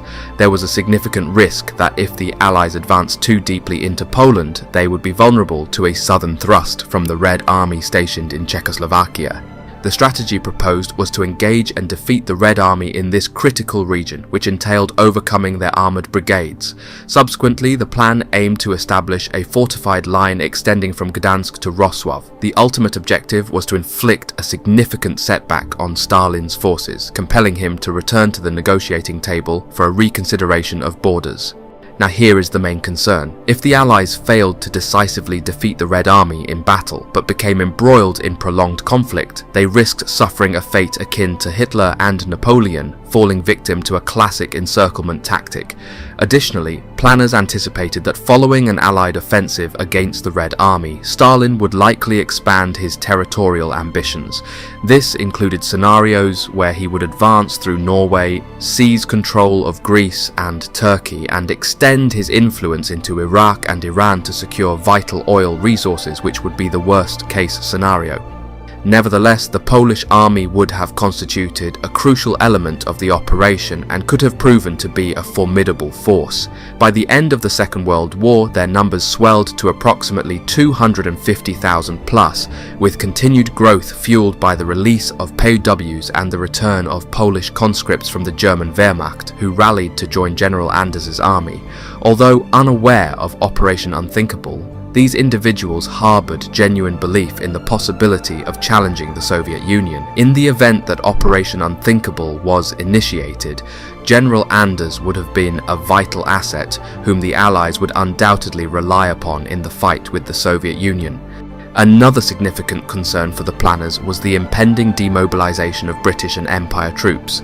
By victory in Europe, VE Day, the British Armed Forces counted approximately 5 million servicemen and women, all slated for demobilization. Understandably, these individuals were eager to return home after the hardships of war. While the prospect of being deployed to the Far East lingered, most troops felt they had fulfilled their duty and were eager to reunite with their families. However, planners feared that any delay in the demobilization process could lead to unrest among the troops. The spectre of prolonged military service, especially after the conclusion of the European conflict, heightened anxieties among service members longing for a return to civilian life. The most pressing challenge with this plan revolves around manpower. Planners diligently crunched the numbers, assessing the available divisions, both infantry and armour, on both sides. The sobering reality dawns: the Soviet Union boasts a significant numerical advantage over the Allies. Specifically, for every infantry division the Allies could field, the Soviets outnumbered them by a staggering ratio of 4 to 1. Similarly, in terms of armoured divisions, the Soviets held a formidable 2 to 1 advantage. In practical terms, while the Allies could muster a total of 47 divisions ready for action, the Soviet forces could deploy a formidable force comprising 170 divisions. This glaring numerical disparity underscored the immense challenge that the Allies would face in attempting to confront the Soviet juggernaut head-on, which is why they kind of were leaning on going via air and sea, as I explained earlier. Arguably one of the most contentious aspects of the plan involved the utilization of German troops. Following victory in Europe, VE Day, approximately 700,000 plus Wehrmacht and SS soldiers were retained within military formations within the occupation zone. Despite being disarmed, they remained within their units until the close of 1945. Remarkably, even the replacement Nazi government, led by Admiral Dönitz, remained in office for up to 2 weeks following the war's end. However, the prospect of British, US and Polish forces cooperating alongside their recent adversaries posed a significant challenge to Allied soldiers, with the implications and reactions difficult to foresee. Currently, there were concerns regarding the loyalty of resistance groups in countries such as France, Italy and the Low Countries. The planners expressed apprehension that the presence of numerous communist groups within resistance movements, such as the Maquis in France or the Italian and Dutch resistance, might lead Stalin to issue orders for these groups to sabotage Allied operations. This internal instability within occupied territories further complicated the Allied strategic landscape and posed potential threats to military operations, thus hindering the overall operation of fighting east. They also had to measure the strength and caliber of the current Soviet infantry, a massive force that loomed large in the strategic calculations of the Allies. By July 1st, 1945, the Red Army boasted a staggering manpower of approximately 7 million soldiers, with the vast majority, totaling around 6 million, deployed in the Western theatre of operations. In addition to this huge numerical advantage, the Soviet ranks also included approximately 500,000 Special Security or NKVD troops known for their stringent discipline and ruthlessness and complete devotion to Stalin by any means necessary. This massive concentration of manpower shows the formidable might of the Red Army still present, presenting a very hard obstacle to any potential adversary. Furthermore, the combat prowess and tactical expertise of Soviet infantry units added another layer of difficulty to the strategic equation, heightening the daunting challenge faced by the Allies in contemplating any confrontation with the Soviet Union. From the perspective of the Allies, there were certain advantages to be found in the condition of the Soviet forces. Stalin's brutal purges had, unfortunately for the Soviet Union, resulted in the removal of many skilled and educated officers from their ranks. Additionally, issues such as discipline and alcohol consumption posed ongoing challenges within the Red Army. By 1945, the average Red Army soldier was also considerably fatigued from the prolonged conflict, and many Soviet soldiers just didn't have the motivation or drive for another fight. However, despite these drawbacks, the Soviet military had made significant strides in terms of equipment and training throughout the war. They had notably improved their weaponry, benefiting from captured German arms, particularly a substantial quantity of anti-tank weapons.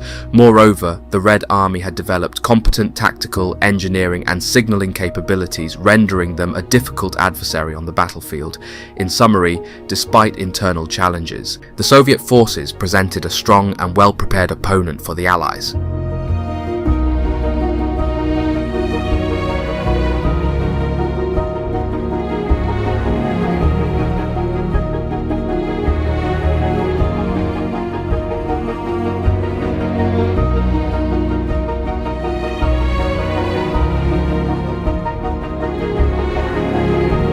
On June 8, 1945, the Chiefs of Staff presented their final assessment of Operation Unthinkable to Churchill. They concluded that due to the overwhelming numerical superiority of the Red Army, a brief and decisive Allied attack into Poland would not succeed, and total war would be the inevitable outcome. Moreover, if the conflict escalated to the point where the Allies found themselves engaged within the Soviet Union itself, they risked facing the harsh realities of the Russian winter, which could exhaust American resources and lead to a total collapse of the Western Front and war machine. Simultaneously, amidst these strategic deliberations, the British general election took place. Although the election occurred on July 5th, the announcement of results was delayed by 3 weeks due to the necessity of counting votes cast by troops stationed in the Far East. This convergence of critical military decisions and democratic processes underscored the complex challenges faced by Britain and its allies in the post-war period, and the preparations for the pending clash. In the wake of the strategic shift away from the original Operation Unthinkable, Churchill remained deeply preoccupied with the looming threat posed by Stalin's expanding influence. Faced with the prospect of a potential Soviet advance beyond Berlin, sweeping through France and into the Low Countries, Churchill sought to assess the vulnerability of Britain to such an invasion. This new line of inquiry prompted his chiefs of staff to recalibrate their calculations and devise contingency plans to safeguard Britain's security in the face of this escalating threat by the Soviets. As Churchill delved into these strategic deliberations, he embarked on an important diplomatic mission to the Potsdam Conference. Amidst the weighty discussions and negotiations of the conference, Churchill found a brief moment to visit the notorious Führer bunker. In a whimsical moment captured by a photograph, Churchill humorously appeared to try out Hitler's chair for size. However, amidst the solemnity of the occasion, it was clear that Churchill's mind remained focused on the pressing issues of national security and the challenges posed by the shifting dynamics of post-war Europe. Weirdly, Churchill's reaction to the bunker visit was not what many might have anticipated. Instead of being overwhelmed or offering profound commentary, he maintained a composed demeanour throughout. Stepping into the damp, musty air of the bunker, Churchill paused only briefly to contemplate the surroundings. His remark about Hitler, stating, "Hitler must have come out here to get some air and heard the guns getting nearer and nearer," it was reported he wasn't acting like himself and was acting sorrowful for some reason. This seemingly casual response belied the gravity of the moment, offering a glimpse into Churchill's pragmatic approach even in the face of such historic significance. As he swiftly departed from the bunker, Churchill left behind an aura of contemplation, leaving others to ponder the deeper implications of his brief encounter with the bunker. After returning to the conference, in the midst of the Potsdam meeting, where Churchill, Truman and Stalin appear outwardly friendly to the cameras, there lies an underlying tension and suspicion. While their smiles may convey unity, there's a sense of cautious diplomacy at play, with each leader harbouring their own agenda and concerns. Behind the scenes, Churchill remains deeply wary of Stalin's intentions. The Soviet leader's reliance on maintaining a perpetual state of revolutionary struggle, marked by the relentless hunt for perceived enemies of the state, casts a shadow of uncertainty over the proceedings. Churchill understands that Stalin's political survival hinges on perpetuating this atmosphere of fear and suspicion, driving his actions and decisions. Moreover, Churchill is acutely aware of the ideological gulf that separates the Western Allies from the Soviet Union. The fundamental clash between democratic values and communist ideology serves as a constant backdrop to their interactions, adding another layer of complexity to their relationship. Despite the diplomatic niceties observed at Potsdam, Churchill's concerns persist. He knows that beneath the surface lies a delicate balance of power and ideology, where trust is fleeting and alliances are forged with caution. As the conference progresses, Churchill navigates these treacherous waters with a keen eye and a sense of pragmatism, ever mindful of the stakes involved in dealing with Stalin and the Soviet Union.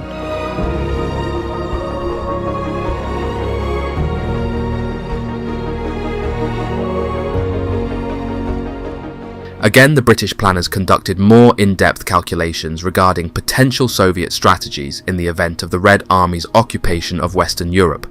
They concluded that rather than attempting an amphibious landing, the Soviets would likely leverage German rocket technology to mount an assault. Having captured numerous V2 scientists and the V2 testing site at Windsor in Poland early in the war, the Soviets were believed to possess the capability to launch salvos of V2 rockets from the Low Countries within months of the war's end.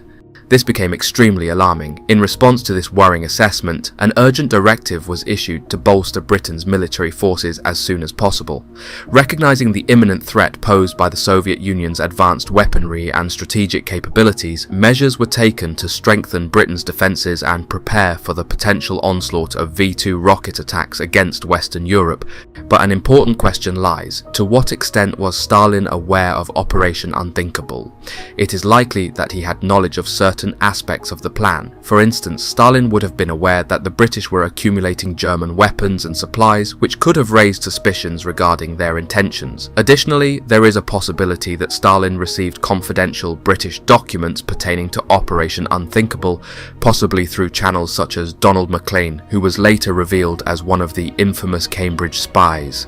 Maclean, serving as the first secretary of the British Embassy in Washington during this period, had access to sensitive information and was known to have passed secret telegrams between Churchill and Truman to his Soviet handlers. This information exchange, as revealed in the Venona papers, sheds light on the extent to which Stalin may have been informed about Operation Unthinkable and the strategic deliberations occurring among the Western Allies. During the Potsdam Conference, Churchill received the momentous news of the successful testing of an atomic device by the United States. According to his Chief of Staff, Churchill reacted with visible excitement, proclaiming that Stalin no longer held the West in a position of complete dominance. He boldly asserted, "If Stalin insists on taking certain actions, we can simply obliterate Moscow, Kharkiv, or Kiev." This declaration shows Churchill's recognition of the newfound power wielded by the Western Allies, particularly in light of their possession of atomic weaponry, and how much he actually felt threatened by Stalin.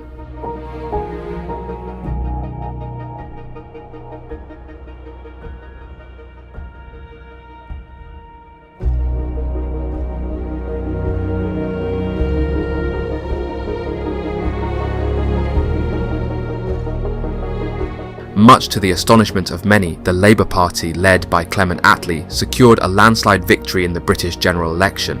Stalin, in particular, found this outcome surprising, unable to comprehend why Churchill hadn't manipulated the results in his favour. With Attlee now occupying Churchill's former position, he joined Truman and Stalin on the international stage.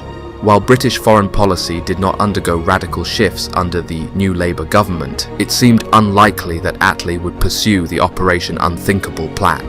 However, there was a possibility that Ernest Bevin, seen at the back of the photo, might have been open to persuasion regarding the plan's merits. With the advent of a new government and administration, Operation Unthinkable was relegated to obscurity and was now thrown into a random file cabinet, forgotten amidst the shifting political landscape. Meanwhile, Colonel Tibbets piloted the aircraft that took off on August 6, 1945, carrying the first atomic bomb destined for Japan. The bomb detonated approximately 600 meters above Hiroshima, devastating the entire city. 2 days later, in accordance with the agreements made at Yalta, Stalin declared war on Japan and swiftly invaded Manchuria, aiming to seize as much territory as possible before Japan's surrender. That same evening, a second atomic bomb was dropped on Nagasaki, and within the span of a week, Japan capitulated. The irony of this situation lies in the fact that the United States, armed with the atomic bomb, ultimately didn't require the assistance of the Soviet Union to defeat Japan.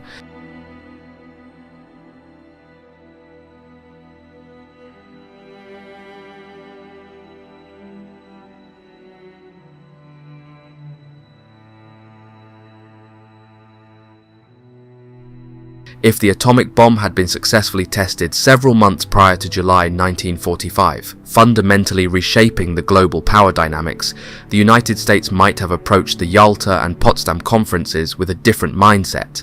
With this potent new weapon at their disposal, there could have been reduced pressure for the US to accommodate Stalin's demands. Under persistent pressure from both Britain and the United States, there was a slight chance that Stalin could have been persuaded to reconsider his aspirations for complete control over Eastern Europe. The potential of confronting the combined might of the Western Allies, bolstered by the atomic bomb, might have encouraged Stalin to adopt a more cautious stance, potentially leading to a less assertive posture during the post-war settlement talks.